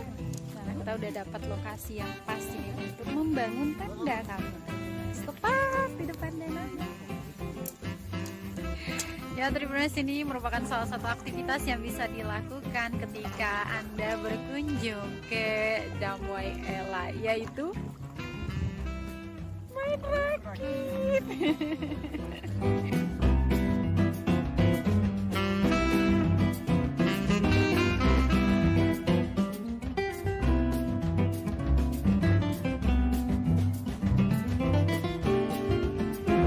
Halo, selamat pagi dari Damoy Ella. Di pagi hari ini kita melihat ada beberapa pengunjung yang memilih untuk menikmati suasana pagi ini dengan memancing ikan. Ada juga yang main perahu di sebelah sana. Ada yang memilih untuk mencari spot bagus agar bisa mengambil gambar. Ya, Instagramable banget kalau udah main kesini mah. Jadi kalau kalian punya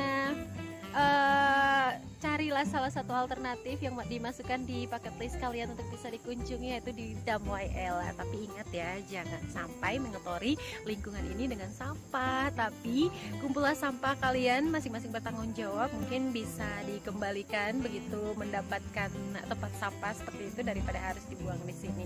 Karena ada salah satu kutipan yang dipasangkan di sini, yaitu percuma bawa skincare di Damoy Ella kalau nggak care sama lingkungan. Asik.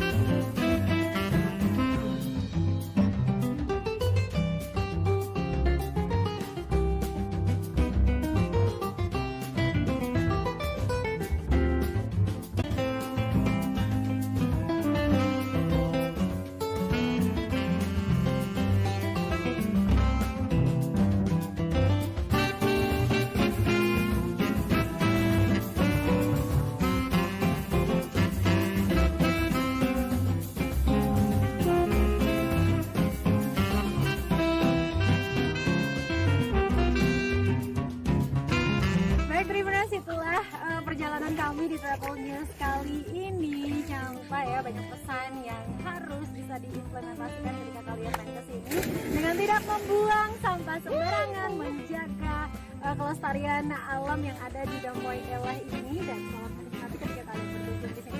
Sajeng Hatalea dari Damoy Ella, Negeri 5, Kabupaten Maluku Tengah, Provinsi Maluku, melaporkan untuk Tribuners tentunya. Amato.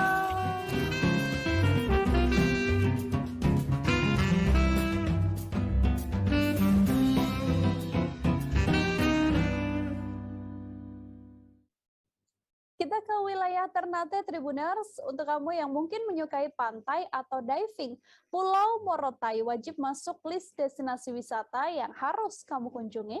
Pulau ini punya Pulau Dodola yang memiliki pantai indah dan juga spot diving yang juga cukup unik. Saking indahnya, Pulau Dodola ini bahkan dijuluki sebagai Pulau Surga. Keindahan Pulau Dodola akan terlihat saat air laut sedang surut, karena saat itu kamu bisa melihat ada pasir timbul yang membentuk jalan dari Pulau Dodola besar dan juga Pulau Dodola kecil. Sudah ada wartawan Tribun Ternate, Iga Almira, yang akan menyuguhkan pada Anda betapa indahnya pantai Dodola di Pulau Morotai ini. Halo Iga, silahkan dengan laporannya. Tribuners, Maluku Utara kaya akan wisata yang wajib dikunjungi para wisatawan. Salah satunya adalah Pulau Dodola yang terletak di Pulau Morotai, Provinsi Maluku Utara. Pulau yang populer dengan wisata berenang, menyelam, berperahu dengan hamparan pasir putih yang muncul setiap air surut itu harus ditempuh dengan jarak sekitar 165 km dari kota Ternate. Tapi Tribuners, sampai di sana kita akan disuguhkan dengan keindahan panorama alam, laut, dan hamparan pasir putih yang menjadi keunikan Pulau Dodola. Pulau tak berpenghuni yang mempesona ini terbagi menjadi Pulau Dodola kecil dan Pulau Dodola besar. Nah, Tribuners, keindahan Pulau Dodola ini akan terlihat saat air laut surut dan menyatukan Pulau Dodola kecil dan Pulau Dodola besar. Dan hal ini bisa Tribuners nikmati di pukul 7 pagi hingga 10 malam. Bisa Tribuners manfaatkan dengan berenang. Selain itu, Tribuners, di Pulau Dodola, Tribuners juga bisa menikmati sunset dan sunrise. Dan juga masih banyak lagi pesona alam yang bisa dinikmati di Pulau Dodola. Adapun ciri khas Pulau Dodola, yaitu terdapat hutan yang masih original terdapat di Pulau Dodola besar, di mana di hutan tersebut adalah tempat bernaung para jenis burung, khususnya kelelawar hitam yang sampai saat ini masih lestari. Selain mempesona, Pulau Dodola juga kaya akan nilai sejarah. Nah, Tribuners harus tahu jika Pulau Dodola adalah saksi pertempuran Perang Dunia Kedua. Menjadi saksi peperangan antar sekutu Amerika-Australia, menjadikan Pulau Dodola masih menyimpan banyak sekali sisa-sisa sejarah di dasar laut maupun di daratan. Hal ini juga yang menjadikan Pulau Dodola sebagai tempat scuba diving favorit dan terkenal di Indonesia. Saya Iga Almira, reporter TribunTernate.com melaporkan. Saya Kalbi Rasid, Kepala Dinas Pariwisata Kabupaten Pulau Morotai, mengajak Anda untuk berkunjung ke Pulau Dodola, pulau yang eksotis, pulau yang cantik, pulau yang manis, dan merupakan andalan Kabupaten Pulau Morotai karena masuk dalam 10 Bali baru di Indonesia. Untuk transportasi sendiri? Ya, fasilitas yang dimiliki oleh Pulau Dodola, kita punya cottage, kita punya resort, kita punya fasilitas transportasi dari Kota Daruba ke Pulau Dodola. Dan dengan harga yang sangat terjangkau, PP kurang lebih 50.000 per orang. Pak, apakah ada artis nasional yang pernah berkunjung ke Pulau Dodola? Ya, banyak artis Ashanti nasional yang sudah berkunjung ke Pulau Dodola dan menikmati keindahan Pulau Dodola. Anang, Arsanti, Endi, kemudian ada beberapa artis lokal, Gisel, dan beberapa artis lainnya yang sudah menikmati indahnya suasana Pulau Dodola. Pak, bermalam sendiri apakah ada listrik di Pulau Dodola? Fasilitas listrik juga dimiliki oleh Pulau Dodola. Silakan berkunjung ke Pulau Dodola, nikmati suasana Pulau Dodola. Ayo ke Morotai. Jadi destinasi wisata di wilayah Aceh, saat ini kita sudah sampai di destinasi wisata yang ada di Papua, Tribuners. Yang juga patut diacungi jempol. Satu di antaranya adalah objek wisata Bukit Jayapura City.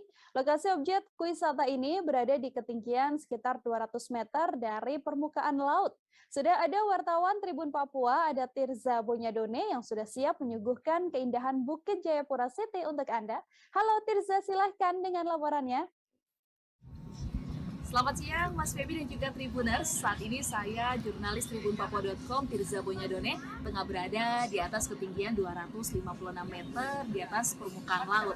Tepatnya di atas Bukit Polimak atau kerap dikenal dengan Jayapura City. Saya sedikit ingin menginformasikan bagaimana kondisi terkini dari masyarakat yang tengah berkunjung pada siang hari ini. Bisa Anda lihat Tribuners bahwa siang hari ini masyarakat tengah nongkrong, duduk-duduk santai bersama dengan keluarga, ada yang mengambil foto, dan juga ada yang sembari berduduk melihat pemandangan luar biasa dari atas Jayapura City ini juga.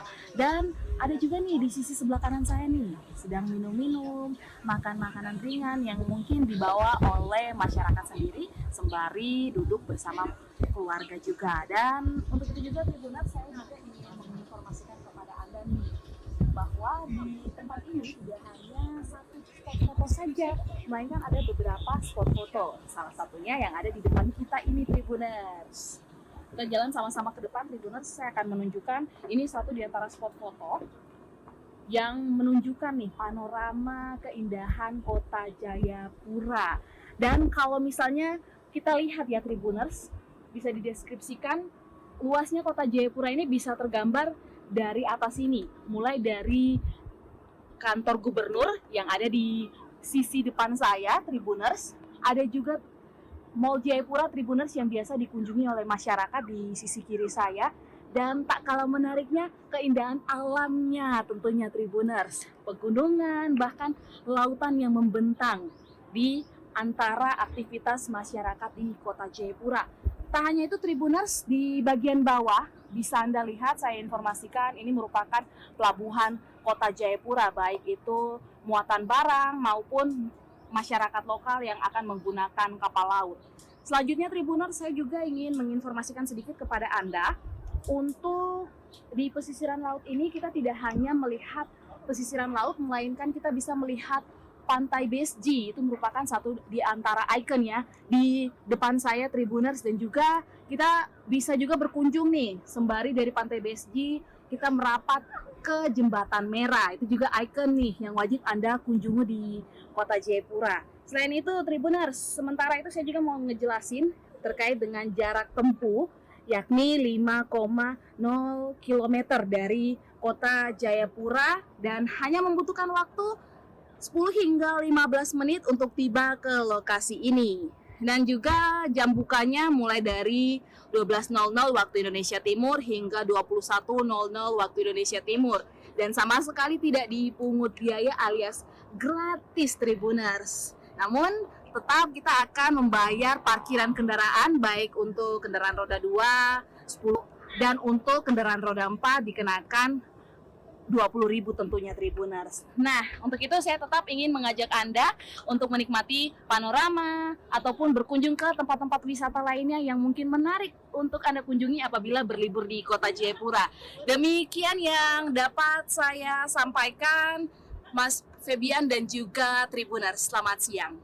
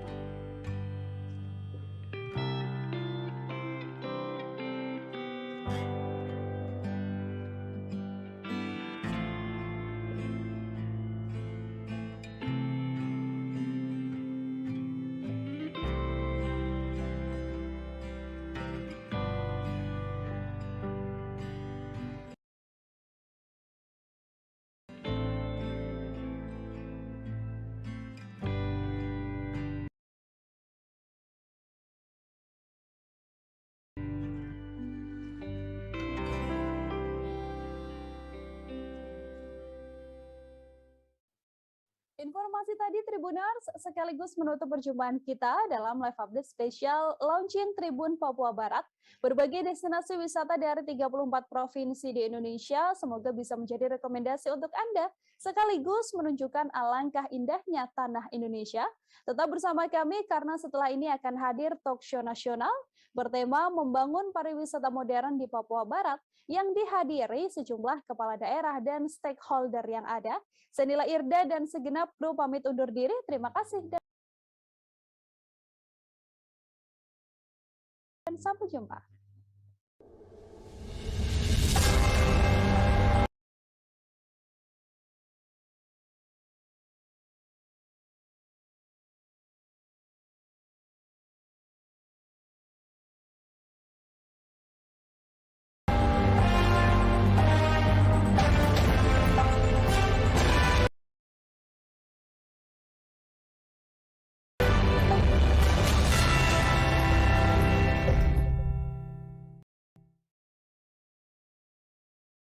Halo Tribuners, bersama dengan saya Nila Irda dalam live update spesial launching Tribun Papuabarat.com.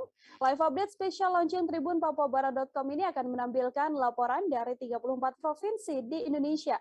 Tribun Papuabarat.com merupakan portal Tribun yang ke-65 sekaligus melengkapi jaringan Tribun di seluruh provinsi di Indonesia.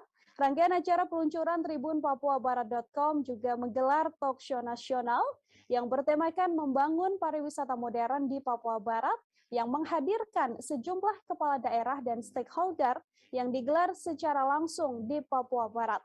Untuk mengawali launching Tribun Papuabarat.com, kita akan menyaksikan laporan pertama dari ujung barat Indonesia, yakni dari Provinsi Aceh.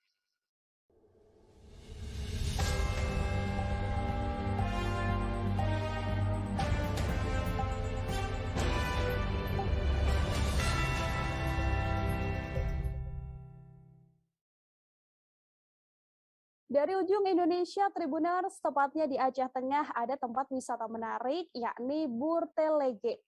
Gunung Telaga ini berada di ketinggian 1.450 meter di atas permukaan laut dan menjadi salah satu wisata paling viral di Tanah Gayo, Aceh Tengah.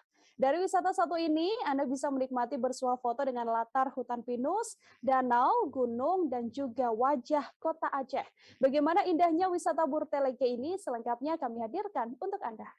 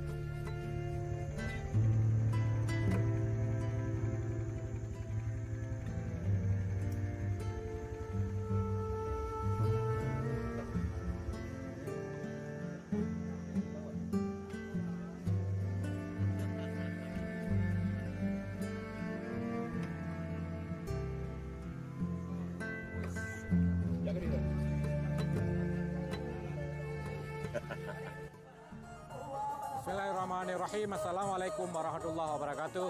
Saudara Lun, saat ini saya berada di atas puncak Gunung Bortelege di Kota Tengengon, Kabupaten Aceh Tengah. Bortelege ini adalah salah satu destinasi wisata unggulan di Kabupaten Aceh Tengah. Dan secara Lun, perlu kami sampaikan bahwa Kabupaten Aceh Tengah saat ini menjadi fokus dari pemerintah Aceh untuk membangun wisata alam. Di belakang saya bisa kita lihat itu adalah Danau Lutawar, danau yang berada di atas ketinggian gunung ya. Jadi Bortelege ini sendiri berada di atas ketinggian 1360 di atas permukaan laut, dan danau juga berada di atas ketinggian gunung. Dan suasana di sini sangat sejuk. Hari ini saya kebetulan sedang ada acara resepsi perkawinan putri dari rekan kami wartawan Serambi Indonesia di Jakarta, yaitu Bung Zulfikar Weeda.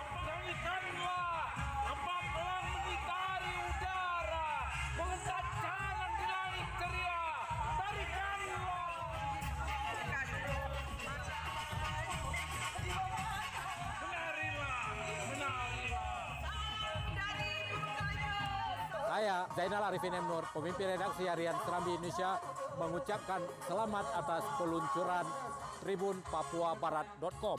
Semoga Tribun Papua semakin berjaya. Mata lokal menjangkau Indonesia.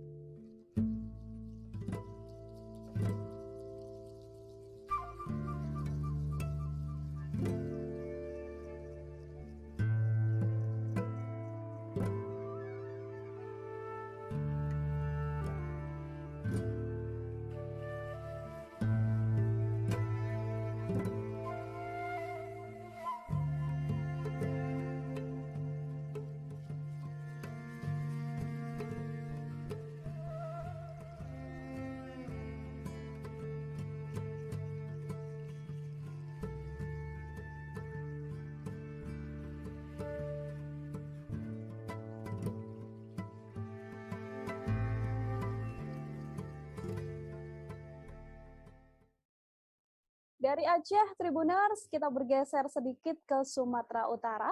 Jika Anda ingin menikmati indahnya Danau Toba sekaligus merasakan sejuknya suasana, mungkin tempat wisata satu ini bisa menjadi jujukan Anda. Ya, namanya adalah Adian Nalombok.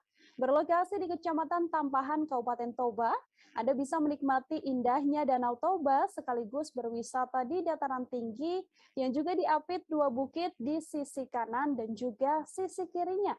Penasaran seperti apa? Sudah ada wartawan Tribun Medan, ada Maurits, yang akan mengajak Anda melihat tempat wisata Adian Nalombok ini. Halo Maurits, silakan dengan laporannya. Ya, Sobat Tribun, saya tengah berada di Adian Nalombok, sebuah destinasi wisata, tempat berteduh para pengunjung sembari melintas dari kawasan Tarutung menuju Medan dan sebaliknya. Adian Nalombok merupakan suatu lokasi berteduh yang menyajikan panorama indahnya Danau Toba dari sisi yang berbeda. Lokasi yang relatif sempit ini, pengunjung dapat melihat Danau Toba secara luas. Lokasi ini berada di Desa Gurgur, Kecamatan Tampahan, Kabupaten Toba, yang berada di antara Kabupaten Toba dengan Kabupaten Tapanuli Utara dan serta Kabupaten Humbahas.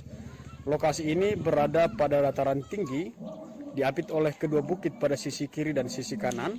Pandangan pengunjung akan fokus pada hamparan luas persawahan yang berada di sebelah Danau Toba. Nah, keunikan view-nya, Menteri Pariwisata dan Ekonomi Kreatif Sandiaga Uno telah berkunjung beberapa kali ke tempat ini, dan keunikan ini memikat hati para pengunjung. Lokasi ini merupakan pintu masuk di 3 kabupaten Toba.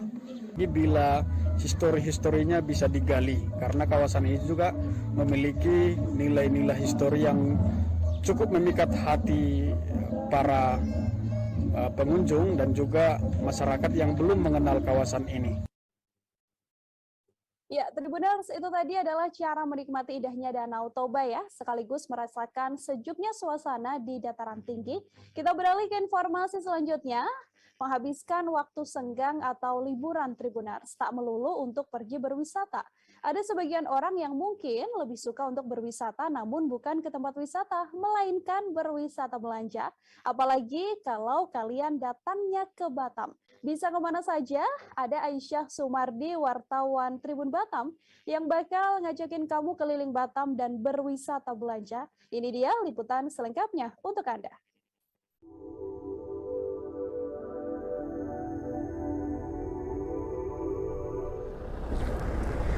Tribuners, bersama aku Aisyah Sumardi, dan hari ini aku akan menjadi tour guide kalian untuk mengunjungi wisata belanja yang ada di Kota Batam. Seperti apa keseruannya? Ikuti perjalanan aku yuk. Tribuners, saat ini kita sedang dalam perjalanan menuju tempat wisata perbelanjaan pertama yang kita datangi, yaitu daerah pusat perbelanjaan Nagoya Hill. Lokasi Nagoya Hill ini beralamat di Jalan Tengku Umar, Lubuk Baja di pusat Kota Batam. Di sini banyak terjual barang-barang branded, tas, sepatu, parfum juga banyak tersedia di sini nih Tribuners.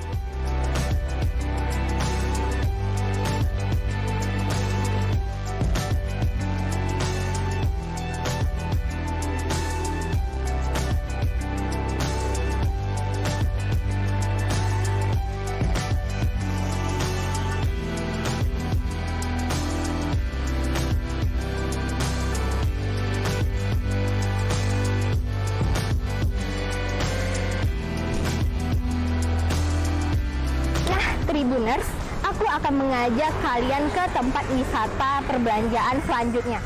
Pasti kalian penasaran kan? Ikutin aku terus yuk.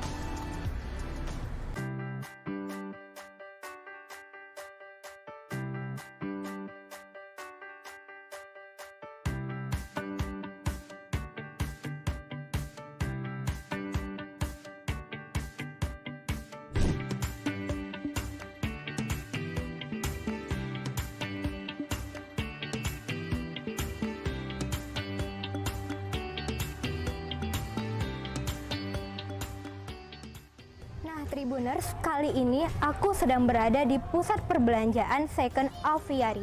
Di tempat ini banyak dijualkan barang-barang branded second dan juga barang-barang import second yang dijualkan di sini. Nah, salah satunya yaitu toko sepatu ini Tribuners. Yuk, mari kita lihat ke dalam, kita lihat sepatu-sepatu yang ada di sini.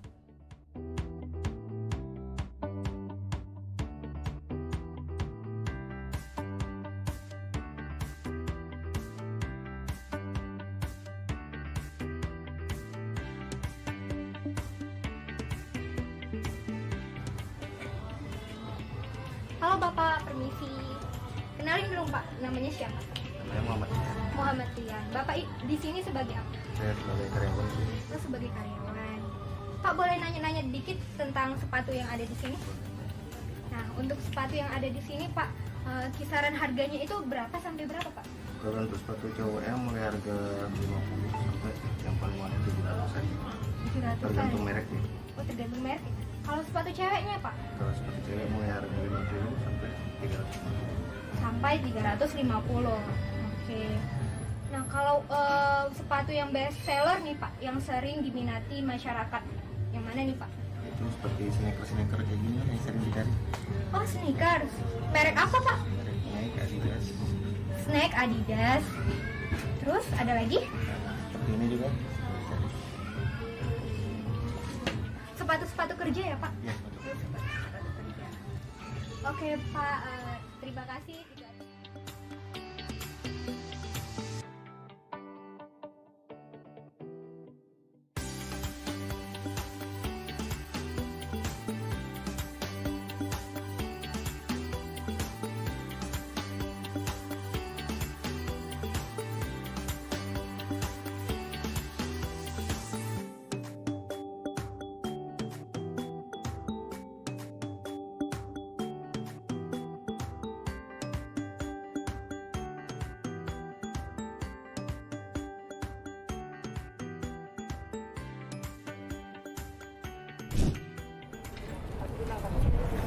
Nah, Tribuners, tidak terasa ya, sudah 1 harian saya menjadi tour guide kalian semua dan menemani kalian semua berjalan-jalan di kota Batam ini. Nah, terakhir nih Tribuners, saya akan mengajak kalian untuk bersantai dan juga menikmati sunset, terus juga bisa melihat negara Singapura dari kejauhan kota Batam pastinya.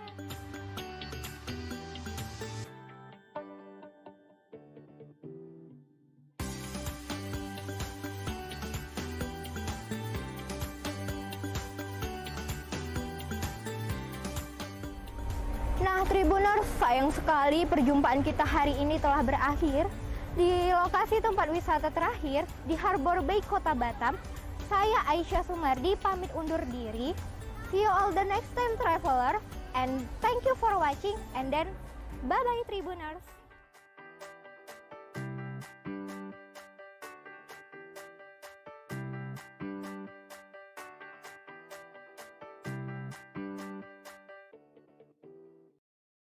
Gimana Tribuners? Jadi punya jujukan ya kalau misalnya kaum-kaum ibu nih atau mungkin anak muda yang kepengen berwisata belanja dan berburu barang-barang branded.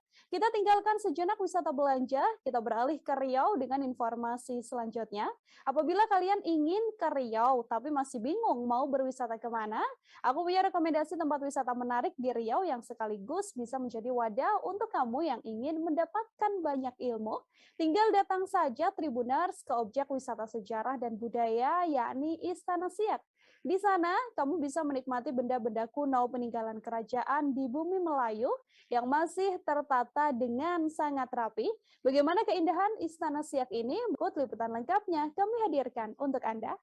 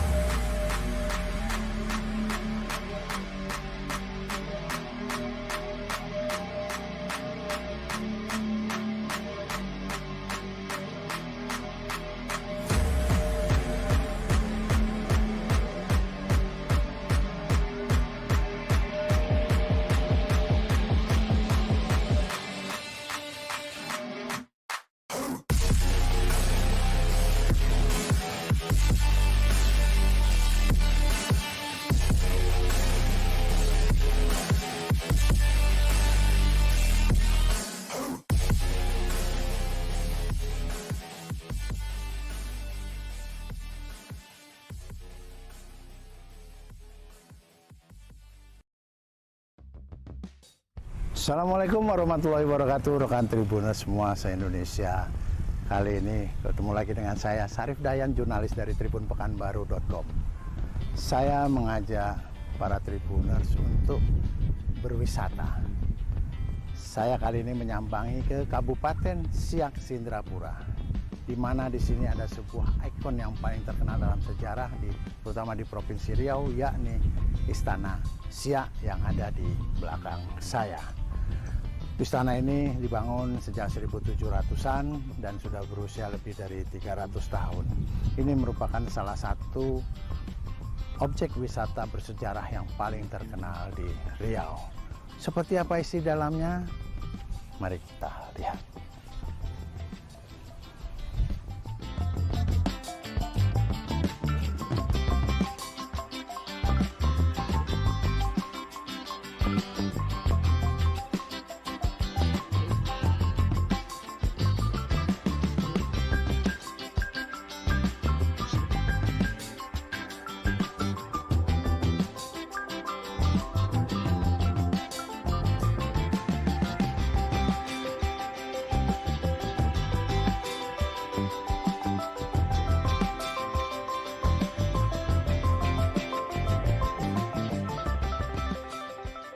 Rekan Tribuners, masih rekan Tribuners sekarang ada berada di sebuah ruangan yang menggambarkan panorama atau suasana bagaimana ketika waktu itu raja bersama para pejabatnya itu melakukan musyawarah untuk mengambil sebuah keputusan. Pak, boleh dijelaskan kalau boleh tahu ini seperti apa, Pak? Yang di kursi diumpamakan raja atau sultannya, sedangkan 4 orang ini yang di depan ini dulu dinamakan Datuk 4 suku, Pak. Oh. Datuk suku, Yola Beperan, kemudian yang di kursi diumpamakan rajanya. Yang di sebelah sana ya, Pak ya. Okay. Kemudian ada penyawat tombak, penyawat payung, dan bulu balangnya. Oke. Ini biasanya dilakukan pada untuk pengambilan atau rapat-rapat yang sifatnya sangat penting ya, Pak ya? Iya. Ada permasalahan-permasalahan yang ada. Permasalahan-permasalahan di kerajaan ini dirapatkan untuk mengambil suatu keputusan. Oh, artinya memang dari zaman dulu bahwa raja di Istana Siak sudah melakukan secara demokratis. Iya, betul. Luar biasa sekali. Mari kita muter-muter lagi.